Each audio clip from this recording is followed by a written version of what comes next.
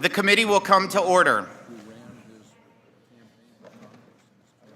I first want to say congratulations, Ambassador Greer, on your confirmation and your immediate work on President Trump's bold trade agenda. I know is keeping you very busy. Thank you for being here with us.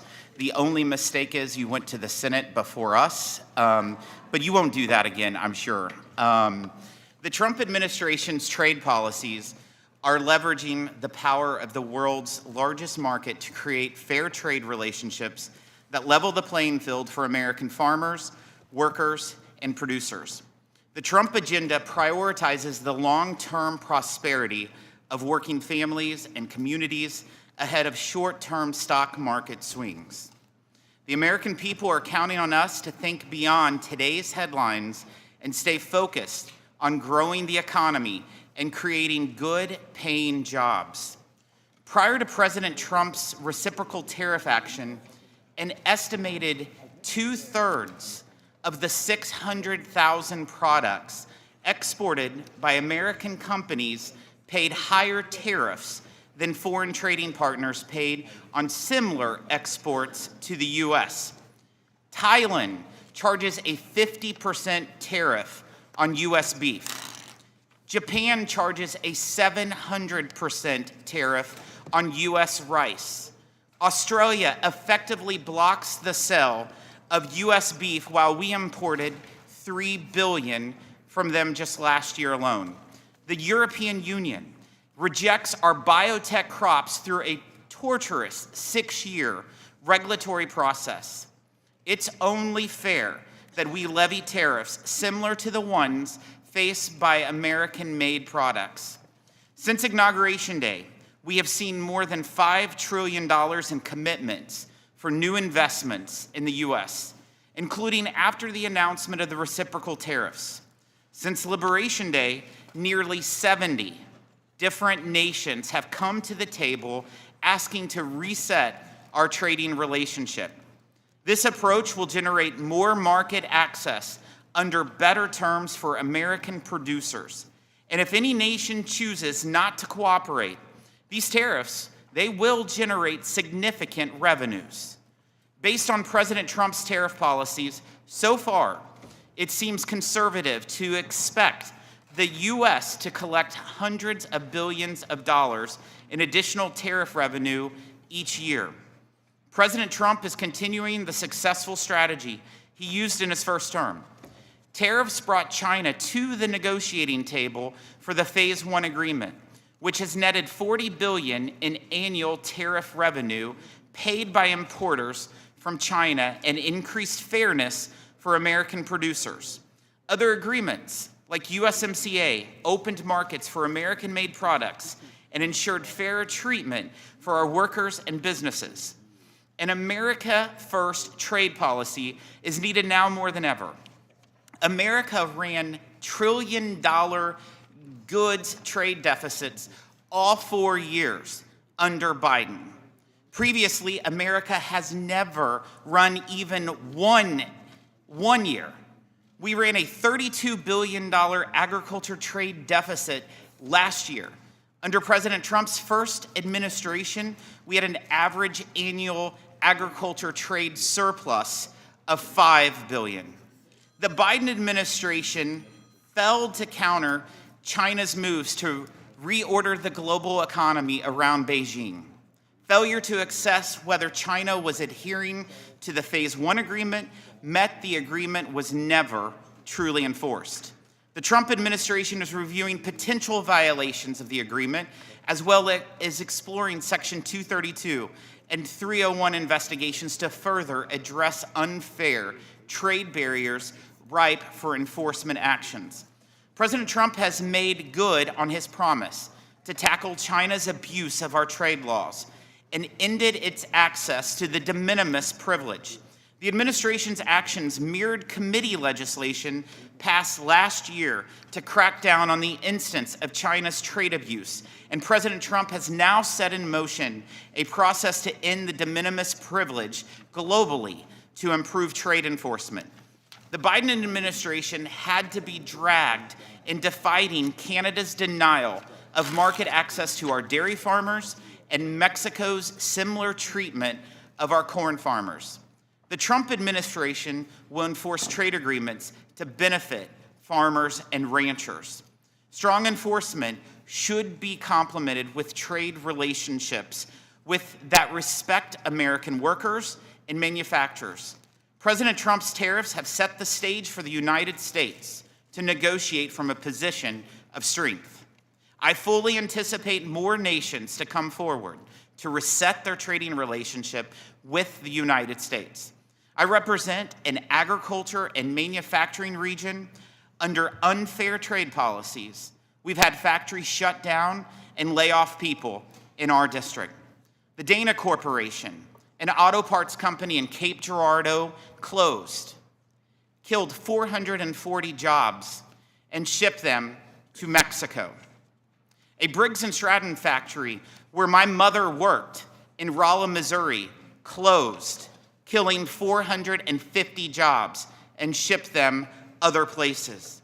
The Brown Shoe Company in Sikeston, Missouri, was just one of numerous brown shoe factories in our congressional district that closed, costing hundreds of jobs. Nordine closed in Poplar Bluff back in 2013, cutting 500 jobs and moved that production to Mexico. Noranda shut down its aluminum plant, costing 900 jobs in New Madrid, Missouri in 2016, before the aluminum tariffs.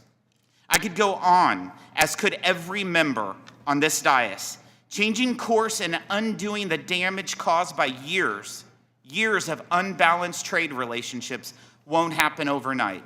President Trump's economic agenda, from tariffs to tax relief to deregulation, is about making it competitive again to build, manufacture, grow, and produce in America.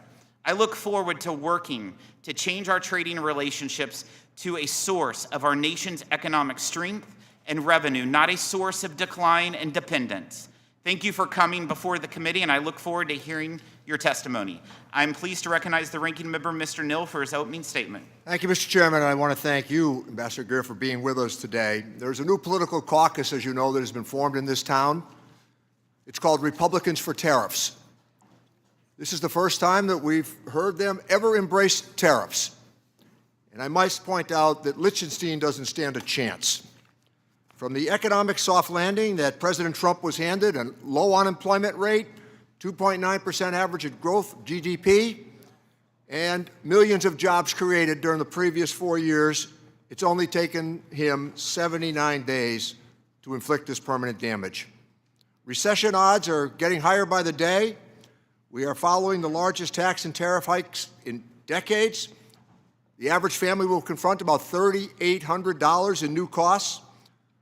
Look at one's 401k, retirement savings, education plans, new home and auto sales been wiped out. The layoffs continue, and the plant closings that the chairman referenced today are continuing as well. Trillions of dollars have been lost just in the last week. The National Review and the Wall Street Journal, hardly left-wing publications, have both warned against the tariffs, and National Review saying today it's time for Congress to assert itself and end this trade war. Last night, the president said he's now coming for higher drug prices. Between the cuts they've planned to our programs at lower cost and the rising prices of these tariffs, their giveaways won't make a dent in the higher cost our colleagues have planned, apparently, for the American people. The Wall Street Journal editorial board said it best: this is the dumbest trade war in history. It's not only dumb, it's unconstitutional. It started with the Trump administration's unprecedented opposition and imposition of emergency tariffs on two of our closest allies. You and I, Mr. Ambassador, know something. We negotiated USMCA. It was a good deal. 195 Republicans voted for it. 196 Democrats voted for it. It was a real negotiation, coupled with the fact that it is to be reviewed next year. Instead, we're now imposing tariffs on two of our longtime friends and neighbors. The president has given himself delegated powers under the International Emergency Economic Powers Act, IEPA. It's not a blank check for this president or any president to utilize without congressional assent. On April 2nd, he stretched it even further to self-delegate more emergency powers. Now he's defying economics and attempting to convince people that the trade deficit that we've had for the last 50 years is suddenly an unusual and extraordinary emergency. I've had the highest regard for USTRs. I've worked with all of them during my time on this committee. I know what they really think. But whether we or you think that this trade deficit is a concern or not, most serious economists say it is. It's clear that it does not meet the definition of an emergency statute. Republicans in Congress are missing in action, afraid to speak up, knowing that they've never embraced tariffs as an economic suggestion.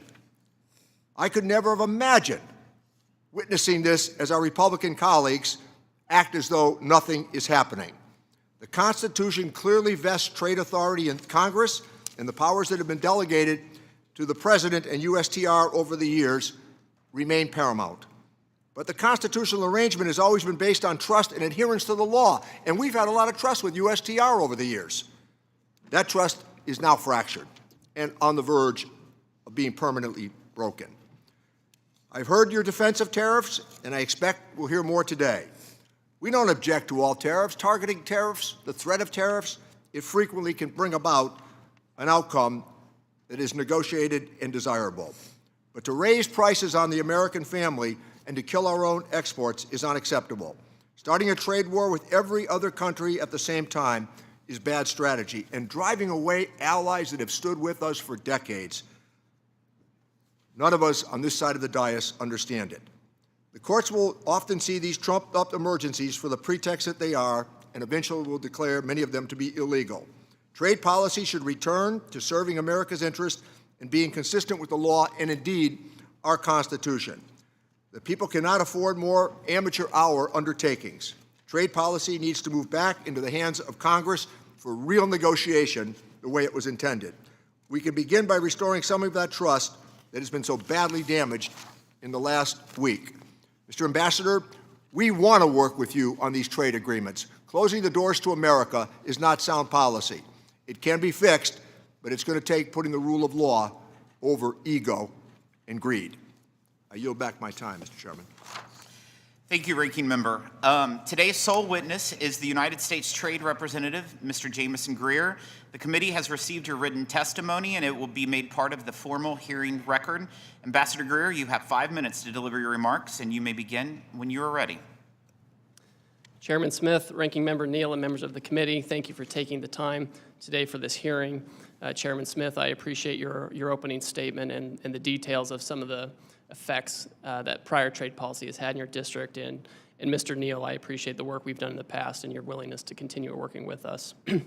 Last Wednesday, President Trump declared a national emergency in response to the large and persistent trade deficit that has built up in recent years. This deficit is driven in part by non-reciprocal tariffs, trading barriers, and other economic policies pursued by our foreign trading partners. President Trump imposed tariffs to address this emergency. These measures are aimed squarely at achieving reciprocity and reducing our massive trade deficit. This national emergency declaration and tariff action is the most significant change in U.S. trade policy since we allowed China, unfortunately, to join the World Trade Organization. The American working class, in particular, has suffered concentrated losses from the so-called China shock and other adverse effects of past trade policy and the conditions that give rise to our massive trade deficit. The United States has lost 5 million manufacturing jobs and 90,000 factories since 1994. President Biden left us with a $1.2 trillion trade deficit in goods, the largest of any country in the history of the world. The United States' share of world manufacturing output declined from 28% in 2001 to 17% last year. In the fourth quarter of 2024, U.S. manufacturing as a share of gross domestic product was the lowest it had been in 20 years. During COVID, we were unable to procure semiconductors to build our cars or materials for pharmaceuticals and personal protective equipment. During World War II, we built nearly 9,000 ships. Last year, the United States built only 3 ocean-going vessels. Our agricultural trade balance, which historically resulted in trade surpluses for our farmers, was in deficit the last 2 years of the Biden administration and likely will take some time to recover. These are all serious indicators of an economic and national security emergency. One important driver of these negative trends has been unfair, unbalanced, and non-reciprocal trade. This includes the effect of higher tariffs imposed by other countries on the United States, the effect of non-tariff measures that promote other countries' exports and obstruct U.S. exports, and other foreign economic policies favoring overproduction and degrading America's manufacturing capacity. This lack of reciprocity is an important driver of our global trade deficit and with particular countries. For example, the European Union can sell us all the shellfish they want, but the EU bans shellfish from 48 states. The result is a huge trade deficit in shellfish with the EU. We charge only a 2.5% tariff on ethanol, but Brazil charges us an 18% tariff. The result is we have a huge trade deficit in ethanol with Brazil. Our average tariff on agricultural goods is 5%, but India's average tariff is 39%. You get the picture. Our trade deficit, driven by these non-reciprocal conditions, is a manifestation of the loss of the nation's ability to make, to grow, and to build. And it's dangerous. And the president recognizes the urgency of the moment. On the very first day of his second term, President Trump issued a comprehensive memorandum setting out his trade policy direction. And over the past 10 weeks, he has executed on nearly all of these priorities. He has tightened tariffs on steel and aluminum, imposed new measures on auto and auto parts not made in the United States by American workers. On April 2nd, he declared his national emergency and imposed the reciprocal tariffs. The president's strategy is already bearing fruit. Over the past few weeks, a planned layoff for an auto production shift in Tennessee has been suspended, and that shift continues to operate. Another automaker is hiring additional employees and expanding overtime to increase auto production in the United States. Companies have announced $4 trillion in new investment in the United States. Nearly 50 countries have approached me to discuss the president's new trade policy and explore how to achieve reciprocity. Several of these countries, such as Argentina, Vietnam, and Israel, have suggested they will reduce their tariffs and non-tariff barriers. These obviously are welcome moves. Our large and persistent trade deficit has been over 30 years in the making, and it will not be resolved overnight, but all of this is certainly in the right direction. We must move away from an economy based solely on the financial sector and government spending, and we must become an economy based on producing real goods and services by American workers in our communities here. This adjustment may be challenging at times. This is a moment of drastic and overdue change, but I'm confident that the American people will rise to the occasion as they've done before. I trust them. I trust that they can do this. I appreciate this committee's interest in President Trump's trade agenda, though we may not agree on everything and may have some severe disagreements at times. It's my hope that our shared interest in doing what's right for the country will allow us to collaborate in the coming weeks and months. Thank you again for your time, and I look forward to our conversation. Thank you, Ambassador. We'll now proceed to the question and answer session. I'll start with the Vice Chair of our committee, Mr. Buchanan. Thank you, Ambassador. Thanks for being here. USMCA, you did an incredible job, and we had a good chance to get to know you there, and we miss Bob Lighthizer as well in that process. But let me just say, being on the committee and being on trade for 10 or 14 years or whatever, we always seem like we come up short everywhere, even with our friends. Like Japan, I like Japan. I've done business with Japan, still do some business with my kids with Japan. But you look at the trade deficit, they're monstrous. And you look at the number you just said, $1.2 trillion in terms of trade deficit. What are we going to do to change it? And I look back over 10, 12 years, Congress is dysfunctional as it relates to trade. We've done one trade deal. Maybe you might argue there was some supplements that were added. But we're not in the business. We're not engaged, and in terms of what's going forward. Now there's this discussion about doing some trade deals. What does that mean? What is that process?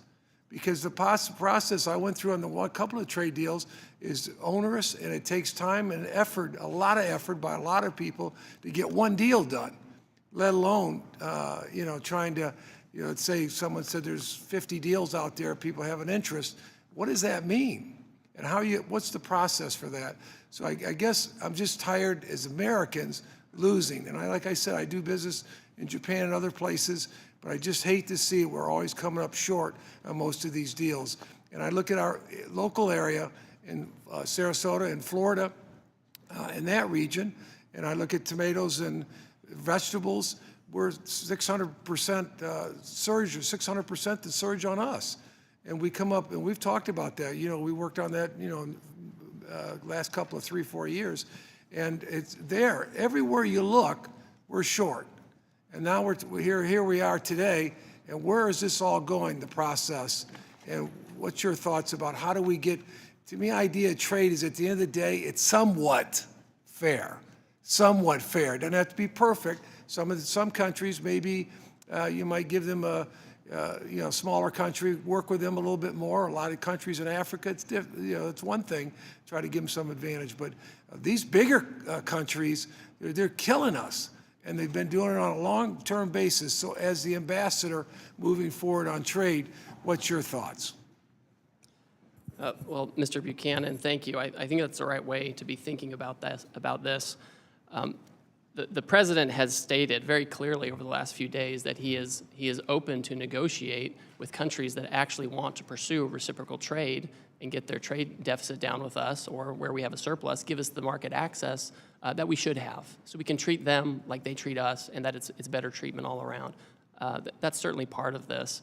In the very near term, I can just tell you, yesterday I had a meeting with my counterparts from the EU, from Korea, from Ecuador, and Mexico, and that was after talking to the Senate for 4 hours in the morning.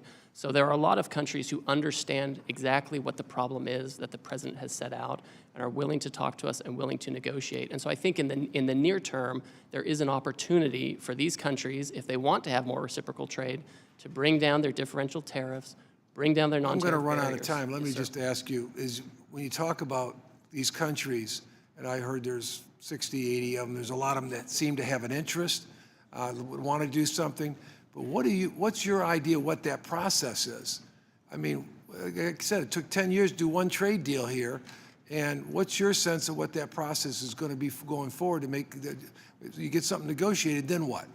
Well, so for example, in the very long term, for countries that think they want a comprehensive trade agreement or something broader, that's a longer term conversation that we have with Congress. Some of that might require, congressional action, of course, and we would want to be very tied in with you. In the very near term, in terms of the reciprocal tariff, countries are coming in essentially with a paper, right, or with a letter that they've sent me. I mean, Vietnam's a good example where they've just said, here are areas where we think. Let me just say, because we got a few minutes. Yes, sir. I agree. Hopefully that works out, but we do need to get back in the trade business in a serious way with the process that we have here in Congress, because this might work for some deals, but not all deals. But we have to get serious about trade, and at the end of the day, it needs to be fair. It might be a little one way or the other, but if we're buying their stuff, they need to be buying our stuff. And that's very clear to me, and I just feel so frustrated because I've watched this show for 10 years, and we get little done. It's not Democrat or Republicans. It's both parties. We don't take the initiative on these fronts. Thank you, and I yield back. Thank you. Thank you. I recognize the ranking member, Mr. Neal. Thank you, Chairman. Mr. Ambassador, your predecessor, Bob Lighthizer, and Catherine Tai, the eventual USTR, worked with Congress on USMCA. We had priorities. House Democrats worked with you to come up with what was a pretty good trade agreement. Again, almost universally supported in the House and the Senate.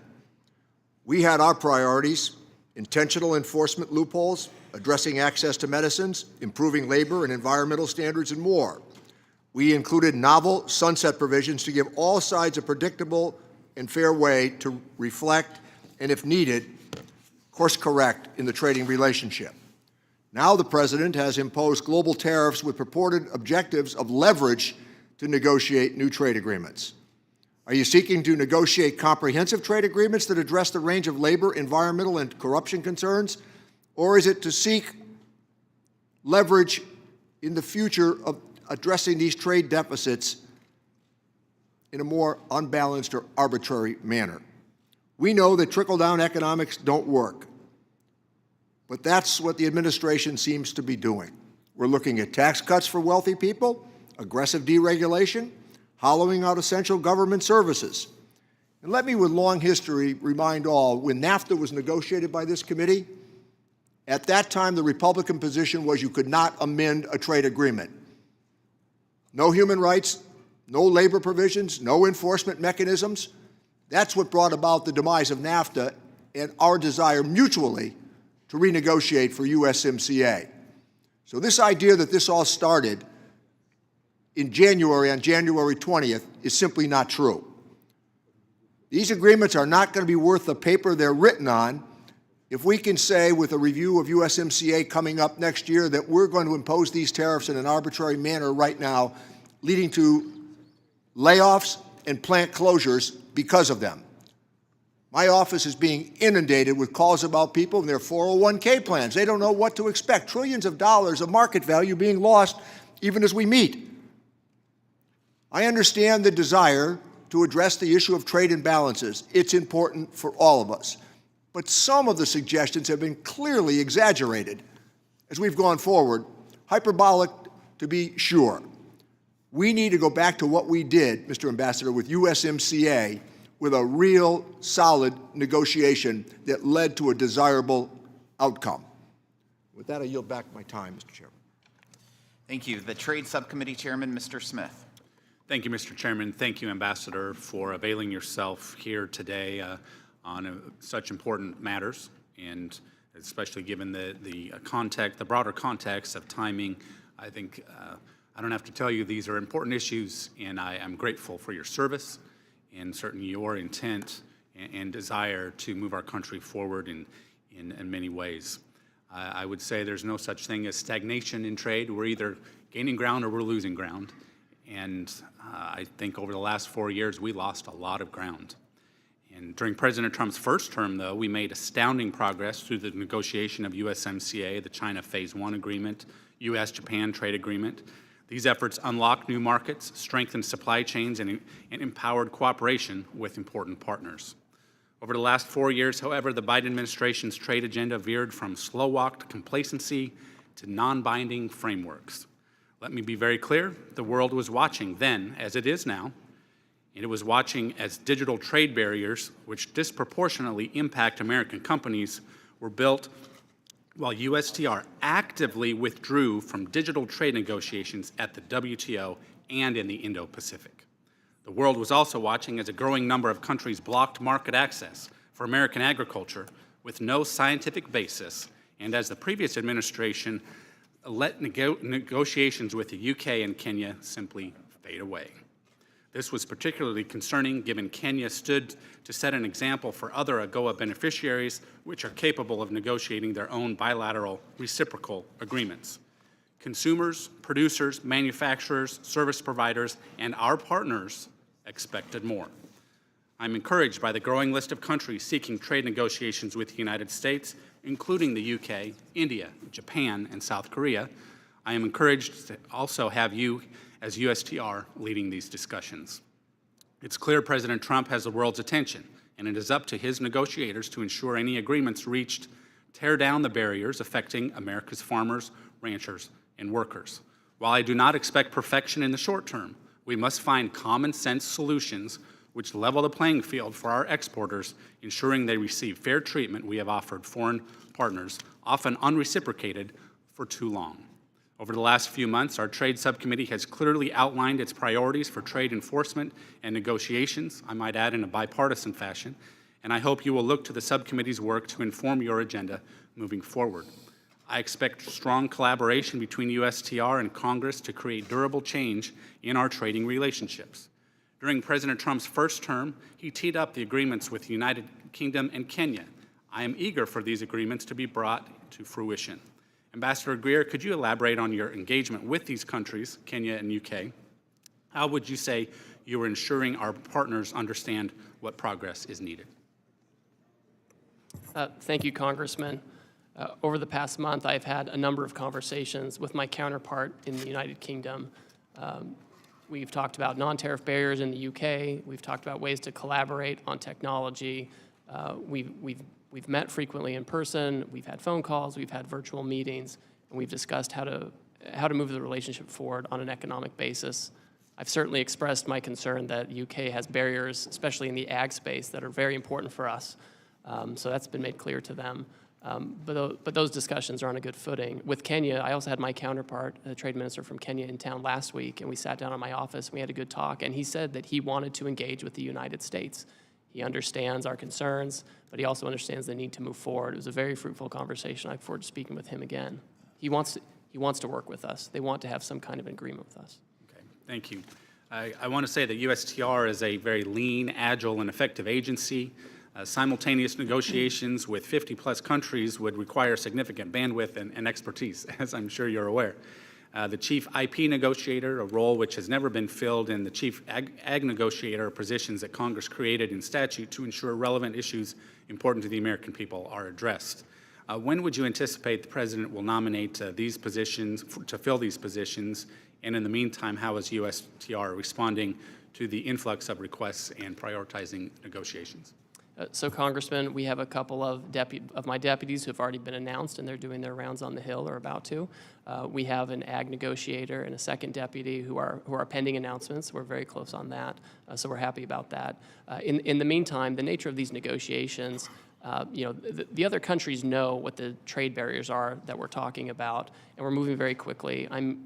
We're meeting every day with several trade ministers from other countries. The crack staff at USTR is working very hard as well to put together what would make sense in terms of near-term agreements with respect to the reciprocal trade. Thank you. I think it's important to note that oftentimes, even if we have a trade agreement with a friendly country, for example, we still need to stay on top of these things, whether it's investor protections in Mexico or beef in Australia, with the expectation of a level playing field. So thank you again for being here. I look forward to the discussion. Thank you. Mr. Doggett. Thank you, Ambassador. I have a number of yes/no answers, and if you feel you cannot answer them yes or no, just say you cannot, and I'll move on to the next question. The first of these, yes or no, the Trump tariffs will soon be levied on pharmaceuticals from abroad. I'd like to discuss that in more detail with you, sir. Is that true or not? Well, the president, he wants to get manufacturing production back here, and so he's going to conduct an investigation to see what's appropriate in terms of tariffs. So he hasn't decided to impose them as he said he would last night at the Republican fundraiser. He said that he will impose them. Now Thank what the you. extent Then of that I is think the subject answer to an is yes, investigation. reclaiming my time. A simple question, Ambassador. Yes or no, do you agree with the president's senior Trump trade advisor, Peter Navarro, that higher tariffs are tax cuts? Sir, I don't get involved in the tax discussions, but we know tariffs have a revenue effect for sure. You think tariffs are tax cuts? I think that tariffs are an imposition on foreign goods that can protect American workers and American products. And again, yes or no, do you agree with senior trade advisor Peter Navarro that as Americans watch their savings erode and the stock market losses approaching $7 trillion, that what Americans need is patience? I think we all need to work through this period as we try to reshore and get over the $1.2 trillion deficit that President Biden left us with. Do you agree with Commerce Secretary Howard Lutnick that we're not going to reverse course no matter how much the markets implode, and that these tariffs will be permanent? Well, the president has directed that we're negotiating with willing partners, and that's where I'm keying my guidance from. You just referenced the United Kingdom, and you have claimed that these trade deficits require these tariffs. Is it correct that large Trump tariffs were imposed on imports from close allies like the United Kingdom and Australia, even though we have a sizable trade surplus with each of those allies? There's a global deficit, and those surpluses should probably be larger because of the barriers they have. Again, sir, can you simply answer yes or no? Did we impose tariffs on allies with whom we have a trade surplus, not a trade deficit? We impose tariffs on every country because it's a global problem. So the answer is yes, even though you don't want to say it, apparently.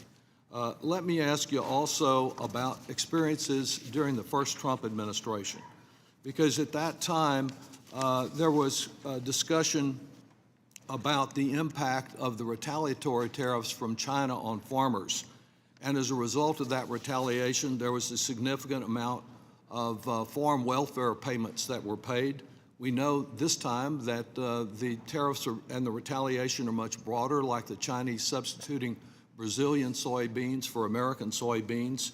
Will American taxpayers be asked once again to finance welfare payments to farmers that lose foreign markets? Yes or no? It's not clear yet whether that will be necessary. Might have to and might not.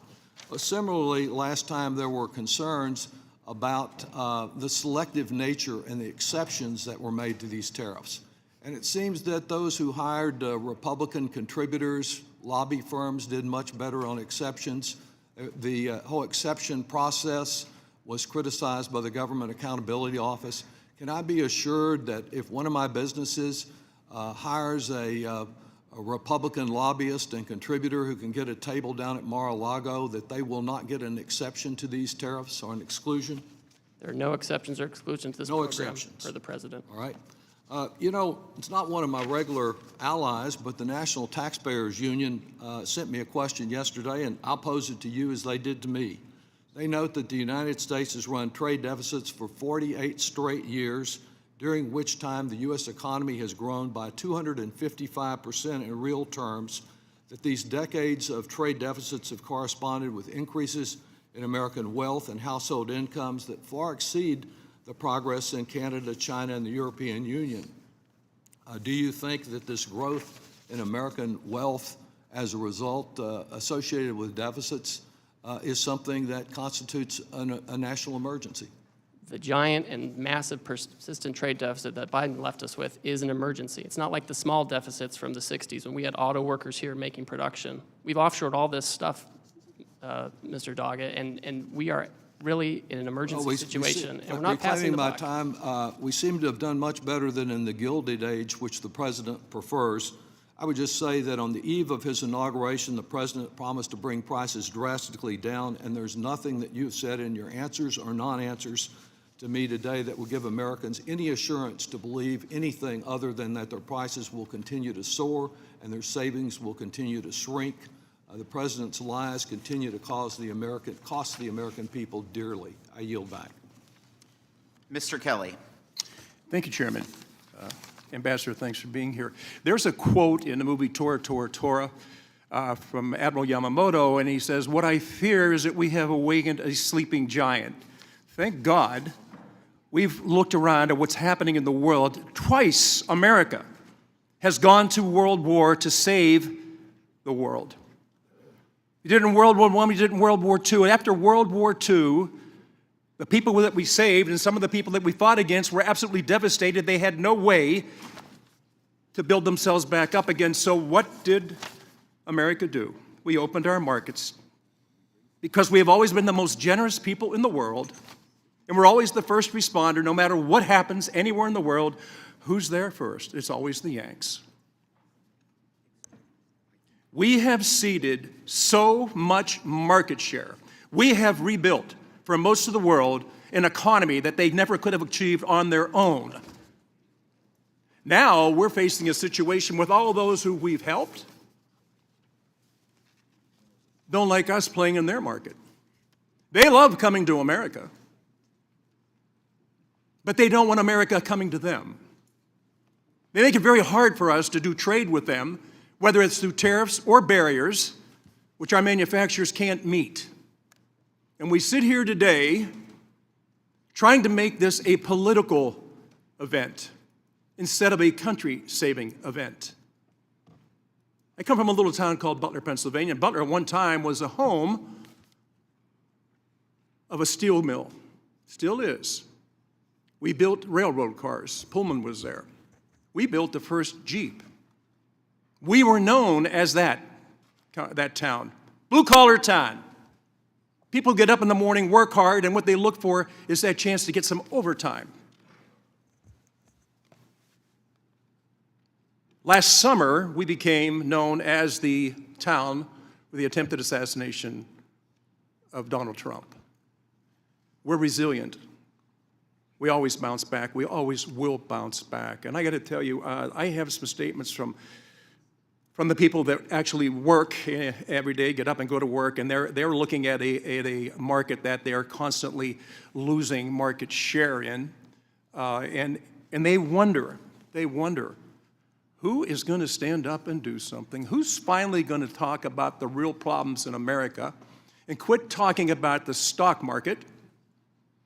Stop talking about all these other things, because I've watched it go up, I've watched it go down, I've watched it go sideways, I watched it where some people say, I don't like to play in that because I don't understand how it works. Here's the one thing I do know, and you know it too. It's all about work. It's all about market share. Jamie Sychek from UAW 3303, we were in in a dire situation, not because of foreign competition. That hurt us a lot. We went from a steel plant that were 7,000 people down to there's about 1,300. We produce something called grain-oriented electric steel, the only producer of that product in America, and we were in danger of losing it because we had an administration that had a blind eye and a deaf ear to what they were giving up. Also, Jim Winnings, who operates a factory down in Mars, Pennsylvania, shares his view with me about how much market share they've lost. So I'm amazed when we try to turn this into a political battle and not a USA saving grace battle where we finally wake up. And just as Admiral Yamamoto feared in World War II, all we have done is to awake a sleeping giant. We have given away so much of our market and been denied access to other markets. We are the first responder every time something goes wrong in the world. I would just like to see the world treat us with the same respect as we have treated them. Level the playing field. That's all the president's asking for. Level the playing field. Don't make it impossible for us to play. Don't tell us, yes, you can come here as long as you meet these standards, knowing that the standards they've set we can't meet. Yet we still allow them to come in. I sell Chevrolets.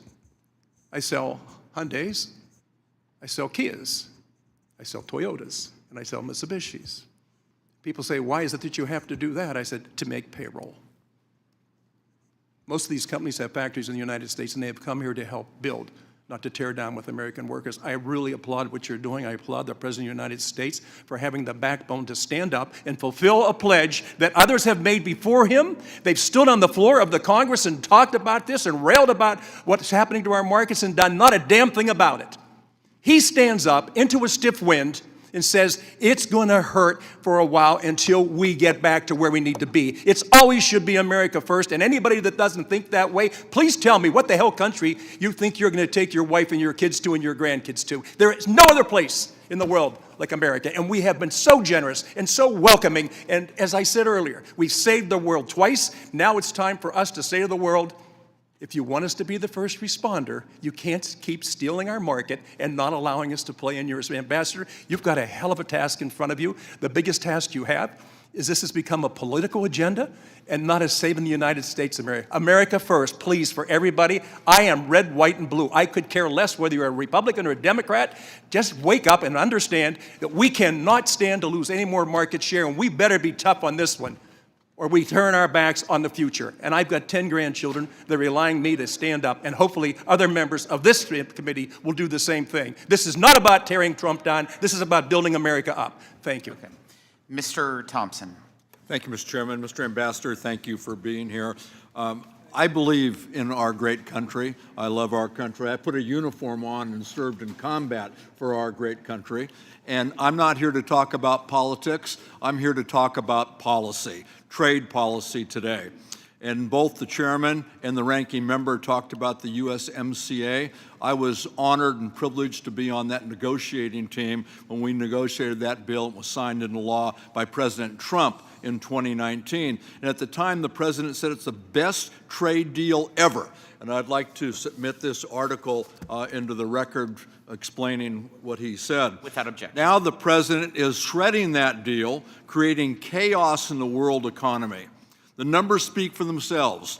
$3,800 higher prices for American consumers, 900 laid off U.S. auto workers, trillions in lost retirement savings, tens of billions in lost agricultural sales for farmers.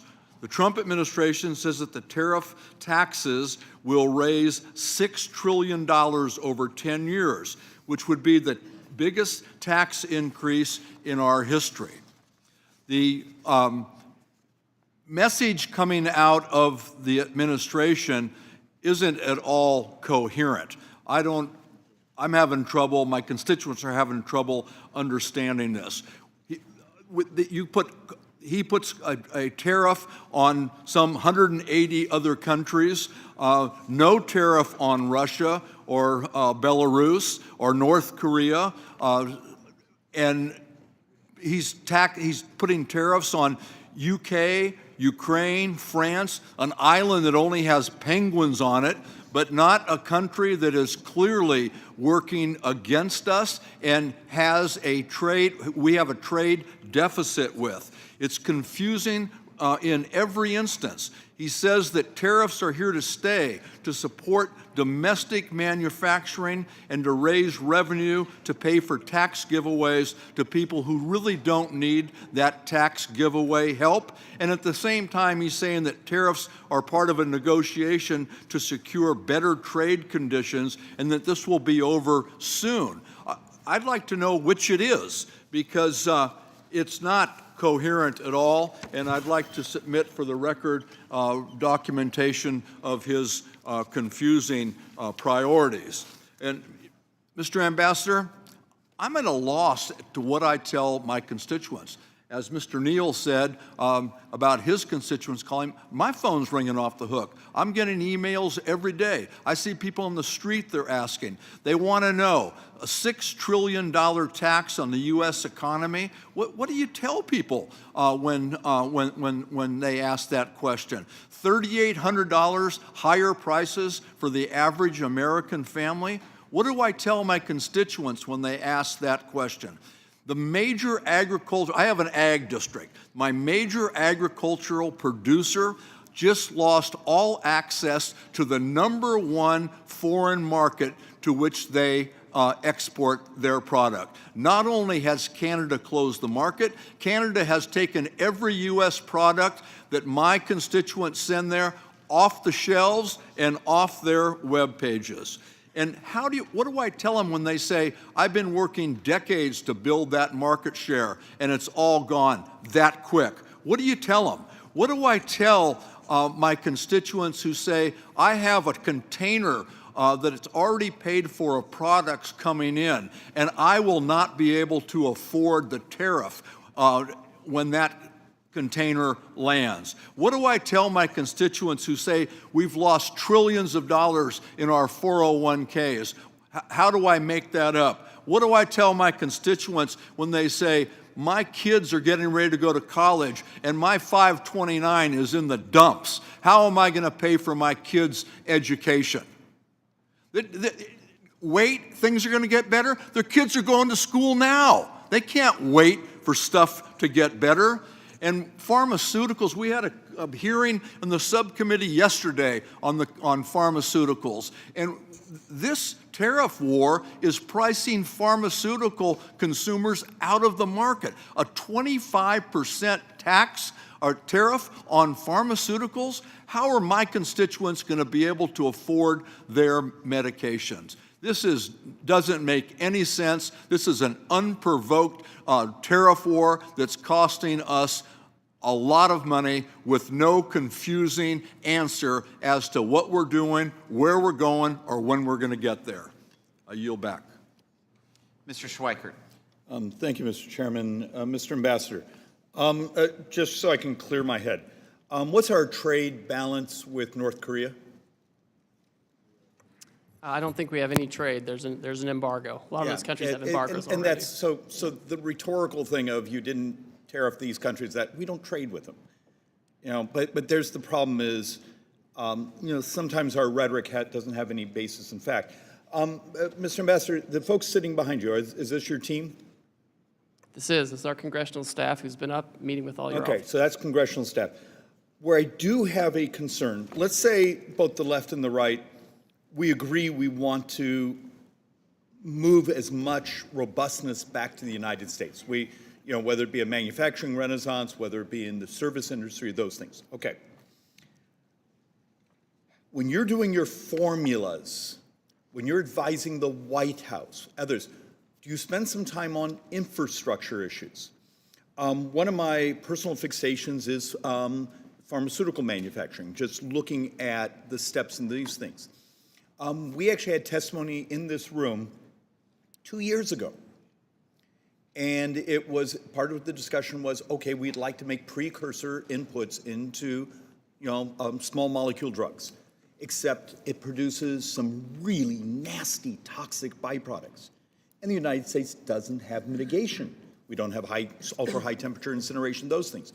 So you want to build a policy to re-domicile pharmaceutical manufacturing in the United States.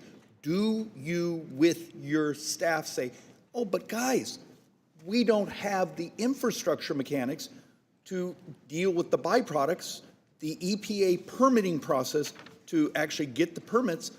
Maybe we should approach Congress and say, hey, guys, I need you to help us get these things so we can actually, whether it be through tariffs or other incentives, move them.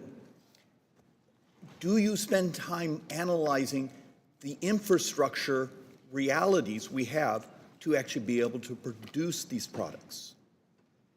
So, yes, Congressman, absolutely. And when we talk about trade policy, which is in the news today because of the president's recent action, we're also talking about favorable tax policy, which is important for pharmaceutical production.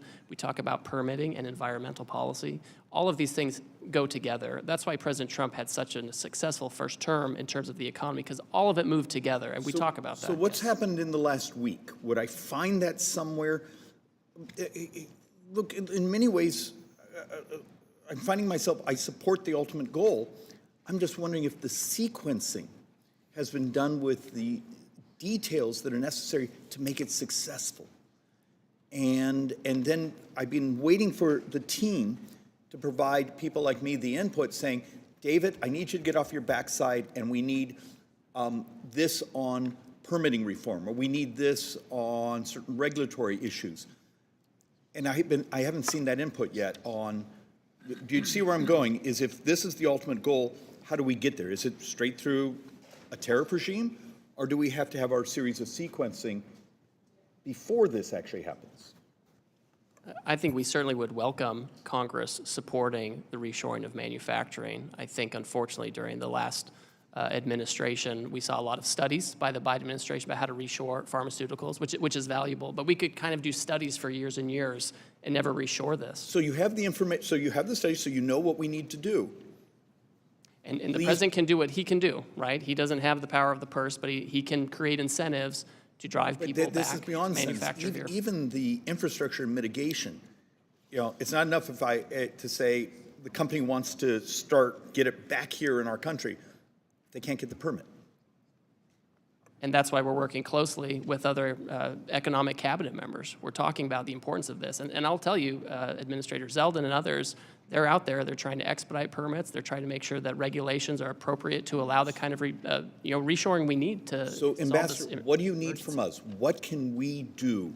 The ultimate punchline here is, what do you need from those as the members of Congress who actually support the ultimate goal? A little concerned about the path, but ultimate goal. What do you need from us? And please bring that to us so we can actually do our work. I have plenty of ideas. I'm happy to talk to the White House Office of Legislative Affairs about that. I think there's a lot Congress could do if they would like to. We look forward to those documents. Thank you, Mr. Ambassador. Thank you, Mr. Chairman. Mr. Larson. Thank you very much, Mr. Chairman, and Ambassador Greer. Welcome to the committee. Thank you for all your service. I just have a direct question because I'm a little puzzled. Being a great James Bond fan, I was kind of wondering what this whole deal is to Russia with love, and why,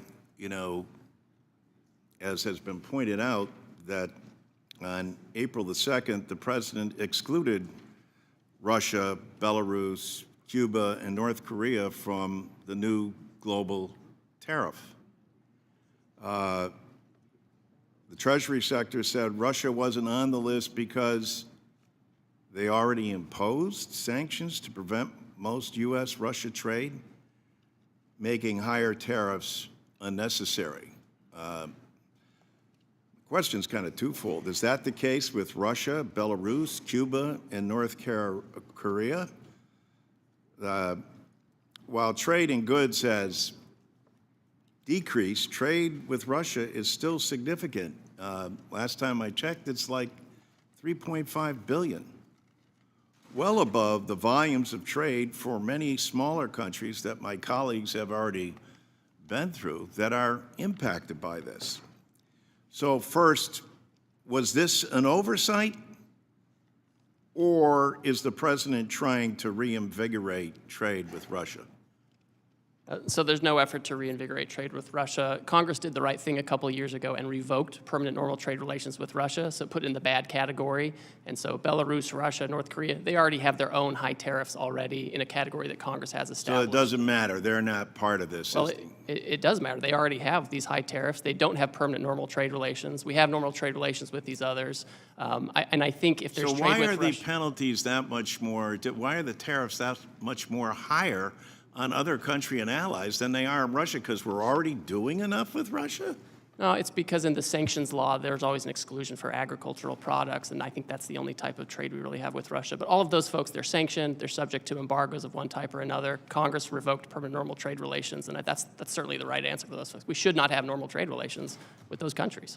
Well, we let me don't. ask you this then. Would you commit here that if we see trade increasing from last year, that USTR will take action to increase tariffs on Russia? Oh, I'm happy to monitor that and advise the president accordingly. I agree with you. I'm on sorry, that. what? I'm happy to monitor that and advise the president What accordingly. does that I mean, agree you're with going you. to monitor that? Well, you asked if we would see if the would change, if we would see if the trade level would change. And I'm agreeing with you. I'm happy to see if the trade level And with if Russia changes. if it does increase, you will add additional tariffs?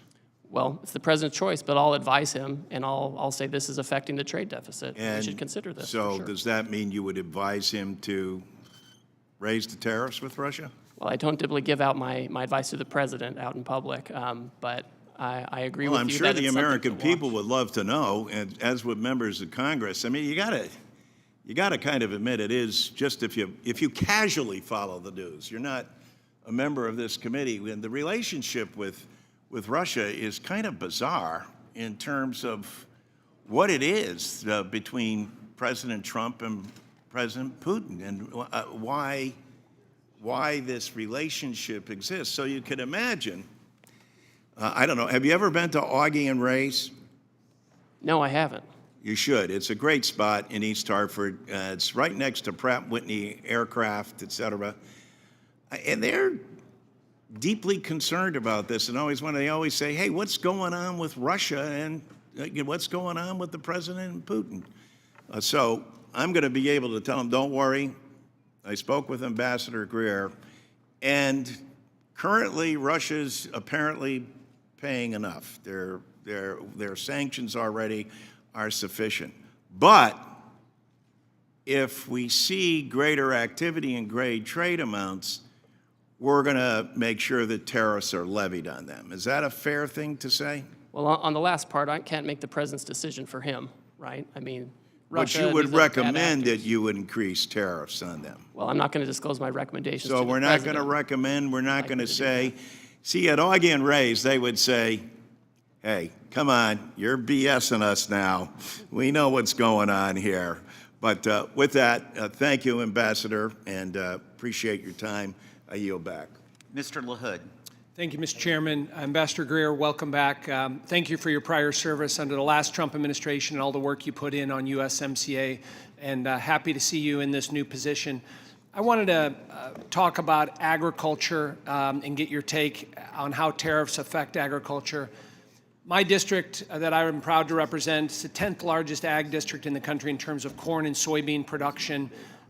The #1 industry in the state of Illinois is agriculture. People are surprised by that. Illinois has led the nation the last 12 years in soybean production. We've been second in corn production the last 6 years. And in my district, we load up a lot of commodities on barges on the Illinois and the Mississippi River. They go down to New Orleans, they get offloaded, and they go all around the world. About 40% of the corn and soybeans in my district, again, go to places all across the globe. And so markets and customers are very, very important. And I will just say at the outset that I appreciate what President Trump is doing in terms of addressing longstanding trade deficits and bringing down barriers to trade, and also your commitment for looking for new trade deals and entering negotiations to address tariff and non-tariffs across the globe. But as I talk to my farmers, there's a lot of anxiety, a lot of stress, a lot of uncertainty, because when we get into a trade war, usually the first pawn in the trade war is agriculture. And as we look at the timeline and chronology moving forward, Ambassador Greer, what would you tell my farmers in terms of that uncertainty and anxiety that they're feeling right now? Well, the first thing to note is that almost all countries have announced that they're not going to retaliate against the United States. Obviously, we have China that has made its own choice. They've always given us a hard time. They've always limited our access over there, and they're doubling down on that path. That's an issue of Chinese agency. Indonesia, India, so many other countries have affirmatively said we're not retaliating. And those are actually many of the countries that are coming to us and saying we're willing to take down our tariffs. Vietnam unilaterally decided to reduce its tariffs on apples, cherries, certain corn products, ethanol, et cetera. So we're already seeing the kind of movement we would expect, and that's something that I think is an important message to our farmers. Thank you for that. I want to switch topics to digital trade. And I believe we have a tremendous opportunity in digital trade, and the United States must lead in setting global rules and standards. We can't allow non-market adversaries like China in particular to set these standards and further manipulate the digital trade agenda. Unfortunately, under the Biden administration, we ceded this authority, and we've seen the consequences of discriminatory policies hurting U.S. innovation. I think we can be aggressive working with our like-minded partners and allies to build on the progress made during President Trump's first administration, including the digital agreement with Japan and the robust standards set in the digital chapter of USMCA, which is, in my view, kind of the gold standard for future trade agreements. What can you say today, Ambassador Greer, on how you view the expanding U.S. leadership in digital trade moving forward in this administration? Well, I think it's a huge comparative advantage that we have. Our digital commerce companies and digital trade companies are the most competitive in the world. And they're competing with ones from China. And in that competition, we have to win. And if I have other countries discriminating against our champions, that's bad for America, it's bad for our companies and workers, and it's bad for the world. And I know we're having a national conversation, politically on how to regulate, digital tech, et cetera. But in no case can we allow discrimination to undermine our competitive advantage here. Thank you, Ambassador Greer. I yield back. Thank you. I now recognize Mr. Davis for 5 minutes. Thank you, Mr. Chairman, and thank you, Ambassador. It is important that the executive administration respect and recognize that Congress has authority over trade agreements, and its purpose is to guide and/or direct the administration on the content of that agreement. Unfortunately, what we have seen from the Trump-Musk administration in the trade and tariff space over the past month has been anything but comprehensive, well-balanced, and measured. In fact, the president's recent approach to advancing his America First trade policy has been confusing, chaotic, inconsistent, and at times even contradictory. Ambassador Greer, I represent companies in the vehicle supply industry that assemble and produce parts for the automotive industry.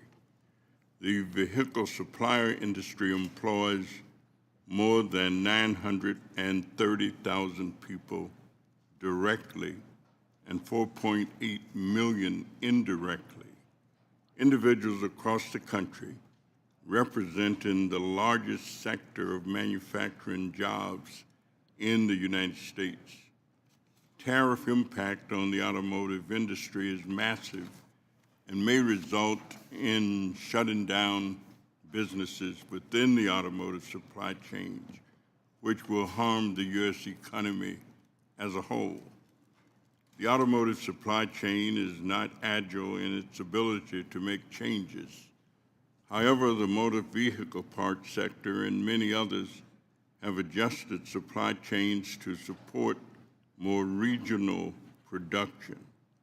My question is, since it would take years to adjust production and supply chains back to the U.S., in the meantime, the auto sector will be hit with multiple layers of tariffs that will soak up any free cash that could be used for the very investments in the U.S. that the administration is seeking. Is the administration planning any relief for auto part suppliers and the auto industry? And what other help can the government provide to these suppliers due to the most recent changes in tariffs?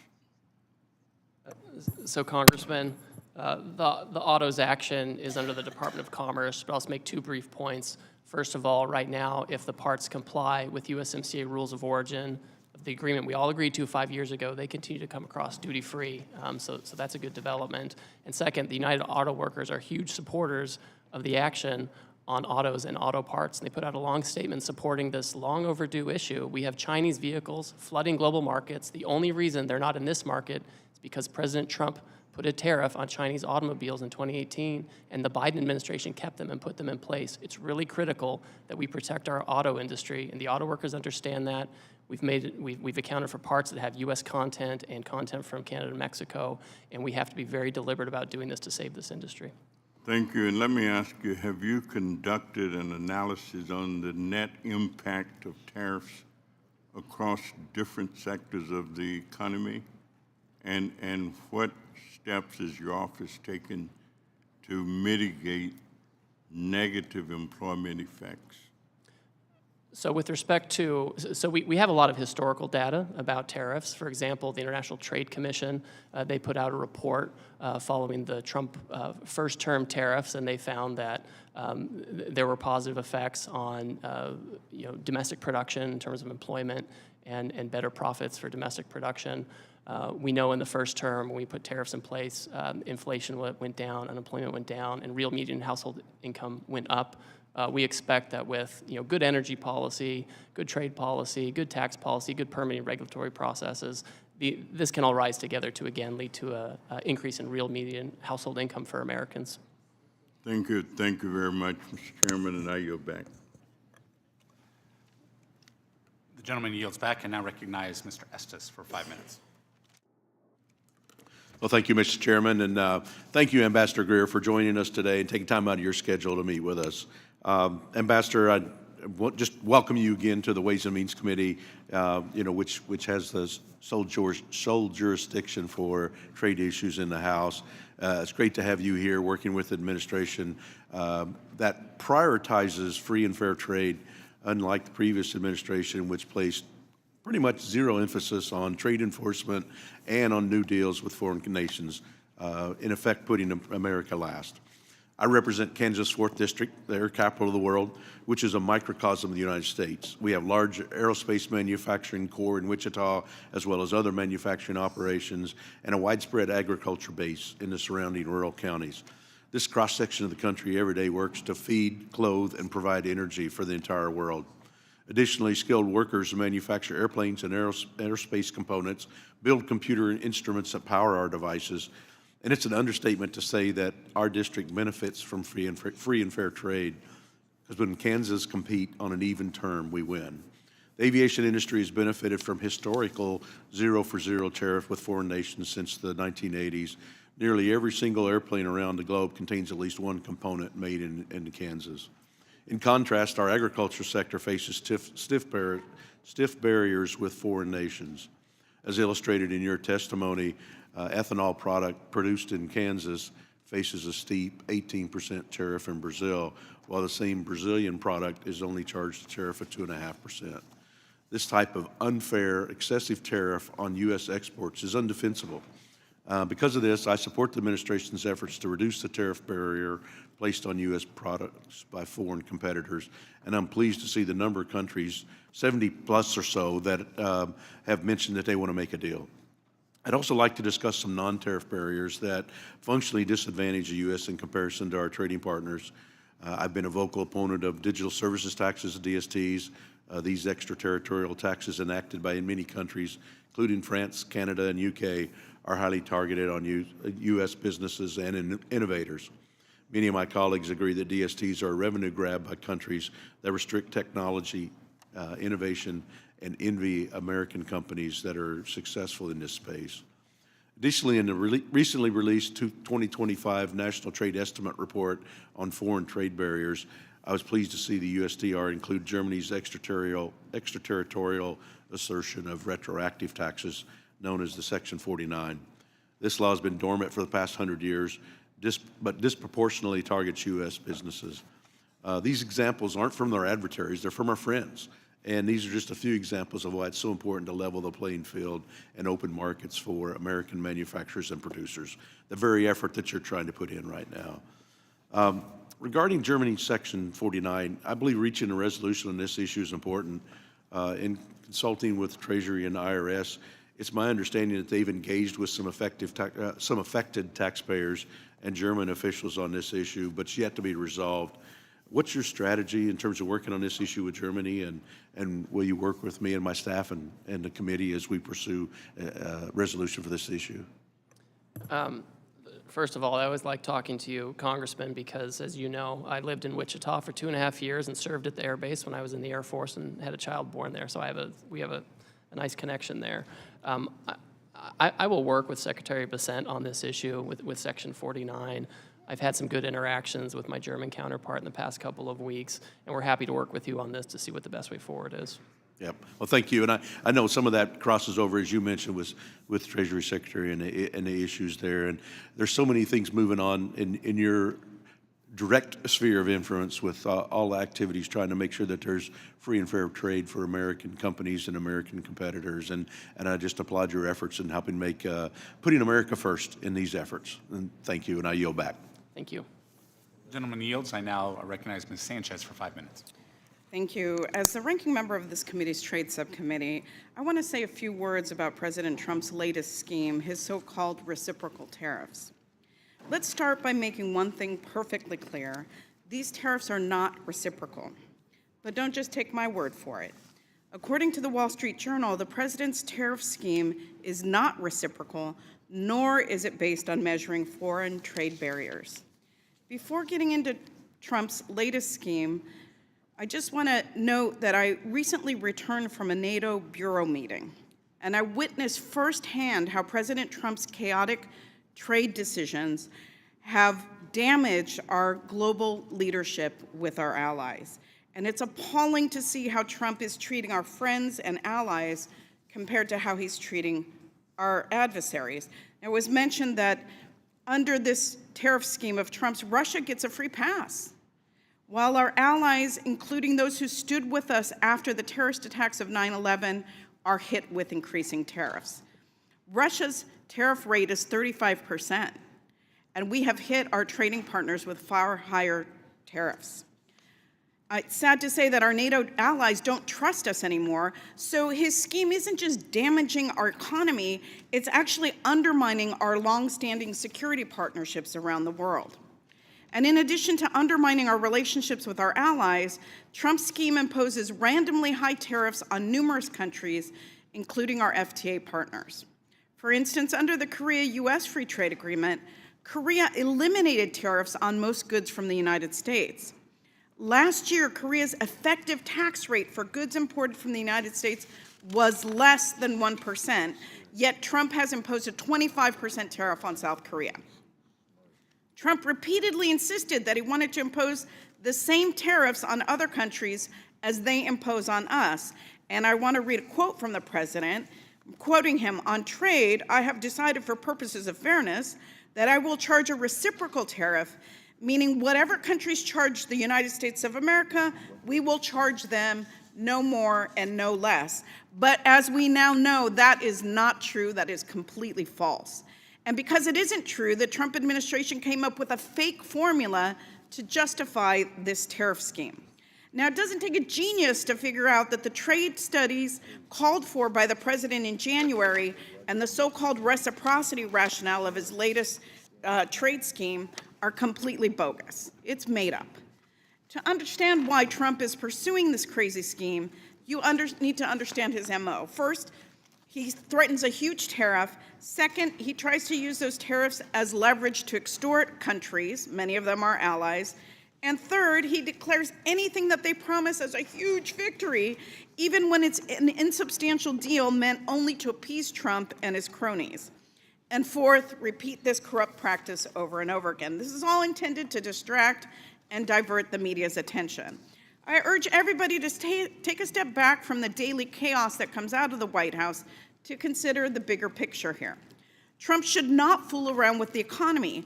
American families should not be forced to pay higher prices to fund tax cuts for the rich, which leads me to suspect that these tariffs are not temporary in nature because they need the revenue to give tax cuts to the wealthy. Trump shouldn't fool around with workers. Workers aren't pawns.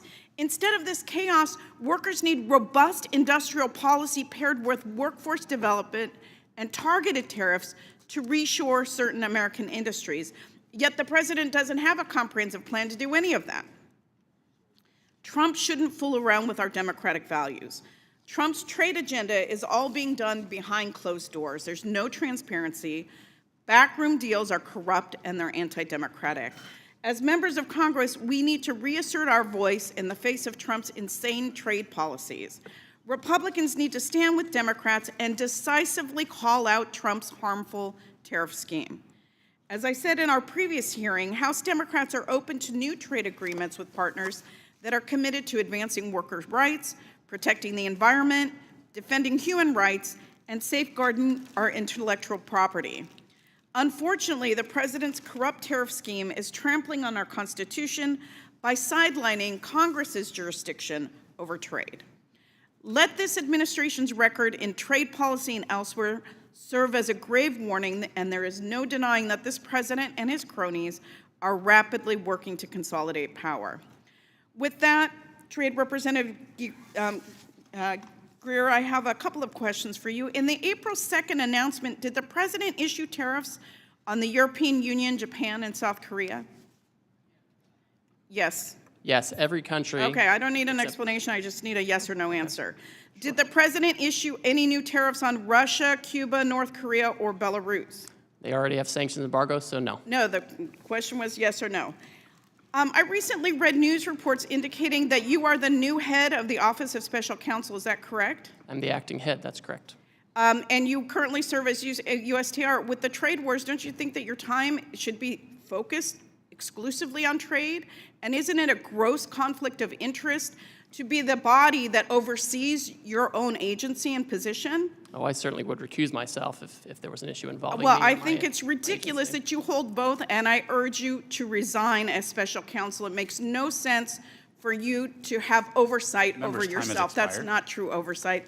And with that, I yield back. Member's time has expired. I now recognize Mr. Smucker for 5 minutes.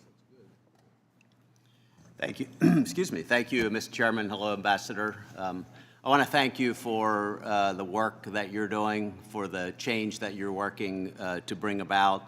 And I also want to point out the differences that we've seen in the past 4 years of the Biden administration compared to the 4 years of the Trump administration, specifically in regards to trade. I think Democrats and Republicans alike were very unhappy with the past administration's approach to trade, basically, which was to do nothing, to try to generate new agreements, and to not do nothing to try to open markets up for American manufacturers, to do nothing to try to bring jobs back to America. And that's just in such stark contrast to what we saw during the previous Trump administration. He had a bold and effective approach to trade, one that really delivered prosperity and brought our trading partners to the table. So we appreciate the work that the president did during his previous administration. We appreciate the work that he's doing and that you're doing on trade. It's a refreshing change to what we've seen over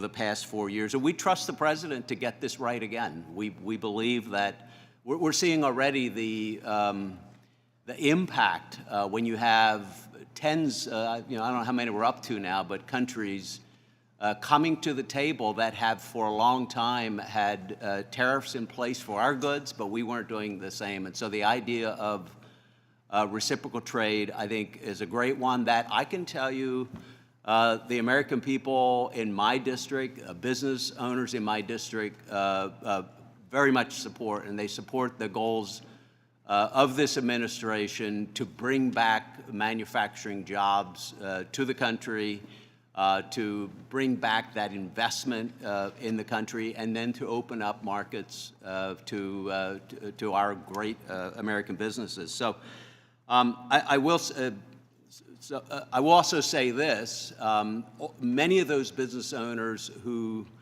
love what the president is trying to accomplish are feeling a little consternation. They're concerned about what this, how we're going to achieve what the intent is here. They still believe in what the president is doing, as I think every, at least Republican member here, agrees with that. But I just want to give you an opportunity, if you don't mind, to just sort of expand maybe on some of the things that you've said previously, but with that sort of audience in mind. What would you say to, for instance, a copper manufacturer in my district who you and I have spoken about previously, but this is impacting their business in a big way? And what would you say to other businesses who are in a similar situation? And maybe if you could just paint a picture of what success will look like here, again, in the context of the successes that we've seen with USMCA negotiated under previous administration and all that, but take us out a few months, take us out a few years.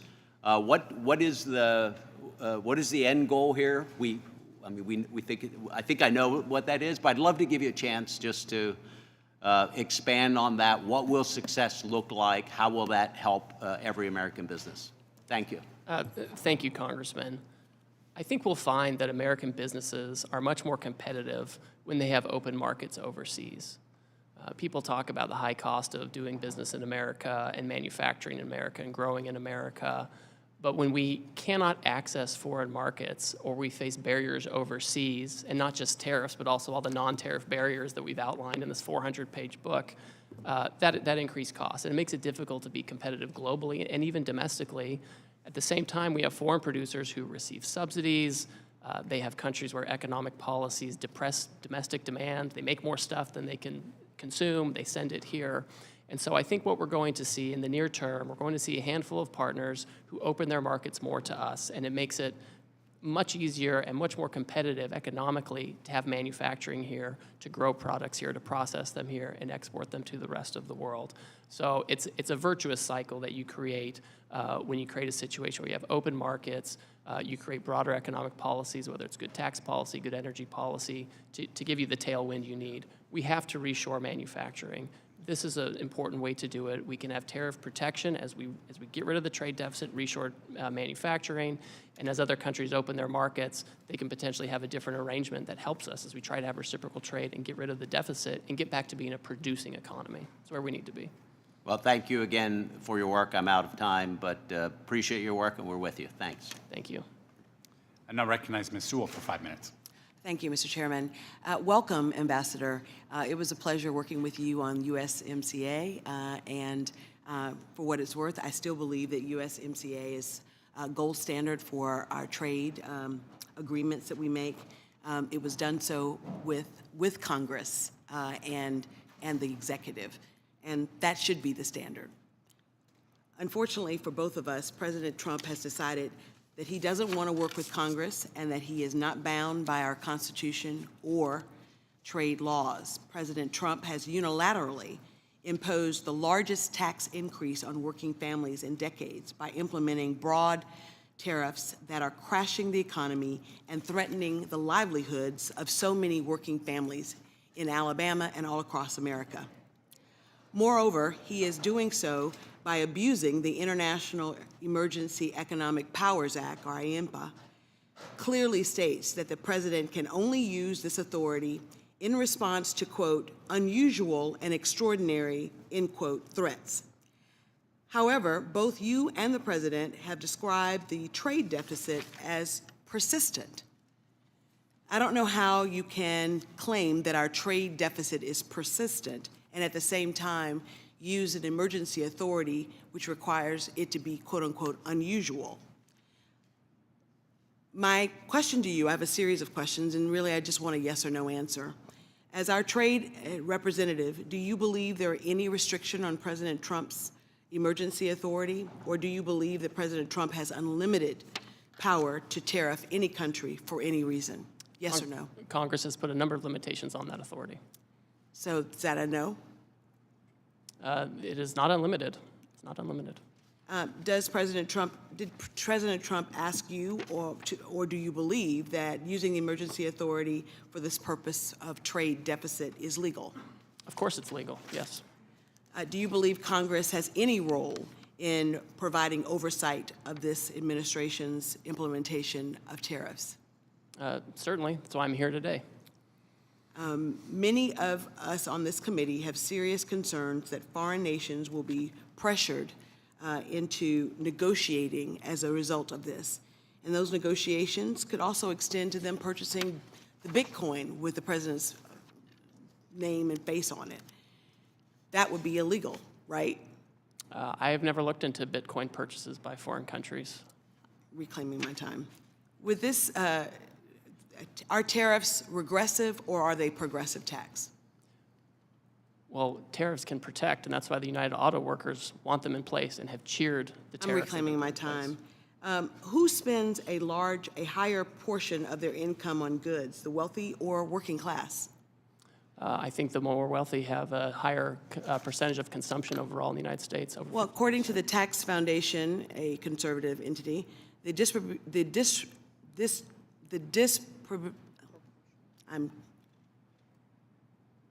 how things are distributed are more regressive and put a higher burden on lower income households more than higher income households. The top 10% of incomes account for about 50% of consumption. They do. And so I think for what I'm getting at, Mr. Ambassador, is that my Alabama constituents are very, very worried. I was home this weekend, and Miss Jackie, who owns Reflections, a coffee shop in Selma, Alabama, right near the Edmund Pettus Bridge, a place that she couldn't have, when she was growing up in Selma, go into, she now owns. It's a coffee shop, and she's really, really worried that the price of coffee will go up so high that she will not be able to keep her store. And she just, this is year number 3. It's a very popular store.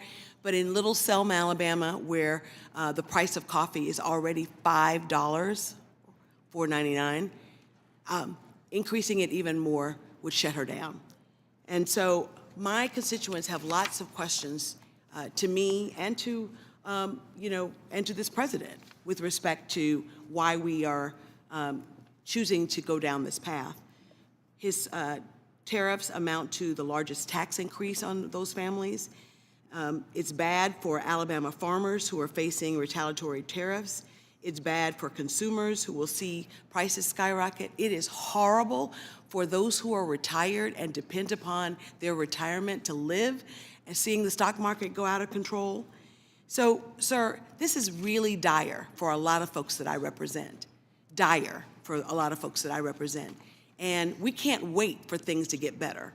And so I really urge you and the president to think about the least of these, the most vulnerable in our society, and how they're going to weather the storm.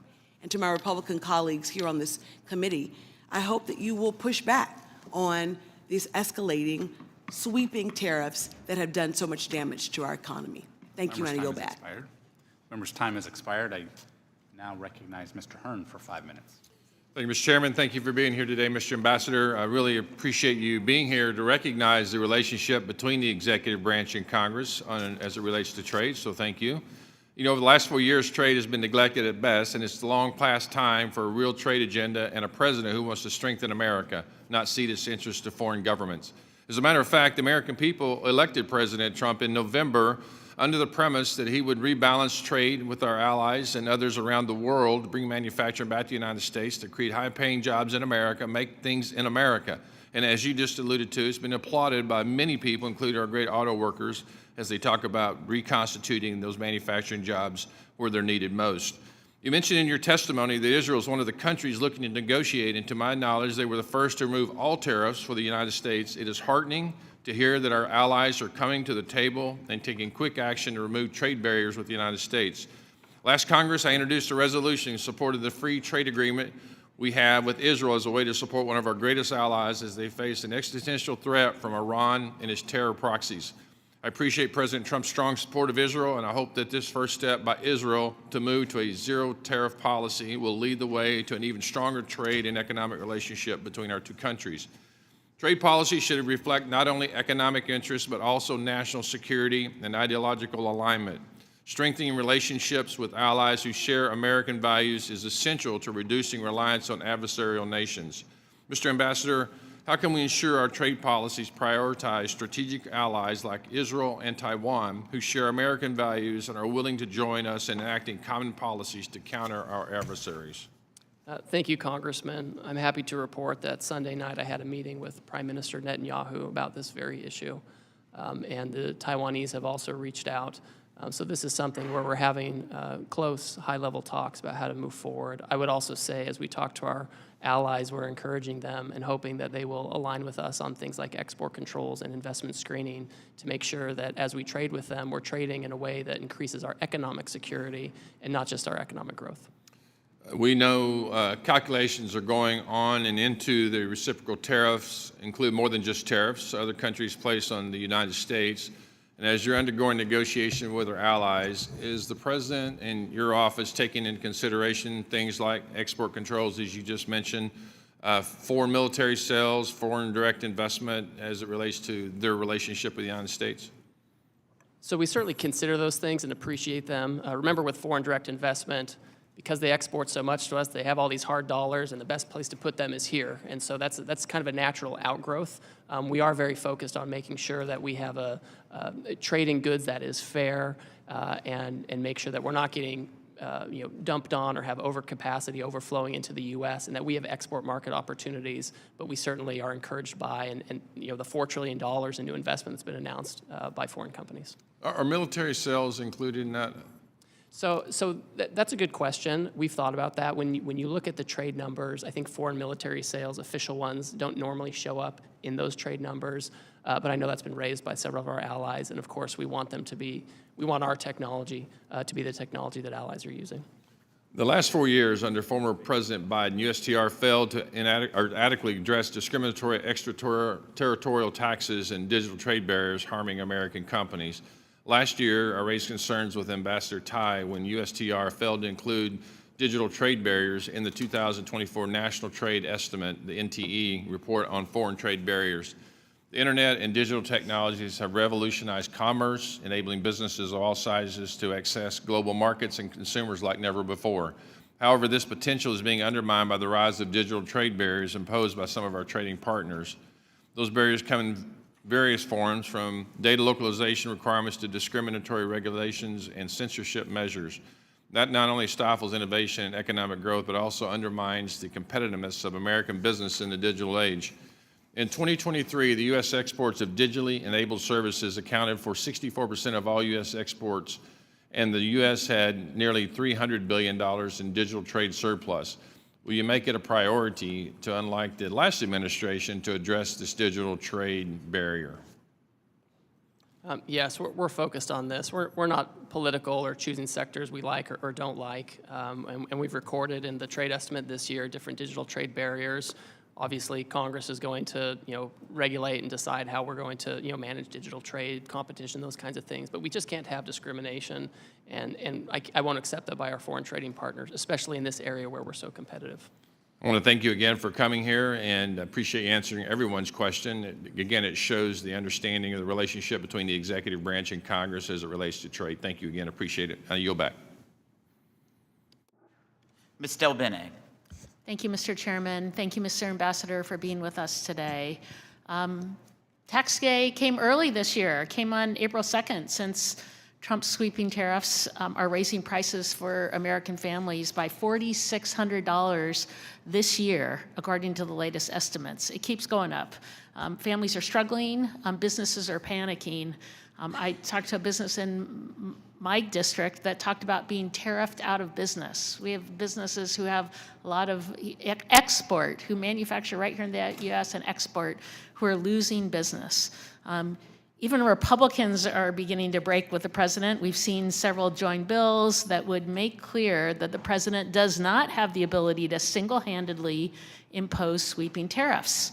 The real question we're all wondering is, how do we get out of this mess that Trump has created? Chairman Smith recently said he hopes that the Trump tariffs will give USTR leverage to negotiate new trade deals. But Ambassador, how can any country trust the U.S. enough to make a trade deal? Given that Trump has thrown out existing trade deals like Australia or South Korea, or even USMCA, which he negotiated and Congress enacted, how are people going to trust us when arbitrarily these deals are being thrown out? Congresswoman, thank you. The United States remains the consumer market of choice for everybody. And I hear some of these Wall Street analysts, predicting, imminent catastrophe. And that's just, when we look back at Trump 1, we put tariffs on China and we reinvigorated NAFTA to be USMCA, we saw real household medium income go up. We saw inflation go down, unemployment go down.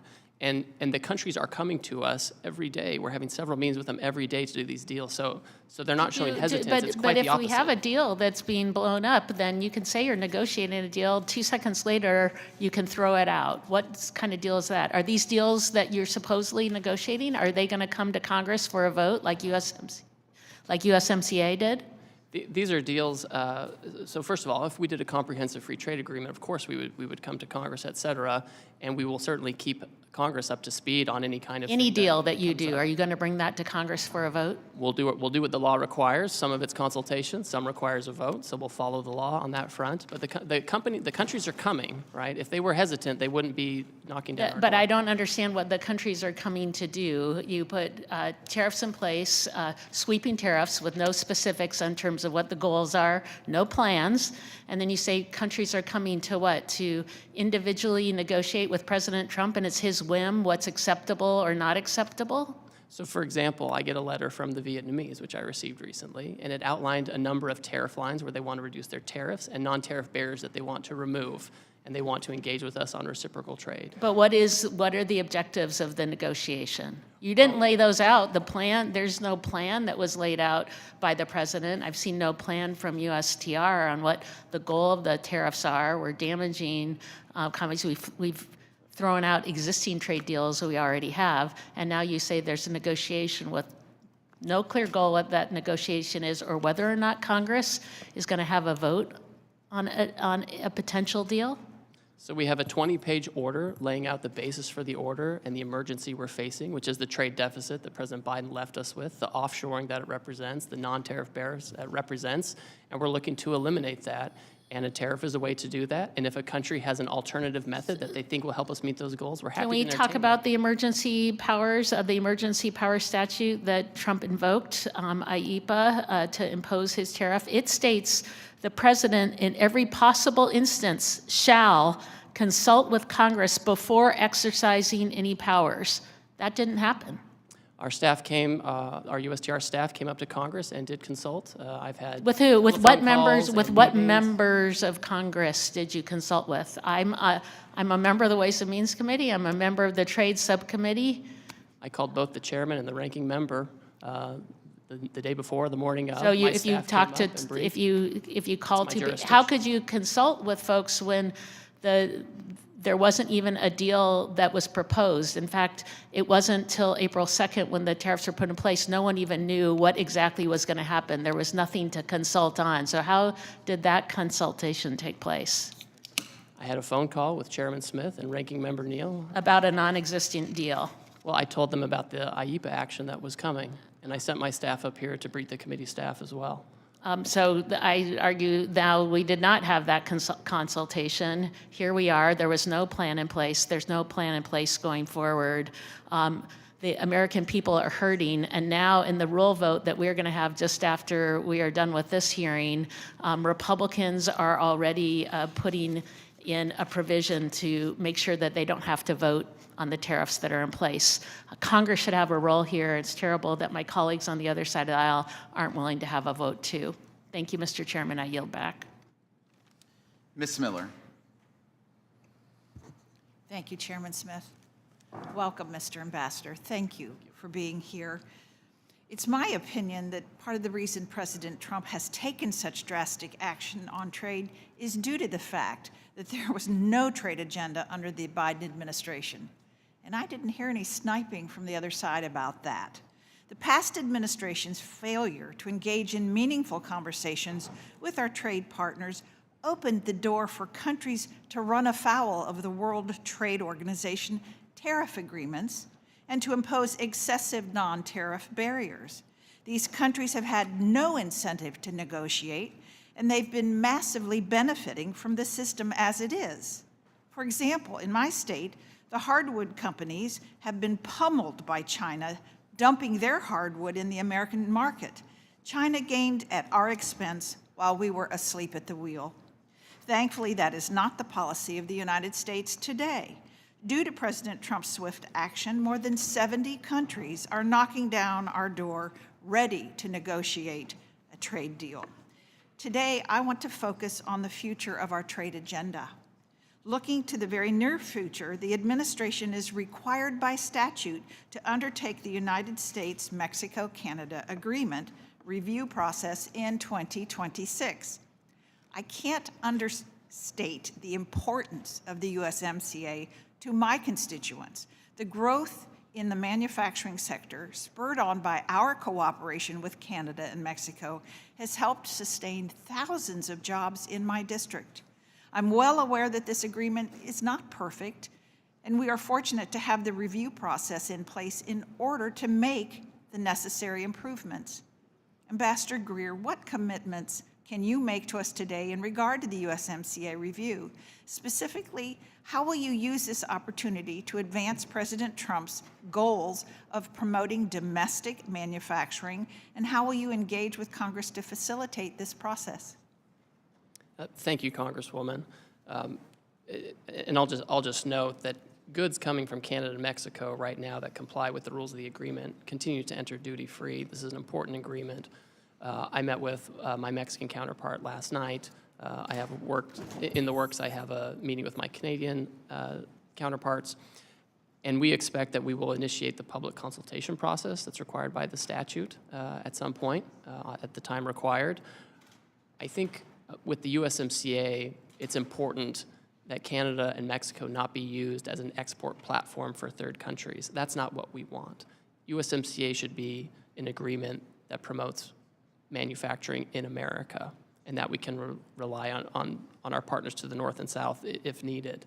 But it can't be a situation where countries can just come in, China or Vietnam or somebody, build a factory in Mexico, assemble it with parts from there, and send it across, and get the benefit of an agreement where they've taken no obligations. So I want to make sure that it truly is an agreement that helps America first. Thank you. I've greatly appreciated your leadership in protecting American digital companies abroad. You and I are in agreement about the dangers of South Korea's anti-competitive policies towards American digital companies. I intend to reintroduce legislation that seeks to ensure that American companies are not being harmed by one of our closest allies, while Chinese companies are left unscathed. The digital trade sector is rapidly growing, and it's important that we do not lose market share to China in this critical field. Several countries are considering legislation that mimics the European Union's Digital Markets Act, which has undisputably caused a digital winter for American tech companies operating in Europe. What are your plans to address these harmful policies and to ensure the prosperity of American digital trade? And do you think that digital trade will play a part in the imminent trade discussions regarding the Liberation Day tariffs? Thank you. So first of all, I understand that there's obviously a national conversation going on about how digital trade should be regulated, and there are lots of views on that. What I will say is we're not going to outsource that regulation. We're not going to let the European Union or Korea or any other jurisdiction set the rules for digital trade. It will be us, and they won't be able to do it in a way that's discriminatory either. That is impermissible, especially when we have, as you noted, the Chinese competition out there. If we're going to have companies that operate in this space and are so competitive in this space, we need to make sure that they're American companies, right? That's what we need to make sure. And so this is certainly something that we can talk about in any negotiations that come up. Thank you. We have historically forged some of our strongest alliances based on procuring critical minerals, which are difficult or nearly impossible to obtain in the U.S. Will you commit to exploring trade discussions and partnerships with like-minded partners to protect and build up our critical minerals today? Yes. Thank you. I yield back. Mr. Neal. Thank you, Mr. Chairman. I want to invoke a moment of a point of personal privilege. When the ambassador called me, it was more to inform me of what the administration was going to do. It wasn't to consult or to seek my opinion as to what they were going to do. Mr. Murphy.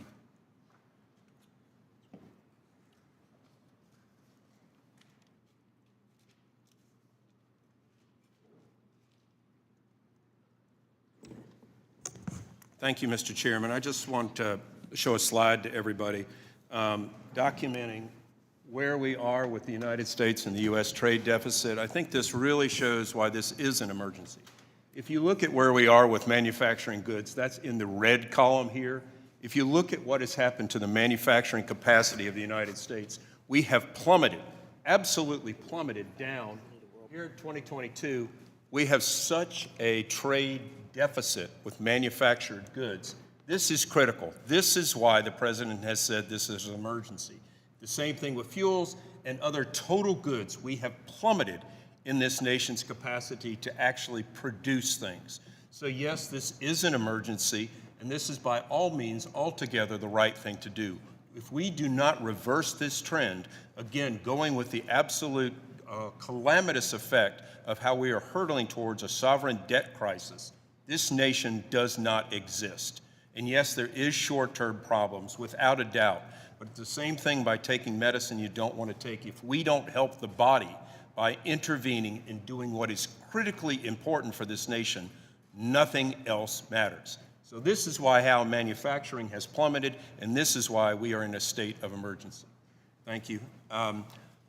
Thanks just for that moment. I want to briefly say something before I begin my remarks. I've gone down in many times to Haiti. We talked about this before and done a lot of mission work down there. Unfortunately, the Hope Help program is set to expire in September. I hope some work is being done in reauthorizing this program. We're trying to nearshore, onshore. We want to stabilize our Caribbean nations, our Central American nations, and Haiti has fallen into such decay right now. It makes Somalia look like Wonderland. We really need to help these nations stabilize in our hemisphere. It helps everybody. So I hope that is just going to be on your radar. H.R. 1625, the Help Extension Act. Just to shift gears again, I want to talk a little bit about de minimis. The legislation, H.R. 79, the End China's De Minimis Abuse Act, did not make it to the floor. However, we're seeing that packages being abused by this loophole, literally, with China, overwhelm the CBP, leading to billions of dollars of lost revenue and jobs. This has allowed Chinese companies to send so many goods into this country without paying tariffs. Can you discuss why the administration is taking on de minimis, why this is so necessary? Yes, it's essentially for all the reasons you just described. De minimis originated as a way for tourists or others to go overseas, buy souvenirs, come back, bring them in duty-free, and that persists, right? That continues. I think everyone's comfortable with that. But what we saw were foreign companies abusing the system and taking advantage of it and building a commercial case for it, their entire business on it, and that ended up undermining a lot of retailers here in the United States. And so it's important to make sure that tool is used for its original purpose and not for other countries to avoid duty payments or things like that. One of the comments were that we shouldn't be doing tariffs to our friends. Friends don't treat friends with horrible tariffs like we're being done by other countries. So I think sunlight is the best disinfectant. So we're able to see what the rest of the world has been doing to the United States. I don't think the American public understands this. And this is why I think it's just so critical that we shine the spotlight on this. Quickly, just with one thing that happened in the pandemic, I'm a physician, and we saw that our supply chain for pharmaceuticals, for health-related PPE, et cetera, is critically at risk during these things.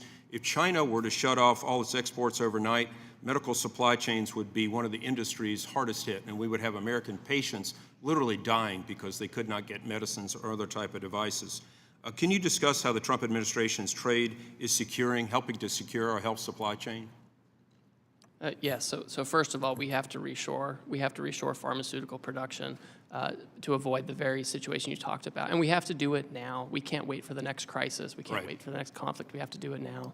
I understand the Commerce Department will be undertaking an investigation of the pharmaceutical supply chain to assess what tools we can use. The president's talked about tariffs that might apply to certain things to incentivize reshoring, but I assume that investigation will also have other ideas as well. We have to make sure that in this tariff incident, we're not hurting American companies and hurting them over helping out foreign countries. And, going back to, Kamala's famous phrase of getting to the root causes of immigration, they did absolutely nothing to bring industry near shore, trying to prop up Caribbean nations so they won't have everybody trying to run over a border. Look, I've talked to you about Puerto Rico. I was in Puerto Rico this last week, and there's so much of an opportunity to go there and onshore in an American territory to bring back American pharmaceutical industries, so many other industries that help us with our national security. And at the bottom line, this is what we're talking about. We're talking about national security. Thank you, Mr. Ambassador. I'll yield back. Ms. Chu. Ambassador Greer, my constituents are sick with worry about the high costs that the Trump tariffs will bring them. They are barely able to afford their everyday living expenses, but now they're hearing that the average family will have to pay $4,600 a year more because of the Trump tariffs.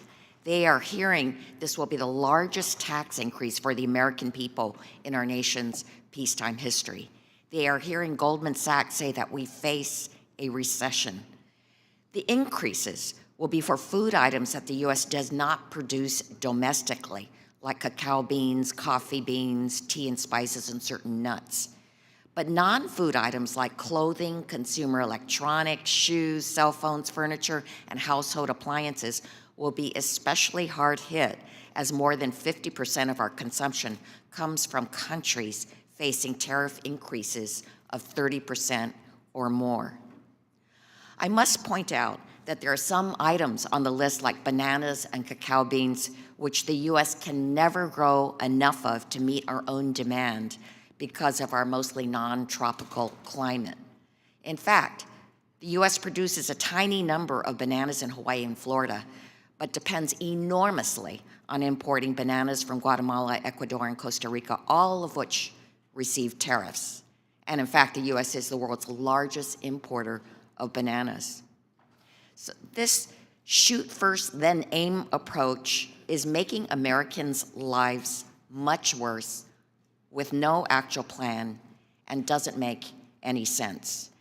I see this in three ways. First, the president said that these tariffs would bring manufacturing business back to America, but thousands of Americans were immediately laid off, and manufacturers are telling you that this will crush them. And why would the president impose this tariff tax on tropical countries when America can by far not produce their own bananas, coffee, and chocolate? Is the president aware that these crops only grow in tropical climates? Second, in imposing these tariffs, the president claims that the U.S. is being ripped off by other countries that are profiting off of us.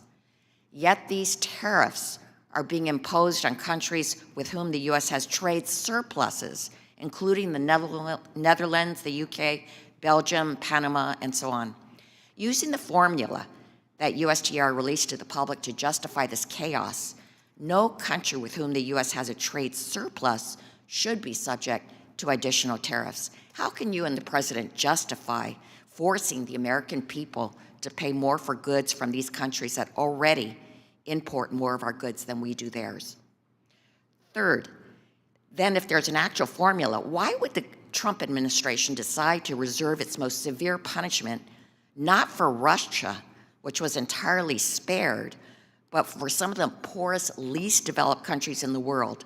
For instance, Madagascar, which has a poverty rate of over 75% and where the average worker lives on less than $2.15 per day. The president placed a 47% tariff. So Madagascar, 47% tariff, Russia, 0. My conclusion is that there's only one explanation for this: corruption. The Trump administration is now bragging that dozens of countries are approaching the White House ready to offer concessions and negotiate a reduction in Trump tariffs. This presents a completely unprecedented opportunity for corruption. If his tariffs are allowed by Congress and the courts to stand, then the president could unilaterally decide to remove or reduce tariffs on certain countries. With no transparency, a country could pay the president or his family money through memberships at Mar-a-Lago or payments through their various cryptocurrencies in exchange for a reduction in tariffs. His cronies could pay him directly to remove tariffs from certain imports. So, Ambassador Greer, I would like to ask you 2 yes or no questions. My first question, you're putting tariffs on crops that we, for the most part, don't grow, like bananas, cocoa beans, coffee, and vanilla. Is the president aware that these crops only grow in tropical climates?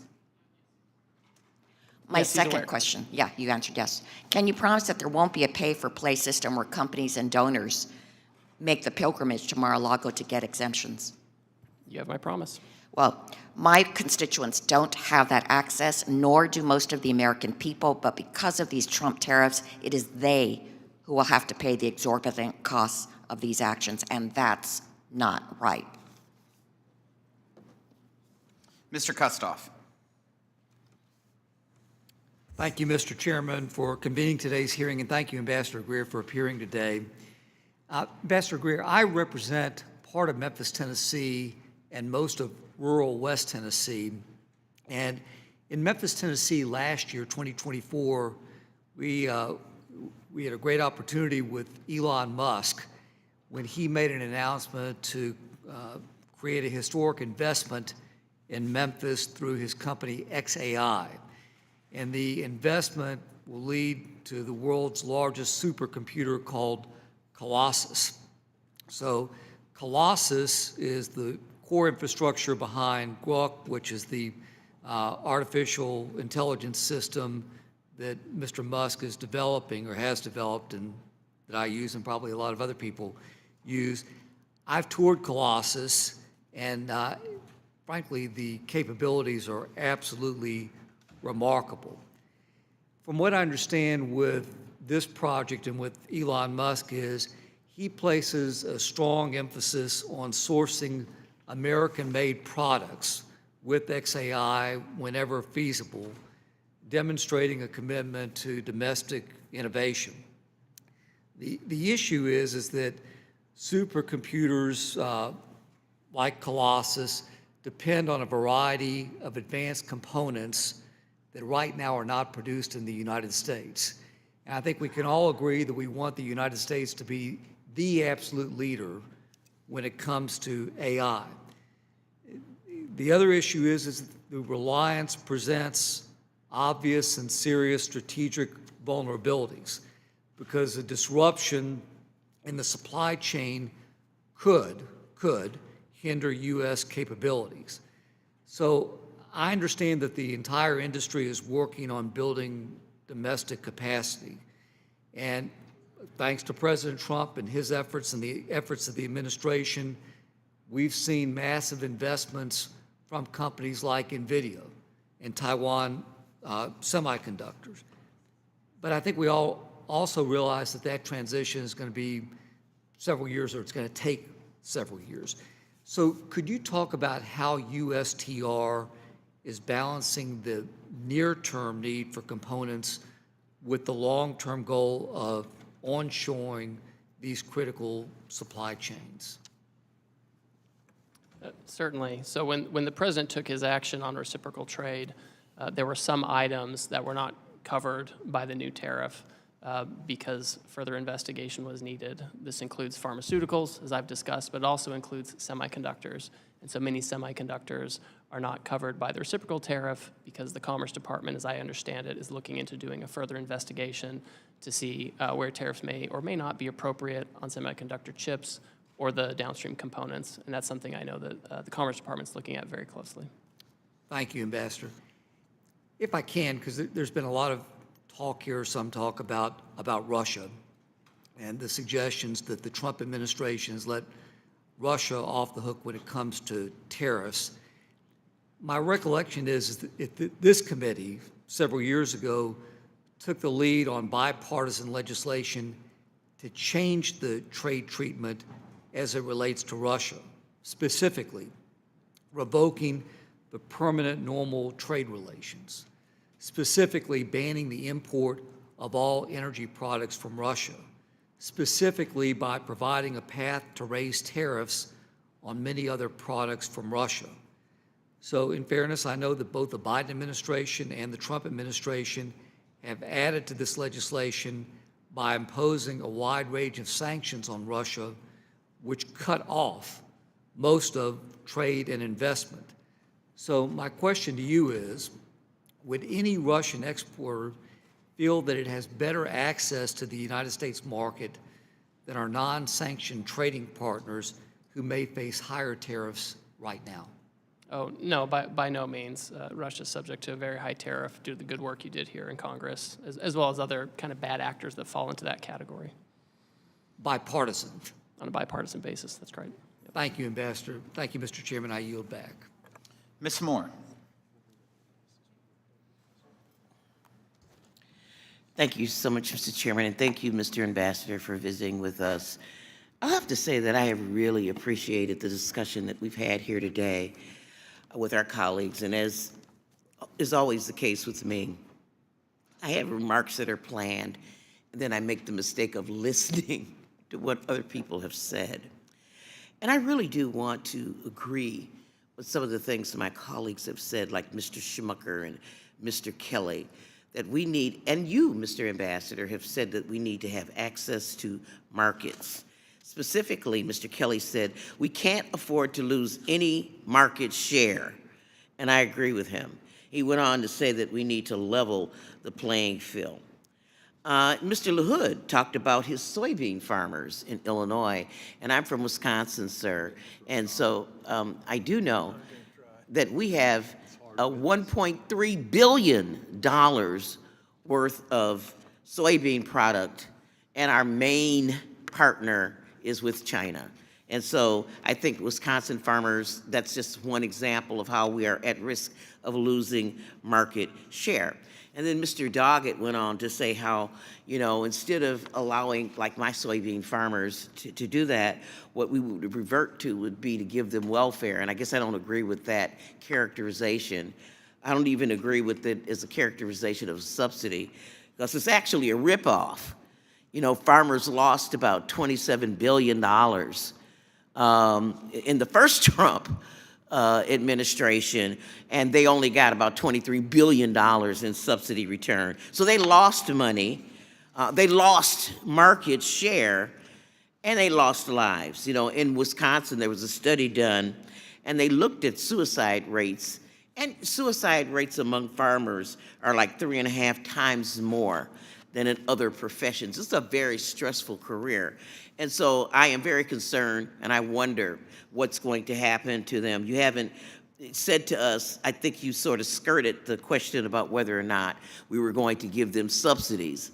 But even if we would give them subsidies, that would not prevent them from losing market share. And farmers they don't want a check. They want to be able to farm.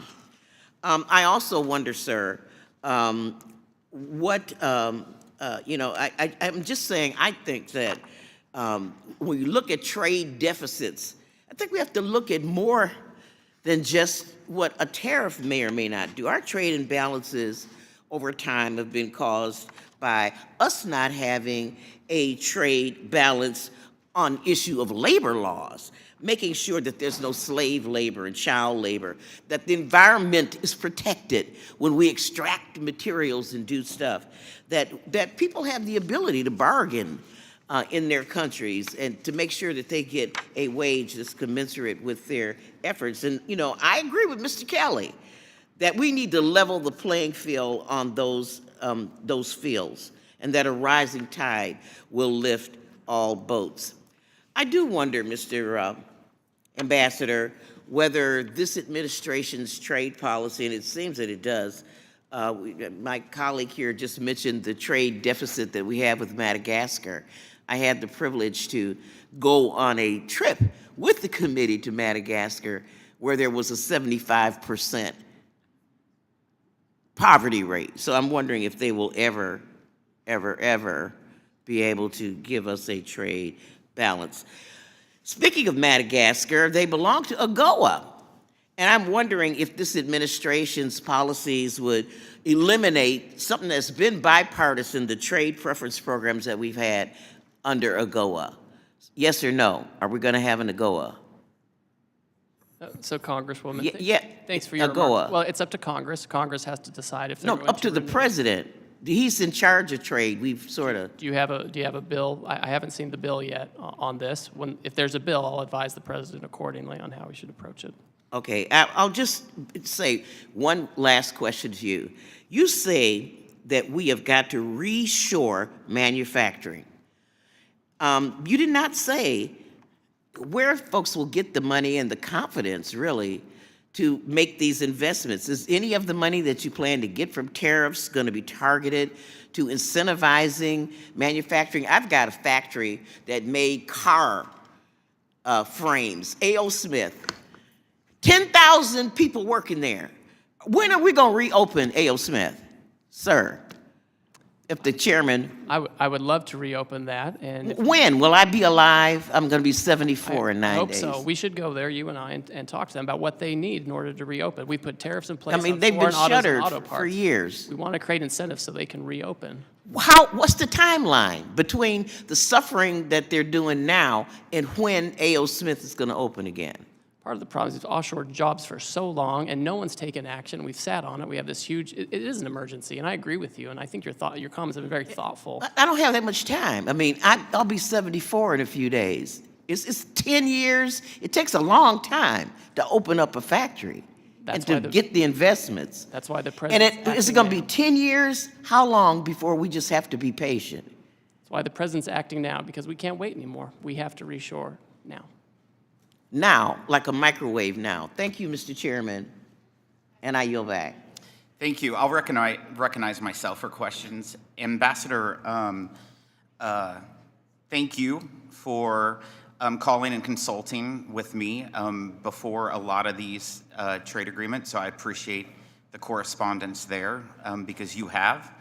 I also want to just raise the significance that I believe AGOA has for this country, and those trade preferences with those African nations from a security perspective is extremely important. And I hope that the administration continues to see from a security perspective that trade preferences with those African countries is extremely important. Well, Chairman, I will certainly share your views with the president, and I've shared them before with others in the White House. And I understand the importance of AGOA to this committee and Congress, and I would encourage the committee, as you look at it and potential renewal, to think about ways to improve it. And I would love to work with you all to make sure that we can do that. It's just very important. I also I've heard a lot of conversations today, and one thing that I appreciate is Secretary Bessent's comments that I've read, that he says over the last 4 decades, Wall Street got very wealthy. But over the next 4 years, it's Main Street's turn. And that's in fact who the president's been fighting for, is for all those forgotten people in Southeast Missouri, in rural America, that their place of employment is now vacant. My mother was one of those individuals. I have numerous family members that's one of those individuals. And people will talk about their 401ks. But the reality is that the top 10% own 88% of all the stock market. The top 10. Then the next roughly 12%, as the secretary has said, the next 12% ownership of the stock market is the next 40%.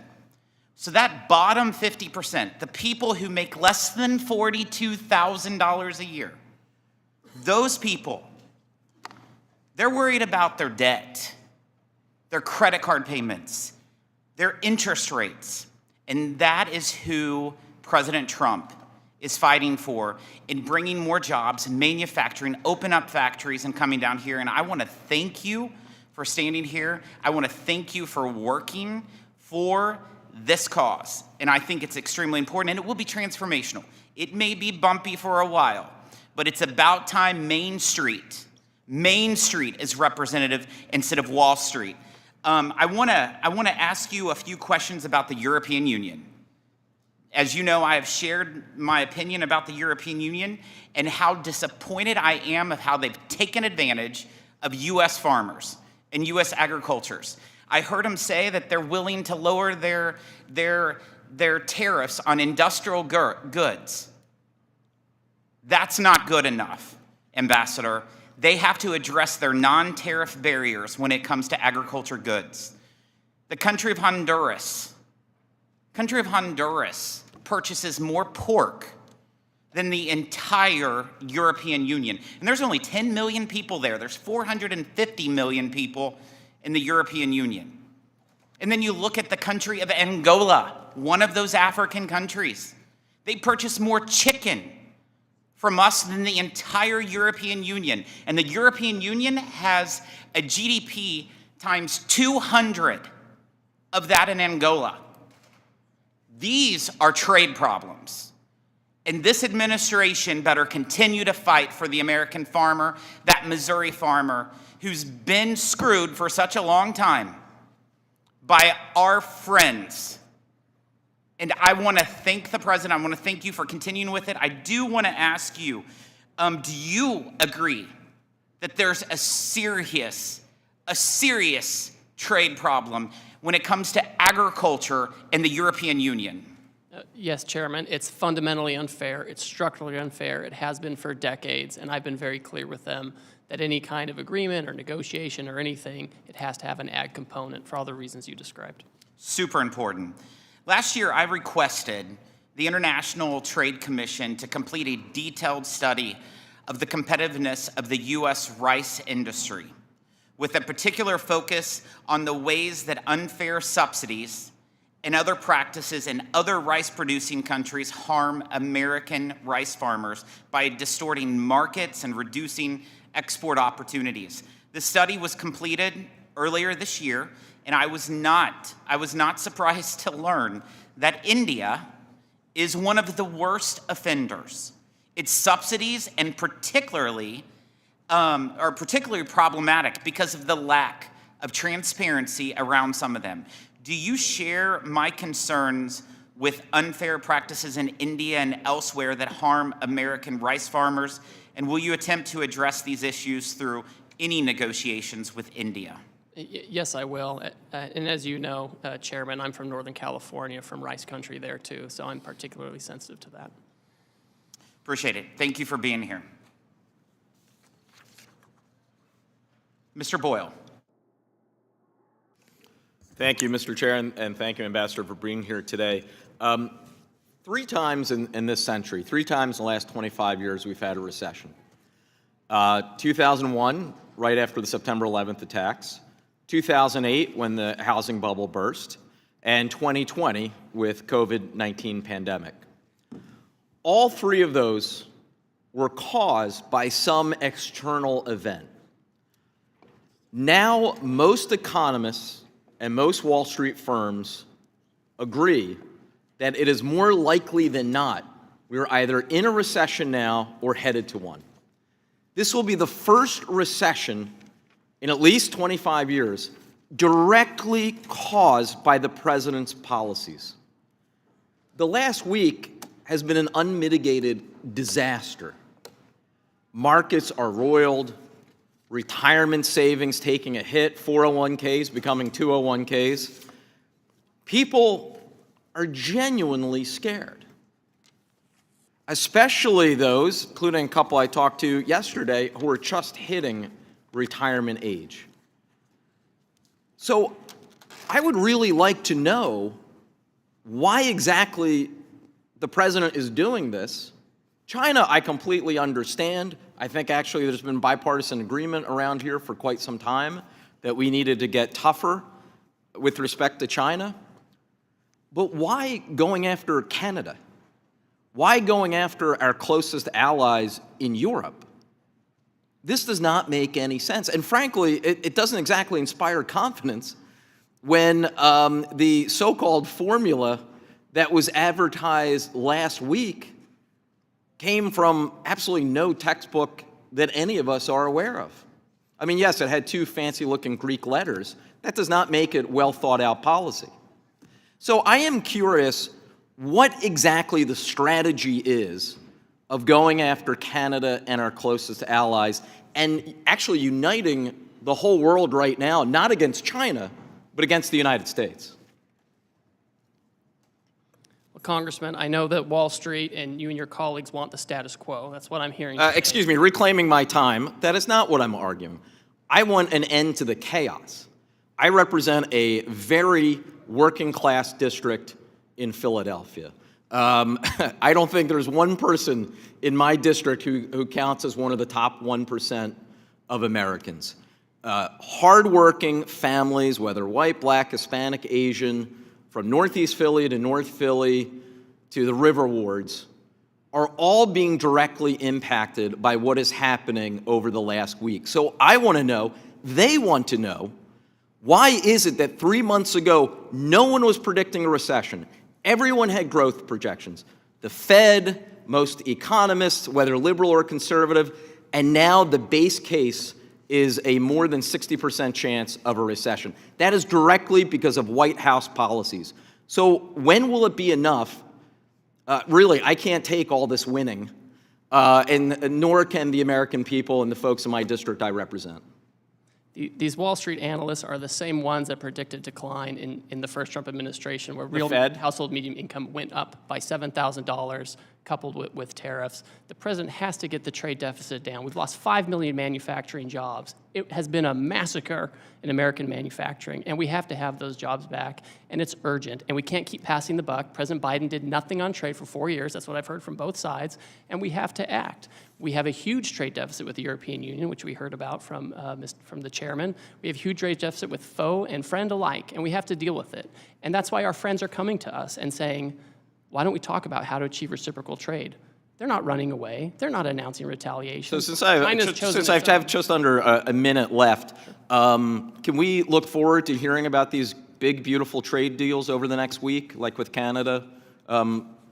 What exactly is going on? These countries that are clamoring, talking to us apparently right now, according to your words, do you have any hope that you can offer us that we're going to see one of these trade deals inked very soon? Well, Congressman, I can't prejudge the timeline, but I'm spending all my time when I'm not here with you all doing consultations, talking with them. So I'm hopeful that we can move quickly on a handful of countries. And finally, just in the final 17 seconds, when will this end? What does success look like? Because a lot of people right now, whether Democrat, Republican, or Independent, are really trying to figure out what exactly the end game looks like here. Because right now, we all see the chaos and not what the actual end result would look like. The deficit needs to go in the right direction. Manufacturing as a share of GDP needs to go in the right direction. The non-tariff barriers and tariffs we face in other countries, they have to go down in the right direction. Those are the things that we're looking at. Those are the basis of the national emergency. That's what we're looking at. Time's expired, so thank you. I yield back. Mr. Stubbe. Thank you, Mr. Chairman. And thank you, Ambassador Greer, for appearing today. Under President Trump's leadership, we've seen a bold reassertion of American economic strength and leverage on the global stage. I'd like to walk through some of these wins and clarify the intent behind the administration's trade actions. Ambassador Greer, can you start by reminding this committee why President Trump felt it necessary to take such divisive action with tariffs and what problems he inherited from decades of failed globalist trade policy? Yes, certainly. As I've mentioned before, President Biden left us with the largest trade deficit for any country in human history, $1.2 trillion. It's extreme, it's unsustainable, especially when we have a $36 trillion debt and a $2 to $3 trillion budget deficit. None of these numbers are sustainable, and anyone who wants to pass this on to the next generation or to our kids or to the next session, they're doing a disservice. We have to deal with it now, and we need to deal with the reshoring and remanufacturing now before we're in another crisis, whether it's a conflict or a pandemic. That is not the time to try to get back pharmaceuticals and semiconductors and autos and all these kinds of things. We have to do it now. What distinguishes the Trump approach from the past 30 years of so-called free trade policies that gutted our manufacturing base? Well, Wall Street, we've heard a lot about Wall Street today and how important Wall Street is and all their analysts. And their entire goal has been just to make money for that top share of, the elite, right? That's been their goal. And so they've been focused on offshoring so they can have more efficiencies, so they can have cheaper labor, no environmental regulations. They can go to these low-cost jurisdictions. And what does that mean? It means that we have workers who train their replacements in foreign countries. They lose their jobs, and then they're in their hometown without a factory, without a job, and they live lives of despair in many cases. And that's what's different with President Trump. He wants to reverse that, and he wants to change it. And isn't it true that over 60 countries have already come to the table to negotiate since the president announced the new reciprocal tariff structure? Well, I'm starting to lose count, but yes, that's the neighborhood of the folks who want to come in and work with us on reciprocal trade. And what does that say about the global leverage we've regained under this administration? Well, that's exactly right. We are the market destination for both consumption, investment, et cetera. And other countries want access to our market. They understand now that we have to have it on fair terms, and that's why they're here. They'd be running the other way. That's why almost all of them have said, we're not going to retaliate, we're going to work with the administration. And how important is it from a national security standpoint that we reduce our dependency on foreign steel, aluminum, and automotive components, and how have the tariffs moved us in that direction? That's a great point. With steel and aluminum, the president put tariffs on steel and aluminum in his first term. The Biden administration kept those in place. He's tightened up some of those tariffs now, and so we are able to maintain a steel industry. We're able to maintain an aluminum industry. These are things you have to have as inputs for weapon systems, for our infrastructure, and a country that doesn't have that kind of hard manufacturing power behind it isn't going to have the soft diplomatic power you need to navigate a challenging world. And do you believe that President Trump's tariff policy has reestablished American economic sovereignty, where we no longer have to beg foreign governments to treat us fairly? Yeah, I think there's no question about that. And we can see it from the first term when we imposed tariffs on China in an effort to get them to change their unfair trading practices. When that happened, we saw our trade deficit with China decrease, which is really important. So it shows that we can become less dependent on foreign powers for the most critical goods and services. And how important has President Trump's leadership, his willingness to stand up to global elites and foreign governments, been in reasserting the United States as a trade power? Well, it's been historic. It's been historic because in the past we've had leaders and politicians who were either in the pocket of Wall Street or they had some other special interest, and he's been willing to take a stand and do hard things and show others that he's not going to cave. This is really important because if other countries think about power in a different way. Some politicians want, foreign countries to say nice things about them. That's like their end purpose in foreign policy or trade policy. President Trump wants the right thing for Americans, and sometimes it means you have to stand up for yourself, draw a line in the sand, and say, we're not going to do this anymore.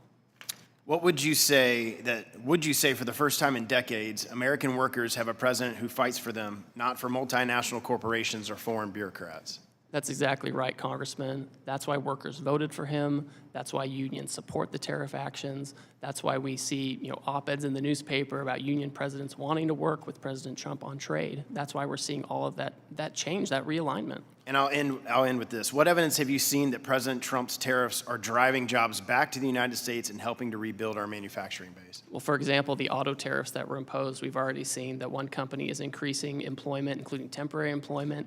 In Indiana, we've seen in Tennessee, there was a shift that was going to go down to another country. They kept that shift in America. Everyone knows if you want certainty, if you want access, you build in America and you use American labor. Thank you. My time's expired. I recognize the acting ranking member, Ms. Moore, to. Thank you, Mr. Chairman. And I'd like to ask for unanimous consent to enter a letter into the record to Wisconsin Republican members of Congress from Wisconsin Governor Tony Evers, his objection to the Trump tariffs. Without objection. Thank you. Thank you. Mr. Byer. Thank you, Mr. Chairman, very much. Ambassador Greer, you have a most awful job trying to convince us and the people we represent that the president's trade policies are wise and measured, when the truth is they are stupid and bad. The last time the U.S. started a trade war, Smoot-Hawley tariffs, June 1930, the world did retaliate, and we get the Great Depression that lasted 10 years. I want to quickly run through a few of the ways the logic behind the Trump tariffs make no sense. You got the math wrong, according to the people whose research you cited. Mr. Chairman, I ask unanimous consent to enter into the record a New York Times article by former Treasury official Brent Nyman titled, "The Trump White House cited my research to justify tariffs. It got it all wrong." The math error had the effect of quadrupling the tariffs Trump applied on some of our biggest trading partners. Trump accepted some goods, notably oil, but not others, including things we simply cannot produce in the United States. Why tariff bananas? Why tariff cocoa? Why tariff coffee? We don't have the capacity to produce these things at a scale that meets domestic demand. Trump logic equates any trade deficit with cheating. In fact, he called it rape. But even this stupid logic didn't help Australia or Brazil or Singapore, all countries with whom we have a trade surplus. How does Australia negotiate an end to a trade deficit that doesn't exist? Some countries have a deficit because we import things that we want, but they're too poor to afford our exports. Perfect example is Madagascar. We buy something like 60% of our vanilla from Madagascar, but they have one of the lowest GDP per capita rates in the world, and they just can't afford many of our products, but we just hit them with the 47% tariff. Trump is hinting that maybe if countries lower tariffs on us, he might drop tariffs on them a little bit or some or possibly, but Vietnam, knowing that Trump was coming, massively cut their tariffs to appease him ahead of his announcement last week, and instead, you slapped a 46% tariff on them anyway. So what are the Vietnamese supposed to do? Trump declared a phony national emergency and imposed tariffs on Canada to punish our closest ally for quote-unquote fentanyl smuggling, despite the fact that our own government says the amount of smuggling at the northern border is vanishingly small, less than 1%. How does Canada get out of a tariff imposed on them for doing something that we admit they're not doing? Trump is risking our economy to bring back factory jobs that pay far less than the 8 million jobs that are listed in the JOLTS report right now. 8 million jobs available in America that pay far more in fast-growing sectors like healthcare, clean energy, or data science. The Secretary of Commerce, Howard Lutnick, is on television raving about shifting millions of Americans to work on, and I quote, screwing in little screws to make iPhones. You guys are blasting nearly every product from nearly every country with these tariffs. Senator Tillis yesterday called it, quote, a trade war on all fronts. It hurts our alliances, it hurts our economy, it hurts our ability to make and keep free trade agreements, which is supposedly your job. Ambassador Greer, the world is watching you. They're watching this hearing across the country. Global markets are in chaos. The U.S. economy and our most important alliances are in serious danger. I had met a couple of nights ago with a dozen ambassadors from Eastern Asia, and the conclusion of the discussion was that we are creating a unipolar Asia, an Asia led by China with America excluded. America first is America alone. And meanwhile, you're now serving as acting head of both the Office of Special Counsel and the Office of Government Ethics. These are both busy jobs in the best of times, but extremely demanding during one of the most ethically challenged presidential administrations in history. It's absurd to think that you're actually doing these jobs, but I think it's fair to ask if the many hats you're supposedly wearing are causing dangerous mistakes that damage our country in ways that's going to be difficult to recover from. You know, President Trump also imposed tariffs on China. China responded with tariffs on agriculture. European Union today announced $21 billion worth of new retaliatory tariffs on us. China's announced 84% retaliatory tariffs on us. The legal pretext, you said, is that this is a national emergency. You refer to the state of emergency as, quote, the largest and persistent trade deficit that's built up in recent years. The actual emergency is that markets are slumping, consumer confidence is crashing, and financial forecasts of recession are coming pretty quickly. And the Fed is projecting that these tariffs are driving prices up. We finally got inflation down. Now we're going to do exactly the opposite. Coming to the table, I don't know. Our trade balance has been in the negative for 50 years, and yet we have built the strongest economy in the history of mankind. This is a terrible way to fix the way of bringing back meaningful employment to our low-income Americans. This is not the way to do it. Mr. Chairman, I yield back. Mr. Arrington. Thank you, Mr. Chairman. I appreciate my friend's comments just to take off on treating low-income Americans. It's no way to treat our workers whose wages have been suppressed because of this unfair and unlevel playing field, who, by the way, because of the policies of the last 4 years, have paid a regressive 21% inflation tax. So our working families and our manufacturers and those who make the wheels turn in this economy have suffered a great deal. But other countries will flat put us out of the manufacturing business, out of the energy production business, out of the food making business if we let them.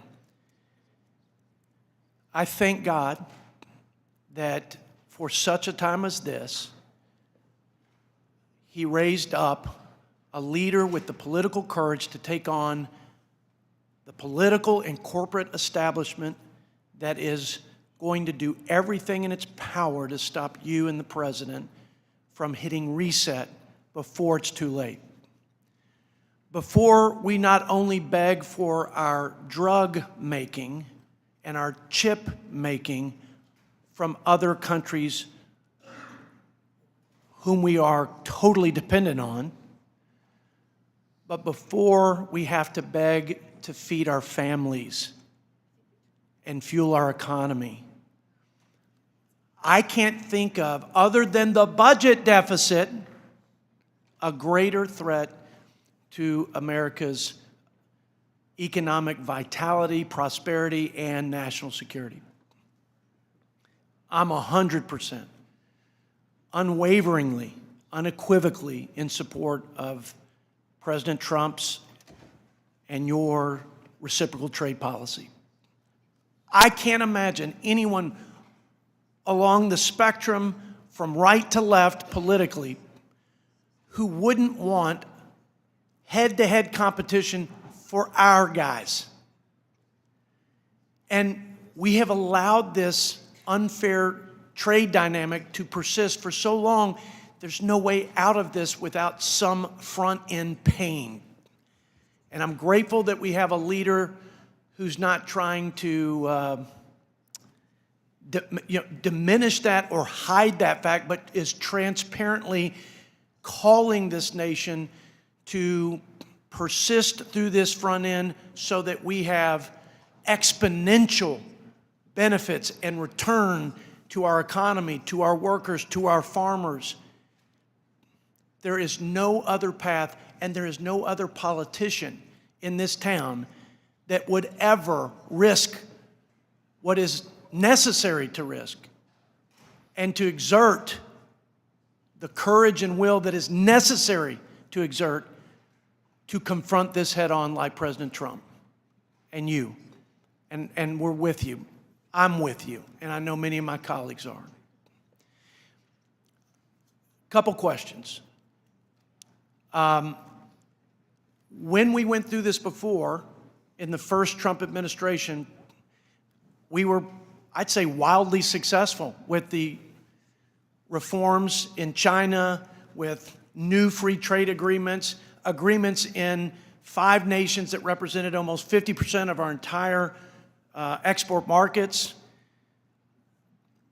So how important was the reciprocal trade posture in the first administration to getting lower barriers, greater access to those markets where we benefited by 26+% in export activity? Our wages went up, investment went up, job creation went up, poverty went down. How important is this posture to getting there? And is there any other way, Mr. Ambassador, to this greener and more glorious economic pasture once we establish the reciprocal trade dynamic? Congressman, thank you for your support and your words. You're exactly right. There are a few different approaches to trade negotiations. One is the typical one, which is where you ask others nicely to give you market access, and they do a dialogue with you for several years, and at the end you have no more market access. And then there's the Trump way, where he says, we will have reciprocal trade and we can do it my way or we can do it your way, but we can work together because we should work together and we should have fair trade among us. And that's what we're seeing now. We're seeing countries come and say, we understand the issue, we're happy to talk about this, and we know that there's an alternative there are alternative pathways here, and we can choose which way we want to go, and that's the way to do it. I'm grateful for both of you. Thank you, Mr. Chairman. Thank you, Ms. Tenney. Thank you, Mr. Chairman, and thank you, Ambassador Greer, for your hard work. And I'm from upstate New York. This is the home of the Industrial Revolution, the Erie Canal Corridor, the Finger Lakes, all my region. #1 dairy district in the Northeast, #5 dairy district in the country. Third largest producing apple county is in my district. Really important when it comes to trade, and we have always been grateful for the work of President Trump and the administration for trying to understand that we've been hollowed out by China and Asia and other countries, and we want to bring those jobs back. Really important part of not just the building of New York, but the building of the entire United States and our strength leading up through to World War I, World War II, and into today. I got a couple of questions I just want to talk to you a little bit about because there are a few nuanced issues here dealing with Canada, which is my entire northern border. #1, we have an emerging and really strong Finger Lakes wine region, and many of our wineries have reached out to us. We are at the cusp of putting out some really incredible wines, groundbreaking. We have wonderful water, soil conditions, and we're producing top-level wines. A little bit about some of these markets we'd like to have opened up for us so we can trade, and we appreciate the work that the President is doing. However, one of the issues we've experienced, and we hope that you can work on, is many of our Canadian visitors are not coming to our region. We're dependent on the Canadians to come for commerce. They're a great friend to the north. And we've seen a 23% drop just since February in visitors to our wineries. And we just want to know if we can help get your assistance and help in making sure that this sort of very important yet fragile relationship that my district has with Canada, an historically strong relationship, we can continue to work to make sure that we get that kind of trade and the kind of tourism that we've been getting from our Canadian friends to the north. Certainly, and I would note that goods between Canada and the United States that follow the rules of the U.S.-Mexico-Canada agreement, they continue to trade on a duty-free basis, which makes sense, right? Yeah. And I would and say, I know you're going to jump into this because this is my next beef with that. But when it comes to Canada, we are grateful and hope that you'll continue to pursue some of the dumping that's been going on against our dairy producers because, as I cited in my start, we are a huge dairy producer and we're getting unfair treatment. We think in the last administration this was not resolved favorably to our dairy markets because Canada continues to bring milk proteins in that we think that are in violation of USMCA, and I know that's what you're going to get to. So. yes, no, it's certainly on the flip side of the wineries. So, yeah, that's certainly at the top of my list. And I would point out that President Trump reported that he had a constructive call with Prime Minister Carney last week, 10 days ago or so, and I continue to work with my Canadian counterparts to make sure that that relationship is one where we can have fair trade. Yeah, we greatly appreciate it. And when it comes to apples, we just have to say we are so excited about the USTR's efforts in trying to reduce some of these market access barriers, particularly with Israel going to zero tariffs. Our apples hopefully will be sold all around the world. We're famous for them. We don't get the subsidies that some of the other states get in the state of New York. And we're hoping that we can do that, including getting our apples to India and around the world to actually grow our New York economy. So we appreciate all that the USTR is doing that. I think that we can have a great relationship in the future with Canada, and we are really pleased that you're working with the Prime Minister and working with everyone that we can to make sure that that northern border is protected, but also that we're getting the trade that we're so accustomed to with our great friends from the north in Canada. And those are primary issues for us. Also want to make sure that some of our supply chains, whether I know this isn't your sphere, but when it comes to aluminum, when it comes to copper, we have some of the best manufacturers and the oldest manufacturers in the entire nation in our region, and we're dependent on Canada for those things. So when we look into the tariffs and some of the negotiation, I know there's going to be some tinkering with the tariffs as we look into the next couple of months. We just know that you and the President will work with us on making sure that we continue to keep these legacy businesses that we have across our region that were part of our nation's real boom when the Industrial Revolution was founded. And I have to mention, it's not technically in my district anymore, but our famous patriot Paul Revere actually started his copper company in my region. Revere Copper is still operating today after being founded in 1801. So it's really important to New York that we continue these legacy businesses and continue to work to bring our supply chains back. And I just want to say thank you, helping us with dairy, with apples, and also making sure that those Finger Lakes wines become premier and actually continue to grow as we see them emerging with so much hard work being done by so many people in my region. And we're grateful to you, and so continue to work. We appreciate the effort on behalf of our district and on behalf of the president. Thanks so much. Well, thank you, and I look forward to continuing working with you and your staff on these issues. Thank you. Mr. Evans. Thank you, Mr. Chairman. Mr. Ambassador, I'm deeply concerned about the tariffs, and we are talking about it today. Philadelphia is the poorest big city in America, and it's hurting lower people income. There's a lot of money for a lot of people. Tariffs can only be used in a smart and effective way. And I feel from what I heard, it is not. It is something that we are concerned about. And I'd like to start out with this question, Ambassador Greer. My first question: what specifically is the president hoping to help the residents of Philadelphia deal with the higher cost of living that these tariffs will put on the average household? Does the president have a very specific plan and strategy to address the near-term harm it has created? Congressman, the president wants to ensure that we have good manufacturing jobs that pay higher wages to your constituents, just like what happened in the first term. He wants that to happen again, that they can have more money, better jobs, in stable environment, and reshore manufacturing at the same time. So what would you say specifically, would you say? How would you describe that? Well, I would say to your members and your constituents that we've had a long period of 5 million manufacturing jobs going away. It's dangerous for our country. It's bad for our economies and our families. And the president is taking action to create economic conditions to have more factories here, jobs here in their communities where they can have the types of income that they need to have stability for the working class, for the middle class, not just for the super rich who go and get 3 or 4 degrees, but for people, honest, hardworking Americans who graduate from high school and need a job. And they can have one that's stable and supports our manufacturing. Mr. Ambassador, Pennsylvania exports today $46 billion in manufactured product. These exports support 150,000 people and jobs in the state. I'm concerned that the threat of retaliation from the trading partners will further help Pennsylvania. So can you specifically speak to that issue? Yes, this is something that we watch really closely as well.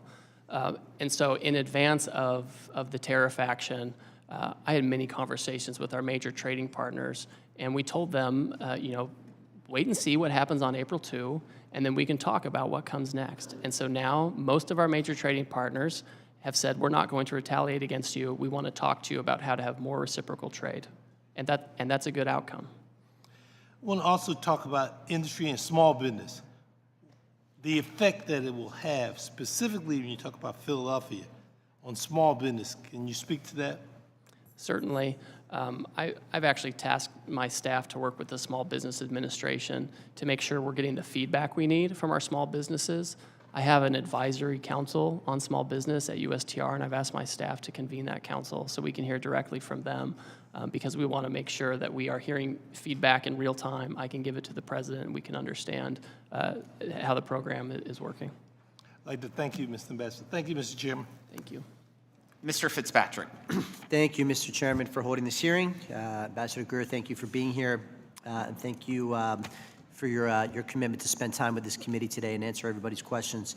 Leveling the trade relationship the United States has with other countries, I believe must be a bipartisan goal, especially when our nation's security and well-being are on the line. I do believe that the means by which we accomplish that vision, however, matters a great deal.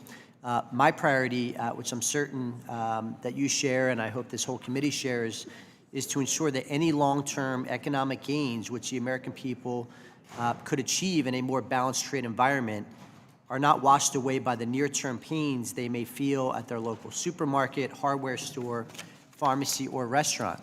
I believe it's essential that Congress and the administration come together to find that middle ground, to maximize the benefits and limit the costs of our nation's trade policy. Above all else, we must deliver greater certainty and economic stability for our consumers, our workers, and our families. I want to zoom in on medicines in particular, sir. What work do you believe can be done with our closest partners and American companies who are operating in the European Union to ensure that the cost of distinct, innovative prescription drugs and medical devices are affordable for our nation's seniors, particularly those with rare diseases or disabilities? Well, I think if we can have a supply chain that's more secure, more resilient, and more local, that's going to be something that's going to help with efficiency. This idea that we have this very fragile supply chain where we ship initial inputs from China to India, and they go elsewhere, and they get finished in another country, and they come here.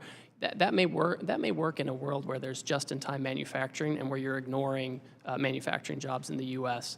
But in a world like we're seeing now, where there's conflict, there are pandemics, there are wars, that model doesn't work very well, and the costs become very high. And so if we are able to reshore large aspects of that or have it with close allies, that's going to be helpful.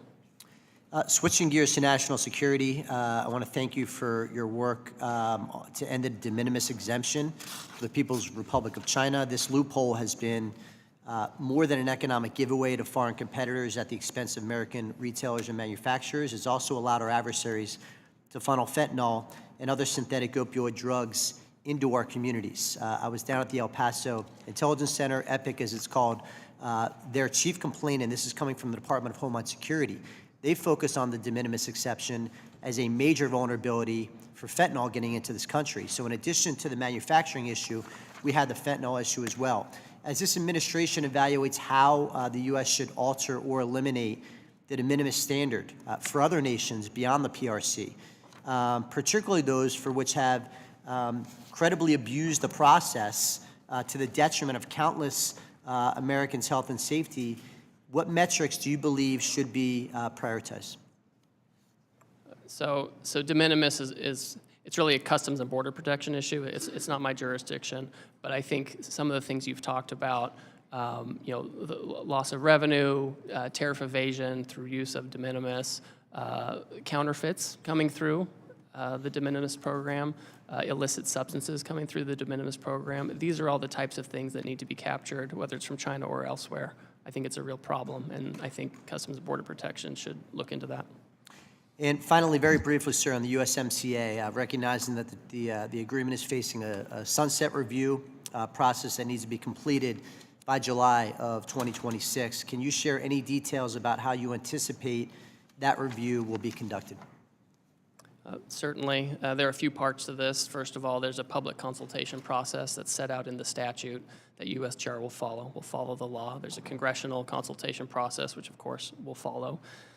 When I think about ways to enhance USMCA or our relationships with our trading partners, one thing that I'm very focused on is making sure that other trading partners don't benefit from the agreement without agreeing to the obligations of the agreement. I'm thinking of China or other Asian countries that want to use Canada and Mexico as an export base into the United States and benefit from the USMCA. I don't think that's the right approach. We need to change that. Just one follow-up. Will USMCA qualifying trade, which was not covered under the April 2nd tariffs, continue to be excluded in advance of this review to ensure certainty for our manufacturers? That is currently the status right now, and again, I'm not on the Homeland Security front here, but I understand that Canada and Mexico have been working with the administration on those issues, and so for now, that status continues. Thank you. I yield back, Mr. Chairman.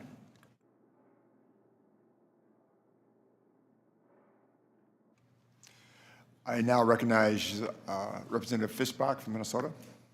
Thank you, Mr. Chair. And thank you, Ambassador, for being here and for all of the opportunity that we've had to have conversations or discussions about what's happening. And thank you for answering all of the tough or maybe not so tough questions today. So I appreciate it. And you may already know, but I represent a large rural, mostly agricultural district, and so we do it all. We've got corn, soybeans, hogs, turkeys, and dairy. And but we also grow sugar beets. So I was going to ask you I'm a strong supporter, obviously, of the sugar program, which has allowed our farmers, sugar refiners, and end users of that sugar to invest in strong and robust domestic sugar industry. So my first question, very quickly, will you commit to working with myself and other members to protect the sugar program and to promote the domestic industry? Definitely. Happy to do that. Thank you very much. I appreciate that. And many of the other farmers in my district rely on exporting their products around the globe. While China is a major customer of U.S. agriculture, farmers are constantly searching for new market access and expanding market access in other countries. We've seen reports of numerous nations coming to the table, and I think it's over 50 now, with President Trump to negotiate new trade agreements. What are the opportunities in these negotiations to increase access for American farmers? Certainly, as I think was mentioned earlier, perhaps by Congresswoman Tenney, Israel has come, and we've had a trade agreement with them for a long time. People are surprised to find out that despite the trade agreement, they still have tariffs on some of our agricultural goods. And so they've offered that that's something that they're willing to look at. We've heard from Vietnam, we've heard from India, we've heard from Argentina, we've heard from all kinds of countries that they're interested in not only getting the tariffs down, but getting down the non-tariff barriers, which often are more problematic than the tariffs themselves. So I think there's a lot of opportunity there if these countries are willing to really engage in reciprocal trade. And I think I know the answer, but I just want to will you work with me and other members of this committee to make sure that farmers have a voice in the negotiations so that we are heard and are part of it? Yes, certainly. We have a series of advisory committees that involve agricultural stakeholders. We manage those jointly with the U.S. Department of Agriculture. I've already talked to Secretary Rollins about this and the importance of meeting with these committees so we can have their feedback directly. And we are talking a lot about reducing America's reliance on Chinese imports to our country, and I think that's important, and I'm sure you do too.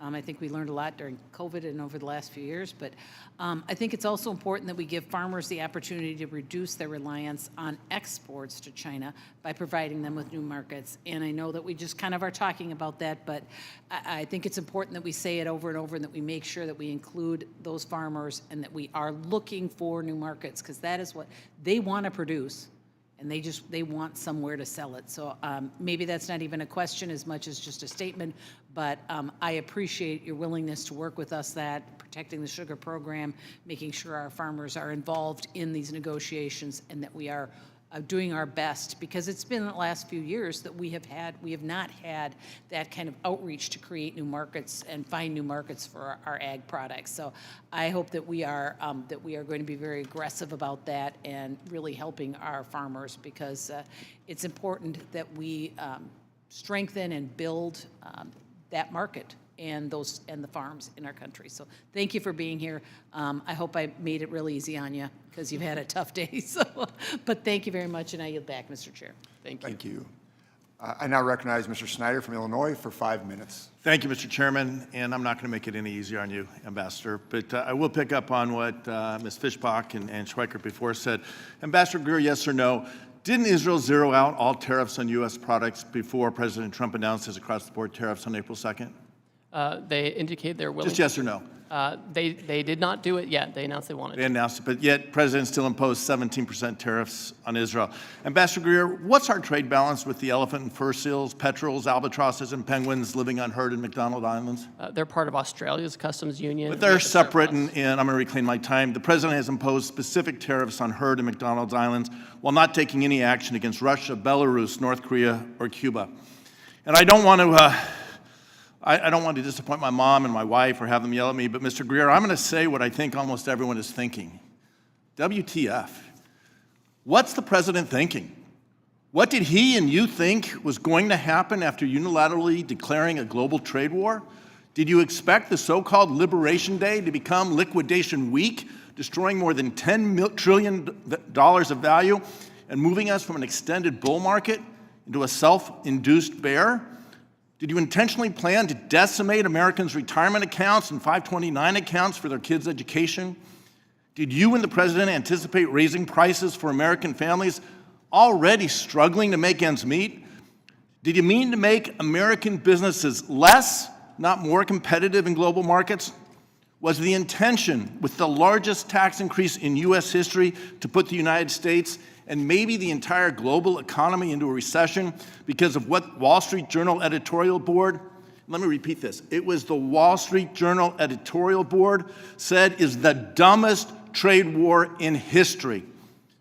Already, Diane Swank, the chief economist at KPMG, is saying that her baseline forecast is a recession starting this quarter.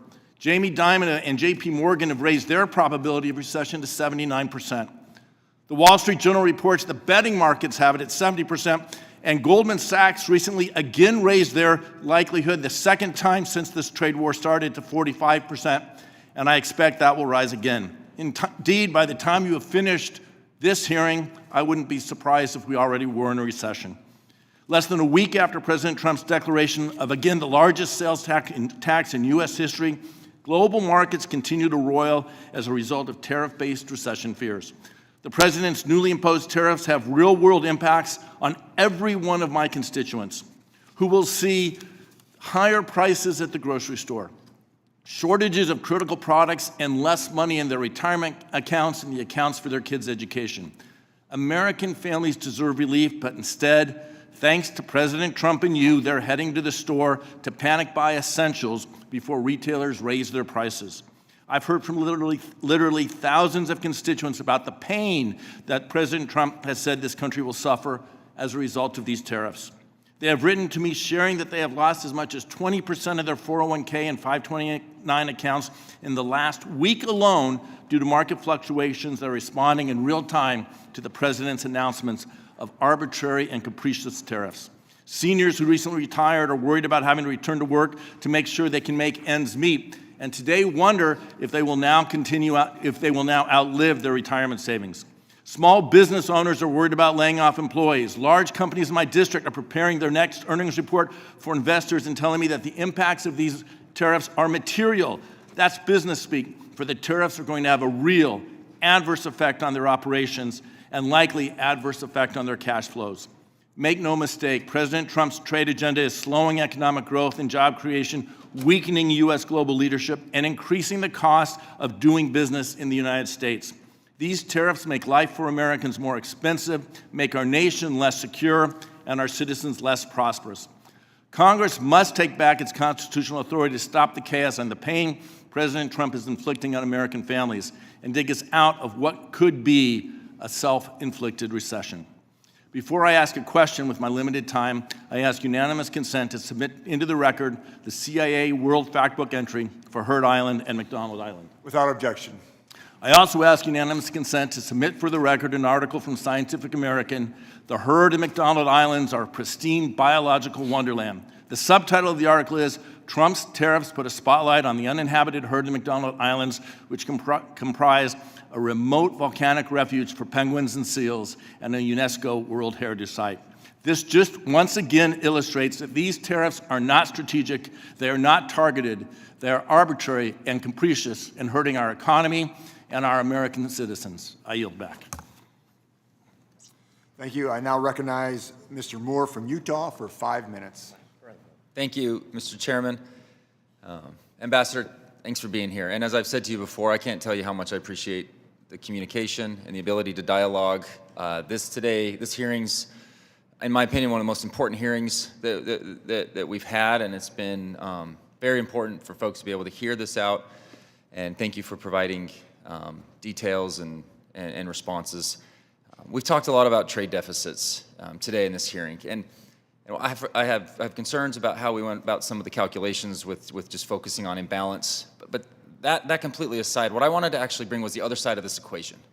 So we run massive trade surpluses in services with just about every major economy in the world, especially in high value and high employment technology software industries. And recognizing that there's digital service taxes that we don't like, and we try to address some of that on the tax side, and we're going to work on retaliatory tax side with that in this committee, actually. The Europeans, Koreans, Japanese, they're all allowing us our U.S. tech firms to run surpluses in their markets for a reason. We have the best talent and the most skilled innovators in the world. My question here is, what are the consequences for American power and national security if they were able to retaliate and restrict access to American services in their market because we've chosen to restrict goods in their market? In response to that. So the good news on this is all of these countries, most of them, have said that they are not going to retaliate and they want to talk to us. And they're mindful that even though we have surpluses in many of these areas, they still have a lot of barriers against our folks, right? And this giant book that we put out, that I hope one day we never have to put out again, a lot of this are about the services barriers we have, including in our friendly partners. So my expectation is that they will bring those barriers down. That's my expectation. And this is where I draw some optimism. But we're really early in this. If this is prolonged, does their position on no retaliatory commitment, does that wane? And that's something we have to be hyper focused on, and we've got to be vigilant. I have a big concern, and I would, to what extent would you have a concern? Are we at the risk of losing the AI race to China if we lose our innovative edge and our exporting advantage over China?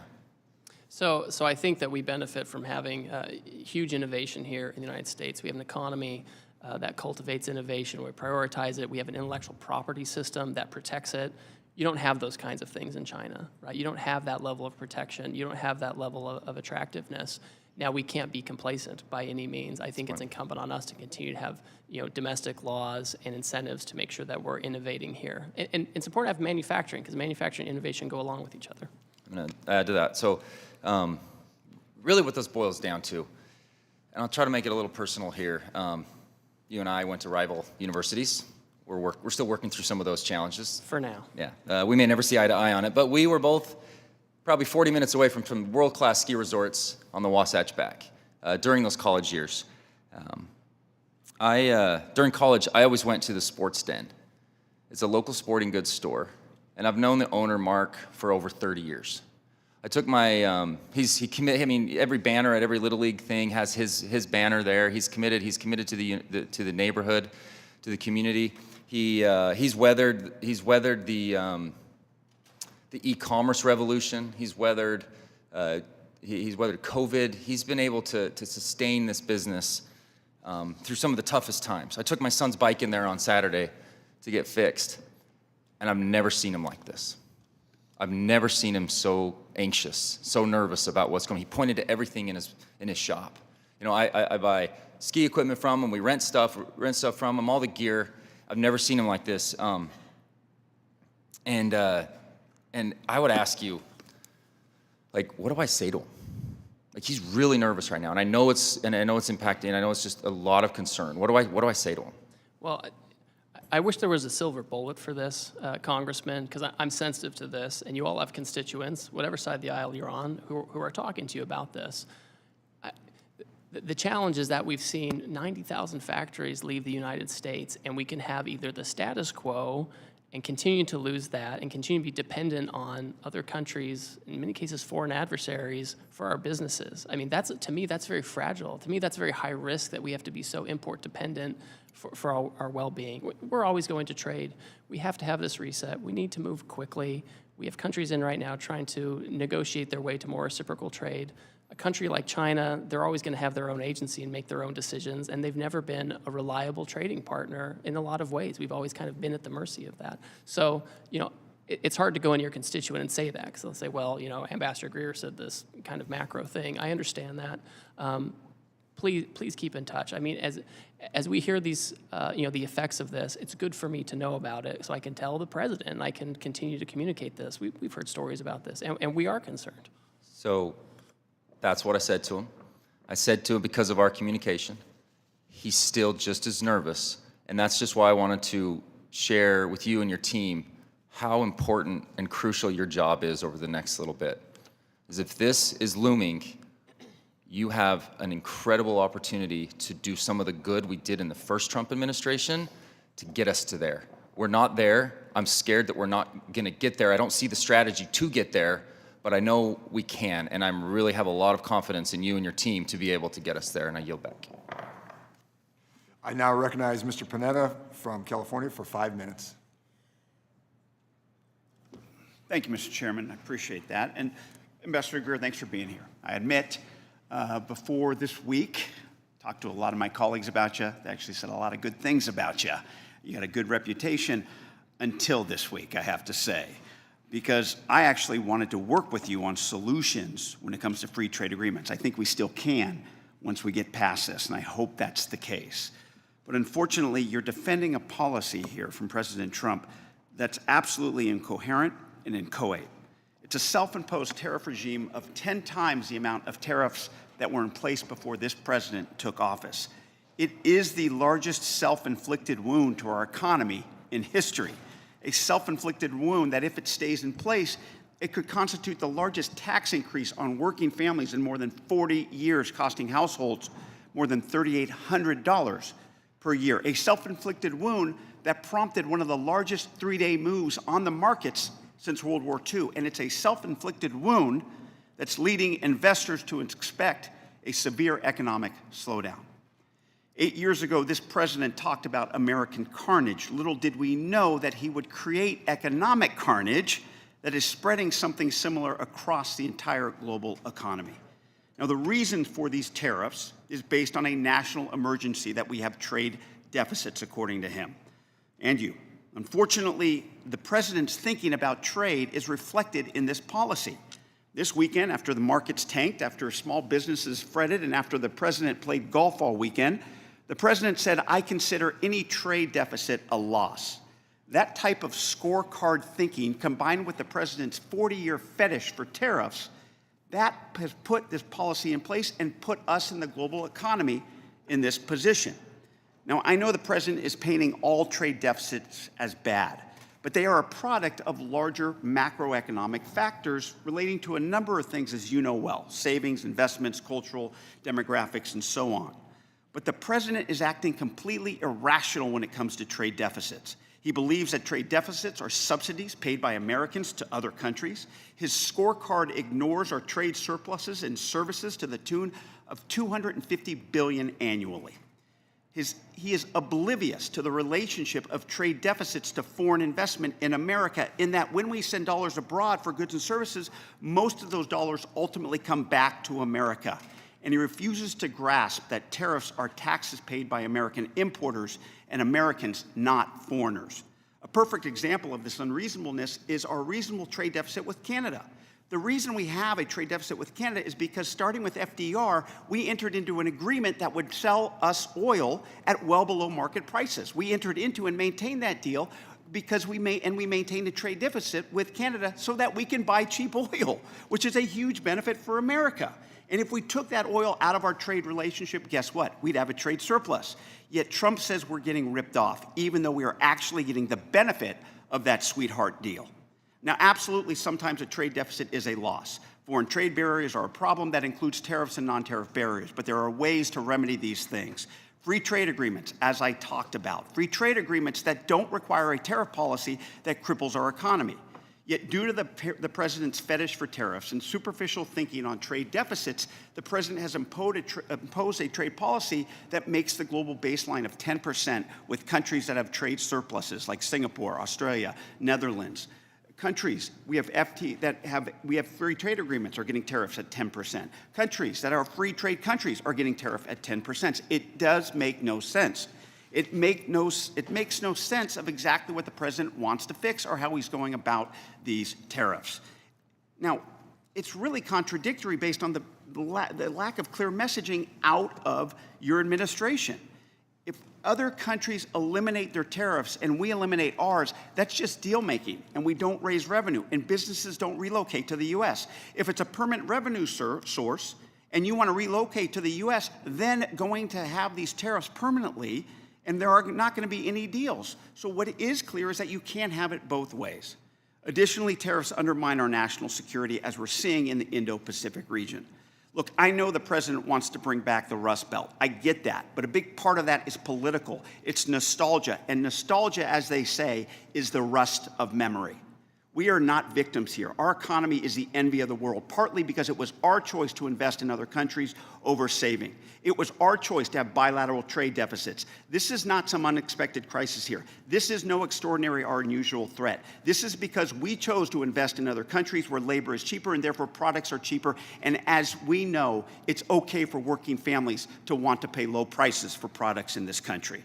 I know that the president is saying we're getting screwed, but the fact is that Trump is screwing us with these incoherent, inchoate tariffs that in the short term and in the long term, domestically and internationally, and for our economy and for our national security, they are making us weaker. Thank you. I yield back. I now recognize Ms. Van Dyne from Texas for 5 minutes. Thank you very much, Mr. Chairman. Ambassador Greer, I'm sure it's been a long afternoon for you, but thank you for sitting it out. I want to thank you for being here today and for your engagement thus far on trade matters that are very important to all of us. Quite the contrast from your predecessor. I know that we've heard that the trade deficit, according to the president, isn't fair, but it's fact, is it not, that we are experiencing a $1.3 trillion deficit in trade, that Americans pay out over $360 billion last year in tariffs, and yet the U.S. collects less than $80 billion. I would say that that's fact. That's not just what the president thinks. It's fact. And let me be absolutely clear. President Trump's tariff policy is not a fetish. It's results-driven. For decades, we let our trading partners take advantage of us. China flooded our markets with subsidized steel. India slapped double-digit tariffs on U.S. goods. And the EU buried our industries in red tape. And meanwhile, Washington shrugged.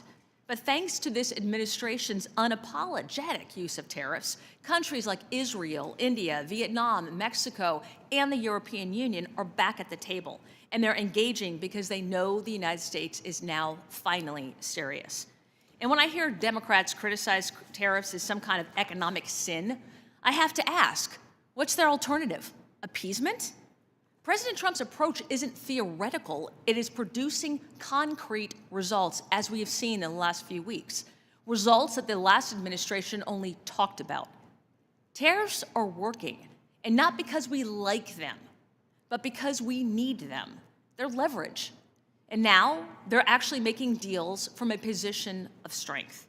I think that is very important. In North Texas, look, I've seen firsthand the value of trade that is fair, reciprocal, and firmly rooted in America's strategic interests. These are principles that are championed by you and President Trump. And I also understand something too many in this town seem to forget, is that trade without enforcement is surrender. And under the previous administration, enforcement was weak, inconsistent at best. Mexico violated its obligations under the 1944 Water Treaty, and they violated the USMCA with impunity. And American businesses were the ones that had to pay. We saw it firsthand with the case of Vulcan Materials, a company that operated lawfully in Mexico for decades, but then had their property invaded, shut down, and seized by Mexican armed forces. As we approach the USMCA review, can I ask how the administration is planning to protect these American business interests and ensure that Mexico complies with its obligations? Yes, certainly, and thank you for your comments. What we see is that Mexico, despite their obligations under the USMCA, continues to discriminate against U.S. companies and U.S. products. We've seen this particularly in the energy sector, for example, where they have favored state-owned industries over American industries, which are cleaner and efficient. You mentioned the situation with Vulcan. That's something where we're paying attention.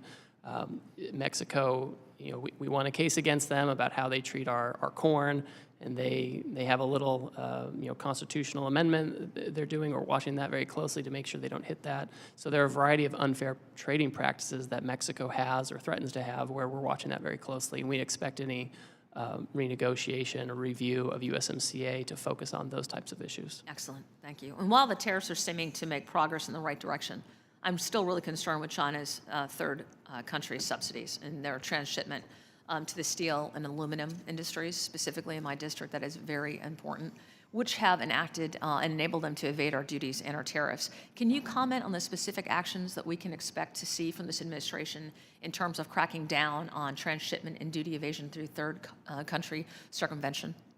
Certainly, and this is, for example, you mentioned steel and aluminum. The president recently tightened exclusions and exemptions under steel and aluminum because of those types of issues. I think that we need to pay attention to whether goods coming in from Mexico and Canada, for example, whether they contain a lot of Chinese content. Some of this is Customs and Border Protection needs to do more enforcement. I know that they're focused on this, but I think that we need to make sure where we have trade agreements that the benefits of the agreement are going first to Americans and then, of course, to trading partners who follow the rules. And we have to have enforcement. And enforcement means tariffs. People say they want enforcement, but in the trade space, enforcement means tariffs. So we're going that direction too. I'm concerned that our current trade remedy laws will not suffice, which is why I'm leading the Level the Playing Field 2.0 Act with Ms. Sewell. Do you agree it's time for Congress to update trade remedy laws? Oh, I certainly agree with that, yes. Awesome. All right, Ambassador, we're at a pivotal moment. We finally have a trade policy that doesn't just talk about fairness, but it actually demands it. The Trump administration has sent a clear message. The era of taking advantage of the United States is over. Thank you again for your testimony and leadership, and I yield back. Thank you. Thank you. I now recognize myself for 5 minutes, and I just want to say thank you, Ambassador Greer, for taking the time to speak with us today. It's great to hear a voice of reason.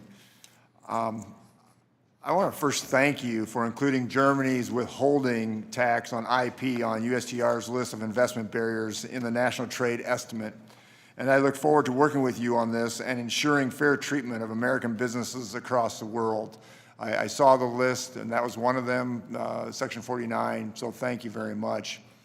I am from a district, the second largest ag district in the country, #1 in cattle, hogs, corn, soybeans, and so forth. 20% of our ag production in the United States goes to the export market.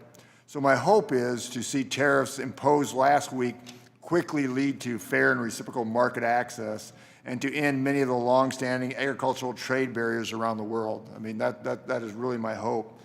So if I may ask you, it's a really interesting time. We have 70 countries that President Trump said last night, 70 countries that want to negotiate, which is incredible.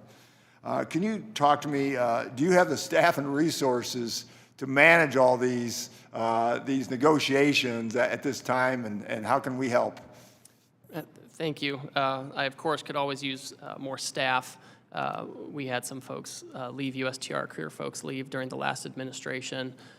We have my deputies who are currently going through the confirmation process, but we have a strong staff. We have most of our political appointees in. We have career veteran USTR folks who know these issues, who have been there for many years. I know them from the last time I was there. I work very closely with them. This is a situation where we have embraced at the agency, and these folks are truly at the tip of the spear. They're the ones who helped put together this book with all the non-tariff trade barriers that we're putting together. So they know their brief, they know what they're doing, and when the countries come in, there's not a lot of extra homework that needs to be done because we know exactly the barriers we're targeting. So we're doing our best with what we have. I always welcome more staff, of course. That's great to hear. So there's two types when it comes to trade. Obviously, there's the barriers, the concerns, but also there's the opportunity. I think about agriculture, that we can expand our markets to the UK, to India, to Kenya. There's so many areas that we can expand. Can you just touch on that? We're negotiating with 70 countries, but then we also want to expand these markets, these other markets. Can you just briefly talk on how we can create expansion for our agricultural community? Certainly. Again, the foundation of the president's action is to achieve reciprocity because we think the lack of reciprocity, we know the lack of reciprocity is a driver of this trade deficit that's left us in such a challenging situation. And so as you're seeking reciprocity, and again, we have countries coming and saying we're interested in reciprocity, part of that is making sure that they're treating us as we treat them. That means that they have to lower their tariffs, they lower their non-tariff barriers, and that's where you get the market access. That's where you get expanded markets. That's where our ag and other producers have the chance to really get their foot in the door instead of little bits and pieces here and there or an uncertain access. You get real access, you get reliable access, something that our farmers can count on. So just to clarify that, so I can tell my farmers by the end of the day, after this is all settled, we should have dramatically expanded markets for them. Would that be a fair statement? I think that's the expectation. Yeah. I think that's the expectation. We certainly want to, I mean, listen, with some countries, it's easier. They have fewer barriers. With others, it's harder. It's going to take some time. And in the meantime, they'll have that tariff. But my hope is that we can have a lot of these countries have reciprocal trade with us and make it, we can be more competitive, whether we're farmers or manufacturers or producers, if we have real access to these other markets. We can be more competitive here and produce here. Yep. I want to thank you for your response to my letter to the USTR's proposed measure on Chinese-built marine vessels and for discussing it with me last week. The proposal of the USTR to counter China's shipbuilding industry would significantly increase freight costs on U.S. soybeans and soy products, in turn making the price of U.S. soybean products uncompetitive versus other countries. I'm hearing from my constituents that global soybean orders are simply being canceled and grain shippers cannot secure freight past May due to this uncertainty. I just wanted to hear from you again. So what can I tell my soybean producers, I'm the largest in the country, to give them some peace in this matter and what's happening? Well, first of all, we should have final decision on that by the middle of this month. Second of all, there were a lot of proposed measures in that Section 301 action on shipbuilding. I think that, and this could have been a communications issue, I think some people thought that all of those measures would be imposed. Those were proposed measures for people to comment on and receive feedback. We've now had that process where we've had the feedback, and now we consider which of those measures is most appropriate. Thank you very much. I now yield myself back. Now I recognize Mr. Gomez from California for 5 minutes. Thank you so much. I want to just get to the point. I want to start off by making sure we're speaking the same language, Mr. Ambassador. Do you agree that tariffs are a tax, yes or no? They're a tax on foreign goods. Okay, so I'm glad you're here to say that, because also economists say that 98% of that tax is passed on to the American consumer, right? 98 to 99% is passed on to the American consumer in higher prices. And it's going to fall disproportionately, especially on working Americans. So higher costs when it comes to food. 40% of our produce are produced out of the country. Cars, clothes, shoes, household goods, all of it. And yesterday, you said, quote, there'll be some short-term pain. I want to know, and I think my constituents want to know, how long is short-term pain going to last? Is it 24 months? I don't think it's 24 months, no. 2 years? I don't think it's 2 years. The reason why, is it 3 years? Is it a month? Because here's the thing, you also said yesterday, the other thing you did say yesterday, is you said the trade deficit grew over 30 years. It didn't happen overnight, so this problem is not going to be solved overnight. So you're saying on one hand, it's not going to be solved overnight, but then the long-term pain, it's going to be short-term pain. That doesn't compute. People don't believe it. And here's the thing. Just yesterday, it was said that it was going to be a $3,800 a year increase falling on working families and the cost of higher prices. It increased to $4,600. We had to actually cross that out because we made this board yesterday. What is the tax increase going to be tomorrow? Is it going to be $5,200? So, and the reason why is that we have different definitions of short-term pain. What was your last, before beginning confirm at USTR, where did you work? I worked at King & Spalding. King & Spalding. How much does a partner make at King & Spalding? Well, it depends on a lot of different factors. But so it makes I can pull up your financial disclosure. I don't have it in front of me, but one of the things that we're shown, it's about $1.5 million. My constituents don't make that. The average American consumer doesn't make that. The way we do it is every single month, we look at our budgets and see how much we spent, and then actually have to decide what do we have to pull back on. I grew up in a mobile home working several jobs. So here's I know what it means. Here's the thing. You in also a mobile have, home. You also have a cabinet of billionaires. You have Lucknick, you have Bessent, you have the president himself, you have Elon Musk, Donald Trump, who has billions. So for them, $4,600 doesn't mean anything. But for the average worker, it does. So this is where I say, you guys are out of touch when it comes to things. And I recognize you're working a lot of different jobs. So I'm going to move on to ask a question. In your testimony, you said Ms. Sanchez said you are the acting head of special counsel. Aren't you also the acting head of the Office of Government Ethics? I was recently assigned to that position, yes, Correct. Mr. Gomez. So let me get this straight. You are the chief USTR representative, the active chief of ethics. You're also the chief whistleblower, and now you're leading negotiations of 70 countries. So where's your priority? Those other jobs, or is it the trade agenda? Well, my first job is USTR, and Okay, we have so you're- staff at the other agencies So to the help reason why execute it that. doesn't seem right, here's why. Because I've learned over the years, if you want to make somebody feel special, you give them more titles. Because in the end, who did Donald Trump said was actually running the trade agenda? Well, the Commerce president, Secretary Lucknick, that's who he said. Here's another question. Are you using Signal to communicate with the executive branch? Yes or no? with the community, we do some logistics from time to time. Okay, well, make sure you're, as required by the Presidential Records Act and Federal Records Acts, that you're submitting those for posterity. We'll talk to our general counsel to see what's required by law. Also, do you still stand by the formula that was used to assign the tariffs? Oh, yeah, the White House economist, yeah, it's Okay. driven by the deficit. Okay, the reason why is that conservative economists have said that this formula was actually, there's miscalculations in the formula. That some people are even saying that it was ChatGPT was used to come up with the Oh, well, formula. that's not true at all. So It's completely false. Here's the reason. It's completely false that Because one of ChatGPT was used. The That's reason just a why lie. is like, nobody has confidence in what you're doing.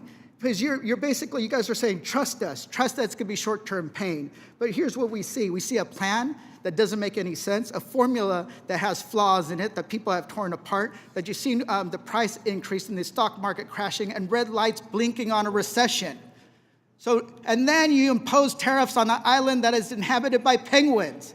So the consumer confidence is plummeting and it's going down, down, down. And you guys are saying, trust us, that the Republicans, Donald Trump, Elon Musk, and you guys know what you're doing. So that doesn't pass the smell test. It doesn't make any sense. We worked on other issues before, and I hope we can work on other issues moving forward. But you guys need to be straight on who's running the show, because this is going to fall and hurt the American worker. With that, I yield back. Ms. Malliotakis. Thank you, Ambassador. I very much appreciate your testimony here today. And I understand the President's goal of wanting to reduce unfair tariffs that are placed on the United States, that he wants to level the playing field, that he wants to reduce the trade deficit, that he wants to remove barriers to entry, and he wants to reshore manufacturing. I think we need to be cautious. I get concerned about doing too much at one time, about biting off more than we can chew. To date, though, we have seen trillions of dollars in new private investment since the President has taken office. Domestic and foreign companies are expanding or opening new facilities here in the United States. And as you mentioned in your testimony, there's over 50 countries that are coming to the table because they want to make deals. I just want to bring up some of the concerns I've heard from manufacturers, importers from New York that I've spoken to, and they want to make sure that you're considering the impact that tariffs could have on materials, on parts, on supplies that are needed to manufacture here in the United States. Because obviously the goal is to bring those jobs home, to reshore as much as possible. But if there's tariffs on plastics, lumber, metals, it obviously makes it very difficult to manufacture here at home. And also, some of the importers that I've been speaking with have invested a lot of money to divest out of China and move into other friendlier nations, Cambodia, for example, Vietnam. And they're concerned that the across-the-board tariffs in Asia are impacting their supply chain and ultimately their businesses. And they're hopeful that deals will come forward very quickly. But they've made it also very clear that they can't wait 90 days for a deal to be made. And that it would literally close their business. And so I just want to hear from you on where you think you're making inroads there, on making deals with some of these countries to avoid that type of scenario. And if you could just answer those two, comment on those 2 points first. Certainly, I'm happy to do that. And again, just to reiterate, we've had these, this enormous trade deficit that developed under President Biden. These things are supposed to be self-correcting under normal economic theory. When they're not, it shows that there's something structural at risk here. So that's what's being addressed. We now have so many countries saying, we're not going to retaliate against you, we're going to work with you, we're going to try to figure out a way forward, that the President is looking forward to trying to find a way forward to make deals with these folks. China is on its own path. It's chosen retaliation for many years. It's chosen uncertainty. I won't comment much further on the U.S.-China relationship, but I think what you're talking about, Congresswoman, with respect to these other countries, I think we could count on having some deals with them within the next few weeks or months.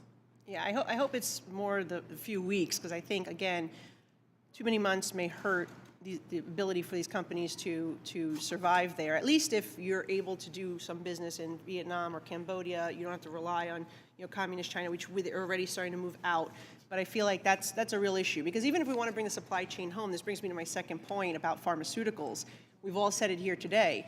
4 years that Joe Biden was there, he did nothing to reduce our dependency on communist China for our medical supply. In fact, from 2020 to last year, we saw $213 billion worth of medicine imported from China. That's a 2.5 time increase than the decade before. And so we are relying more today, post-COVID, on communist China for our pharmaceuticals, and that is a very dangerous thing. But my question is, with your goal of trying to bring facilities back home, I mean, it does take about 7 years to get one of these manufacturing plants up and running.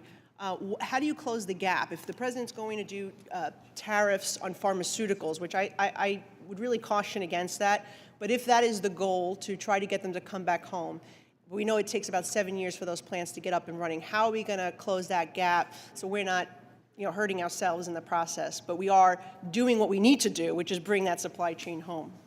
Well, I think there's a role for Congress in bringing home the supply chains. The president can act with the authorities he's been given, and we found that a tariff isn't, in the first term, we found a tariff is a way to become less dependent on China, for example. We know it works. It's just math. The data's there.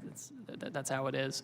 To the extent that Congress is interested in helping reshore and creating, tax structures that incentivize manufacturing, I think that's just really important. I think we have to have that. Well, and I'm glad you mentioned that, because I actually have legislation to do just that, to incentivize our sensitive supply chain, particularly pharmaceuticals, back here, and also to utilize Puerto Rico, which has had historically the infrastructure to do it. I agree with my friend Dr. Murphy, who pointed that out earlier, and I have 2 pieces of legislation that I hope the committee will take up, or perhaps we'll put a piece in the tax package. But I do look forward to working with you. I think it does take more than that. We also have to reduce some of the regulatory framework and some of the permitting process that takes too long. But we can get there, but we need to make sure we don't hurt ourselves in the interim. Appreciate your time. Thank you. Mr. Kerry.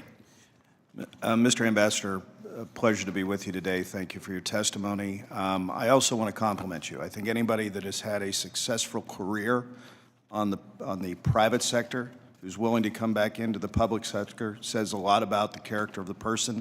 So I appreciate your service to the country, sir. I was pleased to see the administration's decision to exclude oil and natural gas from these new reciprocal tariffs on countries with unfair trade practices. As we all know, one of the administration's top priorities is increasing U.S. oil and gas production, which is a shared goal of mine. As many of you know, Ohio is one of the largest coal-producing states east of the Mississippi River. But in order to accomplish this, the energy industry will need access to key materials and inputs to bring these projects online and help keep the U.S. as the top supplier of energy resources. Many of these products, including specialized steel, are not currently produced in the United States. I mean, it's just a matter of fact.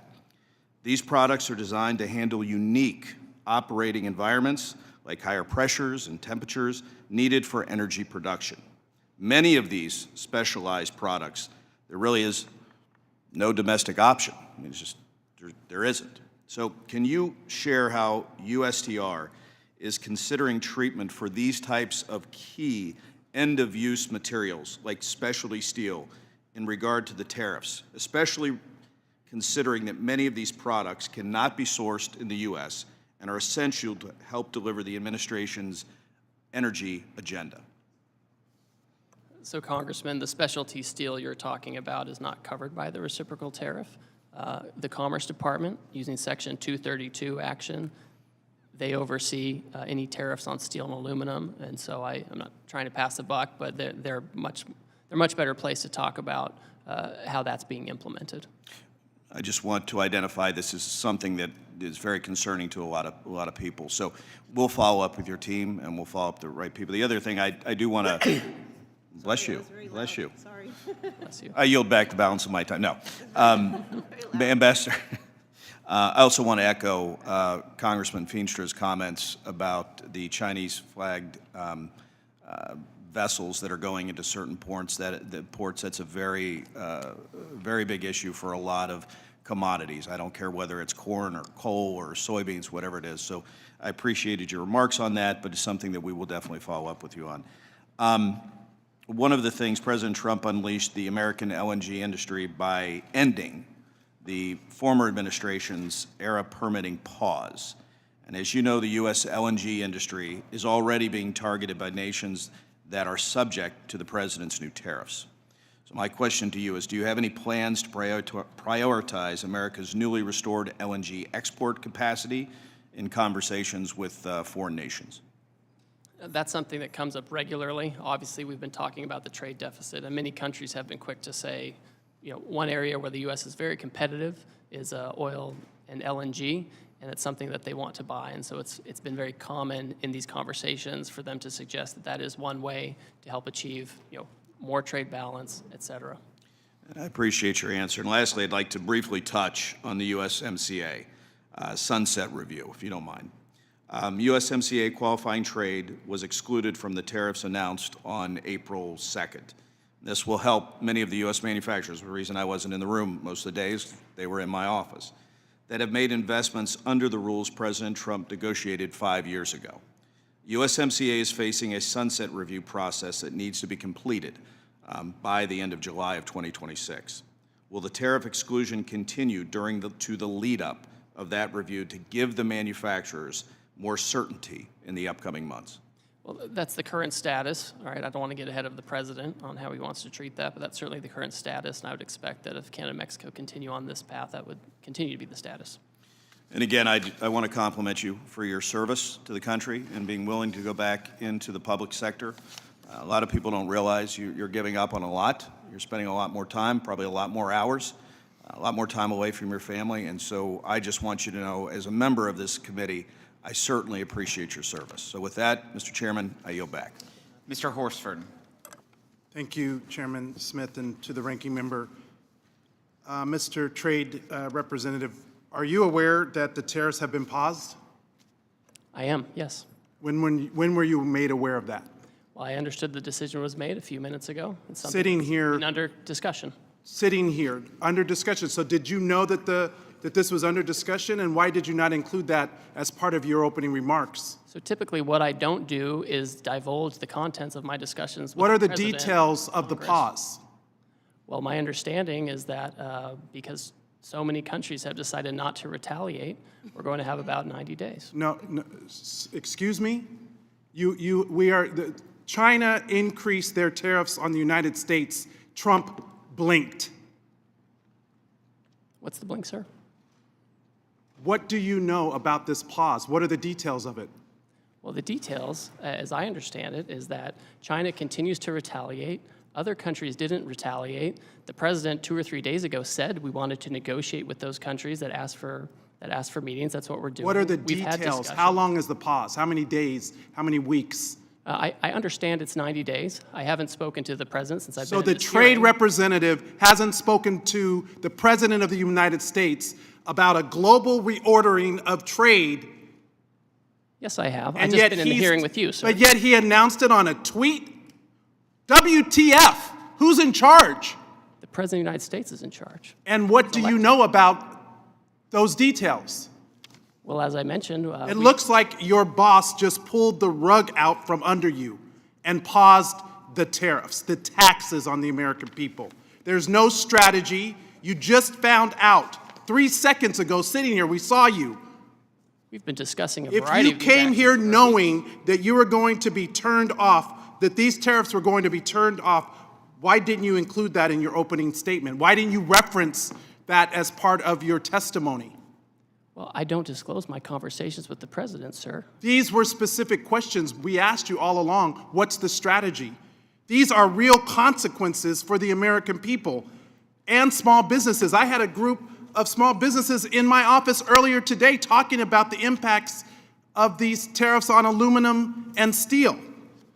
This is amateur hour, and it needs to stop. What does this even mean for your negotiating strategy? How are you in charge of negotiation if the president is tweeting about this from wherever the hell he is. The president was elected, and he runs the trade policy, and I advise him and execute his Who trade executes policy. the trade policy? I execute the trade Did you policy. know that this was happening? We have been discussing all kinds of And there's another options. member of the cabinet, Besant, who just canceled coming to the Hill to avoid talking about the market because it's in turmoil. This in just days, because there was no strategy, there was no plan. The president chose to take actions that he didn't even have the authority to take. He's put our economy in disarray and near collapse. We have small businesses and Americans who are concerned about their well-being, people's retirement, people's 529 accounts went down because of this administration. We have people that are planning to send their kids to college this fall. People who are retiring whose benefits have declined. Is this market manipulation? No. Why not? If it was a plan, if it was always the plan, how is this not market manipulation? It's not market manipulation, sir. Well, then what is it? Because it sure is not a strategy. We're trying to reset the global trade system. You're, that has offshored, and all of our factories. And what has that done? Offshored all of How our have you jobs. done? How have you achieved any of that? But to enact enormous harm on the American people, which was our concern from the very beginning. Tariffs are a tool. It can be used in the appropriate way to protect U.S. jobs and small businesses. But that's not what this does. So if it's not market manipulation, what is it? Who's benefiting? What billionaire just got richer?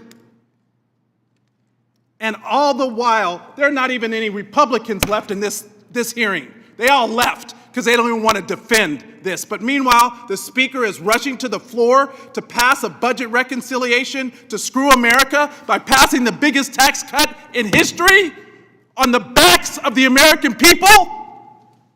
WTF! Who's in charge? Because it sure doesn't look like it's the trade representative. You just got the rug pulled out from under you. I wish I could feel some empathy, but the empathy I have is for the American people whose very well-being and livelihoods are being affected. This is not a game. This is real life. I yield back. Let the record reflect that there's more Republicans in this chamber than there are Democrats currently in this committee room. There's 6 of us, there's 5 of you. So let's make sure we get the facts right. I appreciate the president did not blink on China, as was said earlier, and it needs to be corrected in the record. In fact, he increased China by 125%. Would you yield, Mr. Chairman? I do not. Can we have a colloquy? No. We don't want to talk about the trade policy here in the Trade Committee. This is our jurisdiction. Your time has expired, and I'm more than I asked happy to if you talk would to you. yield. And I said no. Because you don't want to defend the policy or the strategy. Kick me out. What you gonna do? Kick me out. Mr. Yakum, you're recognized. Thank you, Mr. Chairman. Ambassador Greer, it's good to see you today. As we discussed in the past, Indiana's 2nd District has the type of production economy that he would like to make for the entire country.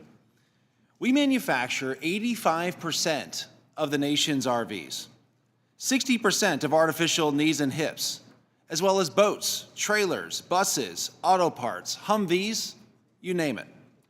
We also have a ton of ag in my district: corn, soybeans, eggs, dairy, ducks, beef, pork, lumber, potatoes, and tomatoes.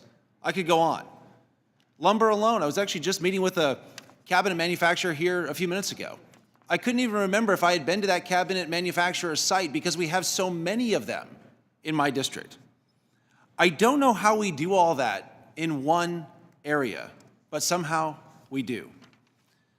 All this to say, supply chains matter, both getting inputs in the door and outputs out to market. Small hangups can create expensive backups. A drip of price hikes can turn into a stream, and that stream can turn into a river for something with thousands of components. I hope we can get some good deals quickly. It probably won't come as a surprise to you, Mr. Ambassador, when I tell you that when an RV or boat is exported, it tends to not go very far. In fact, 90% of RV exports are to Canada. However, Canadian retaliation tariffs against RVs begin today, and boats are on the bubble. Are you consulting with industries and companies being targeted by these retaliatory tariffs? So, Congressman, in many cases, yes. I understand that the retaliatory tariffs by Canada are related to the steel and aluminum tariffs. And so that would be the Commerce Department. But we certainly, we meet with all these folks, right? Whether it's covered by the Commerce Department or someone else, they want a meeting, we take it, we listen, and we provide the feedback that's necessary. You know, and obviously, we're talking to all of these countries to get to a position where we have better terms of trade with them, where we can ensure that we have domestic steel and aluminum manufacturing and the other critical sectors that are so important to our economy. All right, thank you, Mr. Ambassador. I also want to get your thoughts on a recent New York Times article titled, "The Tsunami is Coming." China's global exports are just getting started. It reports that Chinese state-controlled banks lent an extra $1.9 trillion to industrial borrowers over the last 4 years. But all those factories aren't just churning out to gizmos and gadgets destined for their domestic consumption. China's promised shift to a consumption economy remains just that, a promise. Increased production paired with low consumption just means that China continues to double down on overcapacity. And these numbers bear that out. Exports rose 13% in 2023 and 17% in 2024. It seems like there's a global recognition that the threat posed by China's overcapacity is real. The EU, Brazil, Indonesia, Thailand, and others have also imposed tariffs on China to counter the flood of cheap exports. It's not just us. Reports suggest that Canada and Mexico are open to coordinating with the United States on China's overcapacity. Are you able to comment, Mr. Ambassador, on reports that Canada and Mexico are open to coordination on Chinese overcapacity? And if they were to coordinate with us, would that potentially create an off-ramp for Canada and Mexico on the U.S. tariffs? So in the first instance, I appreciate you highlighting that. And overcapacity in China, it infects the whole world, right? It can displace products in third countries that come to us indirectly. And that's often why we do a global tariff action, because the Chinese actions are not just bilateral. They cause a problem for the whole economy. And so we have to take global actions to make sure there aren't loopholes or Swiss cheese. With respect to Canada and Mexico, I won't get into the details of our negotiations with them. I'll defer to their public statements. But for my part, I would say we have encouraged, we being American policymakers, we have encouraged for years our close trading partners to take stronger action against China of the types of actions that we are taking. Right. What about other countries and allies? Do you think there's room for them to coordinate with us on some of these tariffs as it relates to China? So I think there's room for that. Some of these economies are closer geopolitically and economically to China. It makes it a harder choice for them, Southeast Asia, that kind of thing. But in my own view, it's in these countries' own interest to, frankly, manage their trade with China so that they don't become victims of a second China shock. Great. Thank you, Mr. Ambassador, for being here today. I'd also like to thank you for your patience that you've certainly shown with us today. And with that, Mr. Chairman, I yield back. Thank you, Mr. Miller. Thank you, Mr. Chairman. Ambassador, it's good to see you in a different capacity. I remember see last you as time we well. were together in the last administration, I was seeing you for a visit, but it's good to see you and welcome. Thank you, Mr. Chairman, and thank you, Ambassador Greer, for your time and testimony today. From day one, this administration made it clear through his America First economic agenda that the United States will no longer tolerate unfair trade practices or accept the chronic trade deficits that have hurt American workers and industries for far too long. The farmers and manufacturers I represent depend on strong, enforceable trade agreements that ensure their crops and products can compete and thrive in global markets. They are not asking for special treatment, only a level playing field. As you noted in your testimony, under the Biden administration, we saw consecutive years of agricultural trade deficits, a deeply concerning trend that reflects a broader lack of urgency to fight for American farmers, empower our workers, and focus on advancing U.S. economic interests abroad. Additionally, the the prior U.S. trade representatives' retreat from efforts to negotiate critical market access from the American leadership in digital trade has created a dangerous vacuum, one that China and other adversaries are incredibly eager to fill. Without a clear, assertive economic strategy, we risk losing ground not just in agriculture or manufacturing, but also in innovation, technology, and long-term economic security. Now is the time to advance a bold, pro-growth trade policy that restores American leadership, defends our producers, and sets the terms of tomorrow's economy. Ambassador Greer, as you know, there are certain goods critical to supporting the United States manufacturers and consumers that are either not readily available in sufficient capacity or cannot be produced at all domestically due to geographic and climate limitations. Coffee and cacao are clear examples where small-scale production exists in places like Puerto Rico and Hawaii. However, this production comes nowhere near meeting domestic demand within our country. Given their importance to both consumers and domestic food manufacturers, could you please speak to how the administration is working with industry stakeholders and international trading partners to maintain secure, reliable access to these essential imports? Certainly. First of all, I appreciate your comments and pointing out this, because the global economy is complex. Among some of the countries that I have coming in to speak, I'm meeting, for example, with Madagascar within the next day or two. And as has been mentioned here, vanilla is sourced from Madagascar, among other things. So we're certainly engaging in conversations with those countries, including those who have some of those things that cannot necessarily be grown here. So that's certainly part of it. We're sensitive to those needs. And again, I've mentioned this before with respect to U.S., Canada, and Mexico, where we have a lot of components and parts that may come across. That's currently not subject to a duty if they comply with the rules. Thank you very much, Ambassador. In your comments yesterday to my colleagues in the Senate, you mentioned that roughly 50 countries have reached out in recent days to negotiate with this administration's following last week's trade action. I'm particularly interested in the engagement with countries of the Indo-Pacific and Africa, where many American businesses compete with companies subsidized by the Chinese Communist Party. Among the countries that have reached out, how's the administration considering these unique challenges while ensuring critical market access for advancing U.S. economic and strategic interests? So for example, you mentioned Southeast Asia. Some of the things we've seen Cambodia and Vietnam, for example, come forward and say that they want to engage in reciprocal trade. They've made certain proposals on lowering tariff levels. I think that, it can be challenging because they do have Chinese businesses operating there too. So I think if you're going to get to a situation where you're having to deal with some of these folks, one, you want to make sure it's real market access they're giving you, not just tariff levels, but also the non-tariff barriers.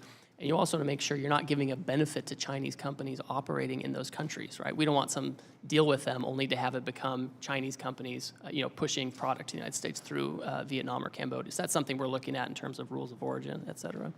Well, thank you very much for your attention to detail on this matter. It's big in our district, and so that's why I bring it up, and thank you for your answer.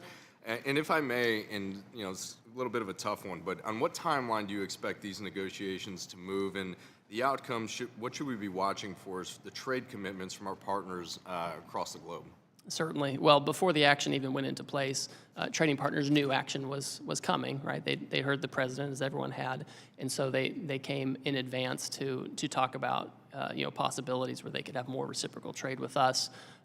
This afternoon, I have additional meetings. I'm working with other members of the cabinet to make sure we can, work with these folks, understand where they're coming down, what their offers might be, and this is job one for the next few weeks and months. Well, Ambassador, I just want to thank you very much for your hard work, your dedication to this country, and the service that you're doing as ambassador. And just checking here, seeing as some of the tariffs that the president is doing have already adjusted a bit. The market's up 2,300. So I know it's in the beginning of the administration, but I feel very confident about your direction and leadership moving through with these negotiations. Thank you very much. Thank you, Chairman. I yield back. Thank you. Ms. Plaskett. Thank you very much, Mr. Chairman and Ranking Member. Ambassador, good afternoon.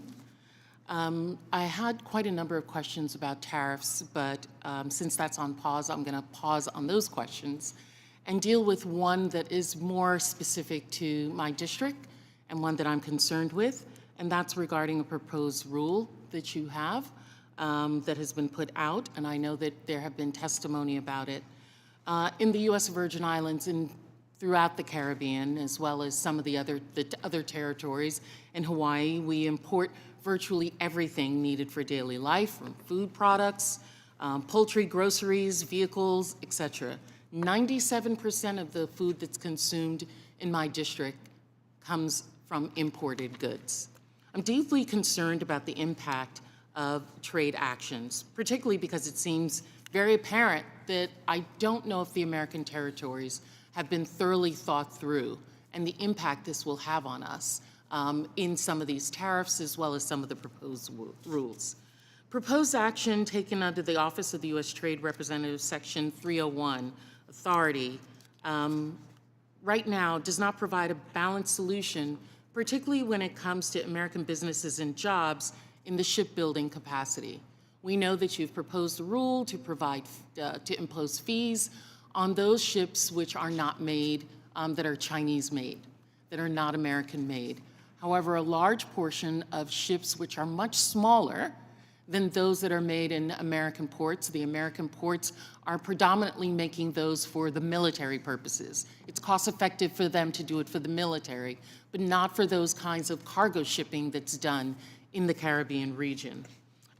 It doesn't provide a balance for us, and we are concerned not only in the Virgin Islands, but Puerto Rico, as well as the other Caribbean islands, that this imposition of $1 million per port that is being proposed will bear incredible impact on us. U.S. shipping industry serving the Caribbean cannot absorb additional costs of the proposed port fees, which would have a significant economic consequence to us. I have the median income, family income in the Virgin Islands is $30,000 a year. The cost of $1 million per port is going to be passed on to the consumers in my district, to the business owners. We are about to start a rebuilding of 20 schools, 2 hospitals, a complete microgrid, complete utility rebuilding both in the Virgin Islands and Puerto Rico. All of the laying and supplies that are coming into us are coming from these type of vessels. If they are then going to be imposed this fee, we will, negotiations that have already been done with FEMA for the cost of rebuilding are going to skyrocket, and we need some support for that. The thought is, sir, is many of these shipbuilders are in fact American-owned. They're American shipping vessels that are American-owned. They are just Chinese-made. Has there been discussion about having some exemption for American-owned, American vessels that are coming out of Florida, going into the Caribbean? I have a chart up here. $92 billion has come from the Caribbean into are imported from the United States. The Caribbean region, which only has 80 million people, is the 4th greatest trade partner with the United States. Have you thought about exemptions for those individuals who are in there? Thank you for your thoughtful comments and feedback. We've also heard from other territories that have expressed similar concerns, and so we've had a process going on with hearings and collecting comments, and this is certainly something that we take on board. I think it's very important. We have 2 things we're trying to thread here, right? One is the Chinese make all the ships, mostly, besides Japanese and Koreans, and we don't make any ships, and so we need to change the incentives there. But then we have the issue you're talking about is, we're not going to make 25 ships on April 18th, the day after we put in any kind of measure. So I certainly think that there has to be accommodation made for circumstances, because we're not going to have all the ships on April 18th. So this is helpful to me. No decision has been finalized yet. I would also put this out. The other concern is one that has been mentioned by my colleagues as well, is national security. We cannot have Caribbean nations moving closer to China, who is already on the shores of these Caribbean nations, to try and do increased trade with them. If we are having a trade war with China, if we want to ensure that America is first, America needs to be first in its 3rd border, which is the Caribbean. That was said by President George W. Bush. That is the 3rd border. That is what we need to secure. And we're not going to do it if we are pushing American shipping companies outside of the Caribbean, and they have to go to China to do that. So I want to thank you for your consideration of this. Thank you. Mr. Bean. Thank you very much, Mr. Chairman. A very, very good afternoon to you, and good afternoon, Ways and Means Committee, and a special welcome to our special guest, Ambassador Greer. Thank you so much. As I look at the clock, you have sat in the hot seat for 4 hours, and the hot seat is gotten hot. I know it's gotten hot. It's gotten hot because you and this president, President Trump, have chosen to not ignore a problem anymore. It would be so easy just to ignore it. It would be so easy to ignore our collapsing manufacturing base. It would be so easy to just ignore that we're subsidizing the rest of the globe right now. But it's not how you roll. It's not how this president rolls. We're determined to make things better. The problem is, as you know this already, since 1994, we've lost 5 million manufacturing jobs, 90,000, I'm looking at a camera somewhere. I want the American people to know what's at stake. 90,000 manufacturing plants have closed. You have said enough. You have said enough. This President Trump said, I'm going to fix it. I'm going to leave it better than I found it. And for our kids and grandkids, no more. Ambassador Greer, can you tell the American people what's going to happen if you just ignored it? If we just ignored it, how long? Is it unsustainable? If we just ignored the problem, what happens to our economy? Now, thank you for your comments. I agree completely with you. The situation is, for the past 30 years or so, we have had a trade policy dictated by Wall Street, and that's what I have people screaming at me today, the Wall Street talking points, repeating everything. They're trying to tell me what Goldman Sachs thinks. They're telling me all these different kinds of things. We're not talking about the next quarterly earnings for the investors on Wall Street, right? When the Wall Street Journal says, oh, well, this is going to be bad for Wall Street, I'm kind of focused on Main Street. I'm focused on getting these jobs back. We're sensitive to volatility in the market. We're sensitive to this. The problem is there's not a silver bullet where we can magically, have everything, bright and shiny again immediately. But we have to take strong measures. I would love to have Congress also take strong measures to help with reshoring and to support during this transition, where we adjust from an economy that's fueled by government spending and over-financialization to one where we're making real goods and services. Because if we don't do it, Congressman, if we don't do it, then we will be dependent completely on others, including our foreign adversaries, for the things we need the most. Amen. Cars, Like drugs and manufacturing, 50% of which comes from our adversary China, which is a shame. It's working. It is working, and I want the American people to know there are dozens of companies that said, "Hey, we're going to come back. We're going to invest in America." Apple, OpenAI, Oracle, SoftBank, Johnson & Johnson, thousands of jobs, billions and billions of money. So it is working, and I do know as a tweet right now, we've got over 70 countries that said, America, we want to work with you. We're going to eliminate tariffs. So it is working, and my phone just went off that the president just recently said we're going to call timeout on a 60-day pause on every nation except China. That's breaking news, Mr. Ambassador. So, which is really good. I want us to be sensitive, though, and I've heard from manufacturings, too, in my area alone, growing wood, that said, amen, finally, we can't have Brazil and Canada dumping wood. The seafood industry, which is big in Florida also, China, shrimp comes from China enough. What about companies that ordered product before the tariffs, before Liberation Day? Are we going to recognize the Custom and Border Protection have put arbitrary dates? I just want to get that on the record, and hopefully you and your team will recognize that. Is that something that's on your radar screen of when they've ordered it before, are they still going to be able to comply with some deadlines? So I know normally what happens when you take a tariff action, if there are goods on the water, en route, that's something where it's not going to be subject to a tariff. I think we have a little bit of a pause right now as we're negotiating with countries, and we can take a look at that. 10-4, and just and then coordinating with customs. Your team has given me the thumbs up that I just want to put that on the record. How are we going to compete when countries like China that are subsidized in foreign governments, how are we going to make sure the American worker can compete against them? Is that on your radar screen? Yeah, no, it definitely is. I mean, as we're looking at these other countries, I mentioned this a little earlier, maybe it was to Congressman Miller, if we're getting to a situation where we actually have a deal for better reciprocal trade with other countries, I want to make sure that it's a benefit to us and that country. I don't want a third country like China benefiting from it. Amen. Mr. Ambassador, on behalf of people in Florida, Northeast Florida, thank you for standing up for the American worker finally. Mr. Chairman, I yield back. Thank you. Mr. Swazi. Thank you, Mr. Chairman, Ambassador. Thanks for being here today. Thanks for your service. I saw that you were a missionary and you were a veteran and you had a big job at a law firm, and now you're here serving the government. You helped negotiate the USMCA. Did you think the USMCA was a good deal for America?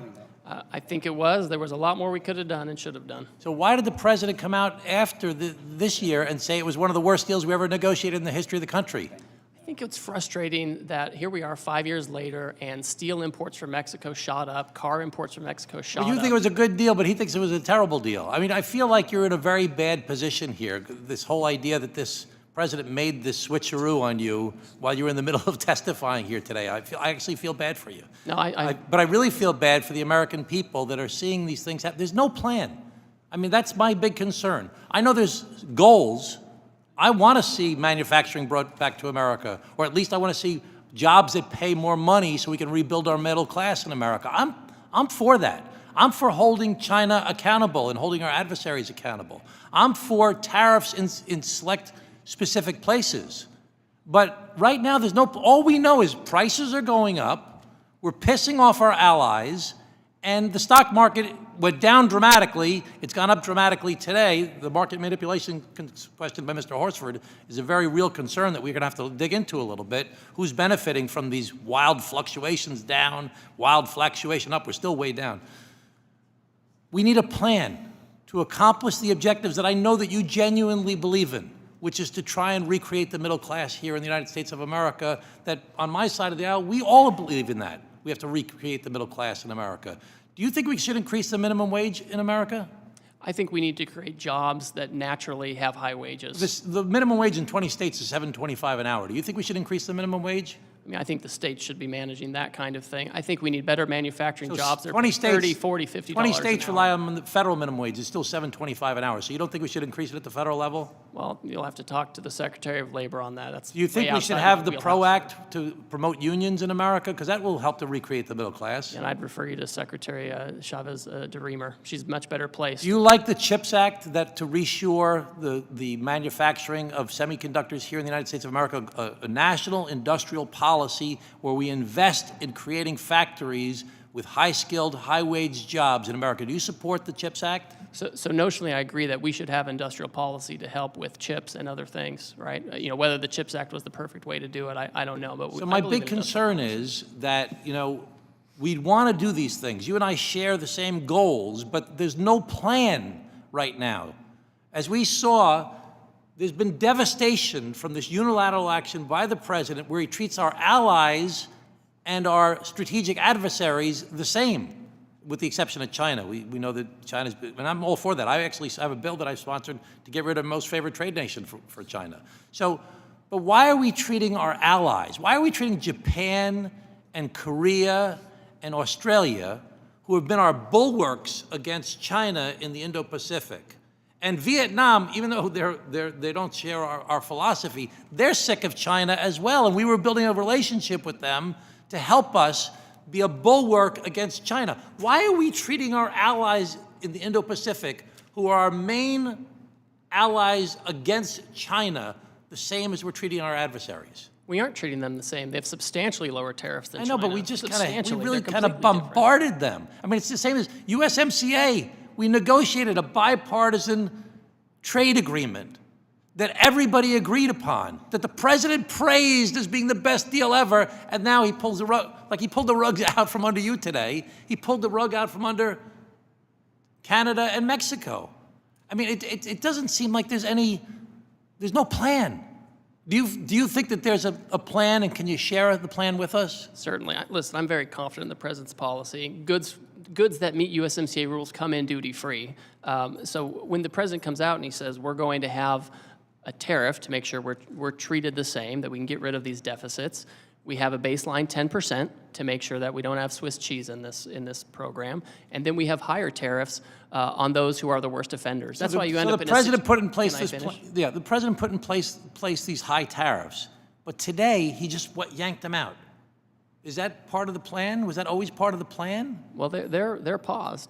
The reality is, a lot of these countries have come to us and they said, we understand American leadership, we understand what you're trying to do, we want to have reciprocal trade with you. China has taken a different choice, and so they're on a different path. Our Western Hemisphere countries, they all have the lowest rate. They have a 10% rate, right? The UK, Australia, they have a 10% rate. These are all the lowest. The big issues are in Asia, where we saw the offshoring, and China is in a category all by itself. Okay, thank you, Ambassador. Appreciate your time today. I'm very concerned there's no plan, and this is being done kind of willy-nilly at the last minute by the president, out of his head.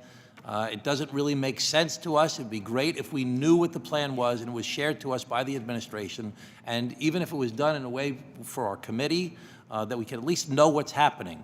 We have a lot of the same goals, but right now, prices are going up, our allies are very upset, and the stock market is on fire. Thank you. Thank you, Mr. Chairman. Thank you. Mr. Gomez is recognized to enter and document into the record. Yeah, Mr. Chairman, I wanted to enter a tweet by Howard Lutnick, basically where he states Scott Besson and him sat with President when they drafted the post, the Truth Social post that paused the tariffs for 90 days. This is just to emphasize that we don't really know who's running things over there. So ordered. Thank you. Mr. Moran. Thank you, Mr. Chairman. Ambassador Greer, thank you for your time today. Sincerely appreciate you coming down to answer questions during this week. I know your time is busy. I want you to know that I support President Trump's effort to achieve trade reciprocity and equal treatment for the United States on the world economic stage with those countries that are strategically aligned with the U.S. As a short-term negotiation strategy, I am hopeful that the current tactics of the administration will restore trade disparities and imbalances around the world, to induce our friends and allies around the world to reduce or eliminate their tariffs on the U.S. and eliminate anti-American non-tariff trade barriers like quotas, subsidies, sanctions, unreasonable regulatory restrictions that are there against and on American products, not to mention currency manipulation and intellectual property theft issues. If President Trump is able to achieve this worthy reset, it will have a material long-term benefit for the American economy and the American worker. I'm confident about that. I'm confident that his strong leadership can achieve these results using this tool. But I do think it's also important for you to hear from me that I urge caution and express my hesitation on the use of tariffs as a long-term economic strategy rather than a short-term negotiation strategy. In my opinion, freer trade practices traditionally have helped spur economic growth, technology innovation, and cooperation of economies. Freer trade also helps to keep consumer prices lower, in my opinion. I want to come back to and visit this idea of China, because I think China really is the big problem here. When we're looking out on the world stage, I was glad to see that we even went up today from 104 to 125% on the tariffs, according to the tweet that was put out just a little bit ago. And China, I think, needs to be our focus on where we put our efforts in the next few months. The de minimis rule is $800, or was before the recent executive order. I want the American people to understand. I would love for you to explain how the China-friendly de minimis rule was helping China companies undercut American companies before the president's April 2nd executive order went into place. Certainly. So just to lay it out, the de minimis exemption it's a provision of law that allows goods to come in. If they're valued under $800, they can come in duty-free. And we have a lot of Chinese companies that have leveraged this to avoid tariffs, right? We have high tariffs on China for very good reasons, and they have used this law to bring in these goods. We have also heard that this has been used because there's little scrutiny of these packages. They can be used to include illicit substances, counterfeit products, things that harm U.S. people, but also U.S. companies. And so it's been a loophole. And so that's one of the reasons why I know there's been bipartisan movement in Congress to deal with it, why the president was comfortable moving forward with that as well. Yeah, and I think the American people don't realize what a big loophole that has been over the past 4 years and how devastating that has been to a number of American businesses to have China unfairly compete under that de minimis rule. So I applaud the president including that in his executive order, and I hope we eliminate that altogether moving forward. I also want to talk to you about the fact that China is involved in worldwide illegal and unregulated fishing around the world.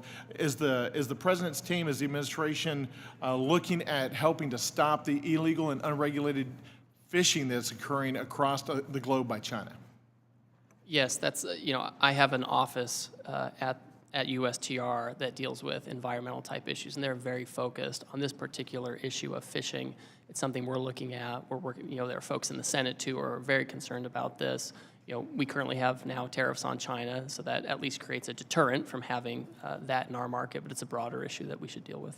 Yeah, it not only hurts American fishing, but it actually undercuts particularly the global South from being able to have a revival of their economies in their fishing waters, which makes them more dependent on China as China comes in and invades effectively the global South, as you know.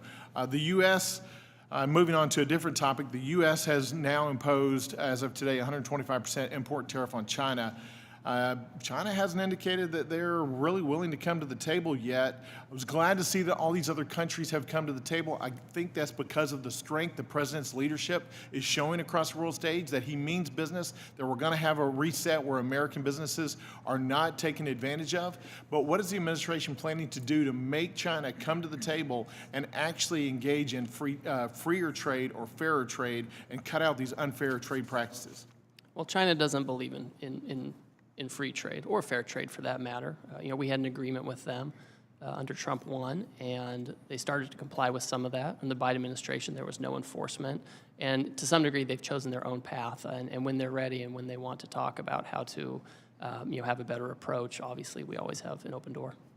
Ambassador, again, I applaud the president's efforts, particularly as it regards China, to push hard on China already and to make them understand that we are not going to lay over and let them run this world, that the United States is going to reset the economic stage. Thank you, and yield back. Thank you. Thank you, Ambassador Greer, for appearing before us today. Please be advised that members have 2 weeks to submit written questions to be answered later in writing. Those questions and your answers will be part of the formal hearing record. With that, the committee stands adjourned.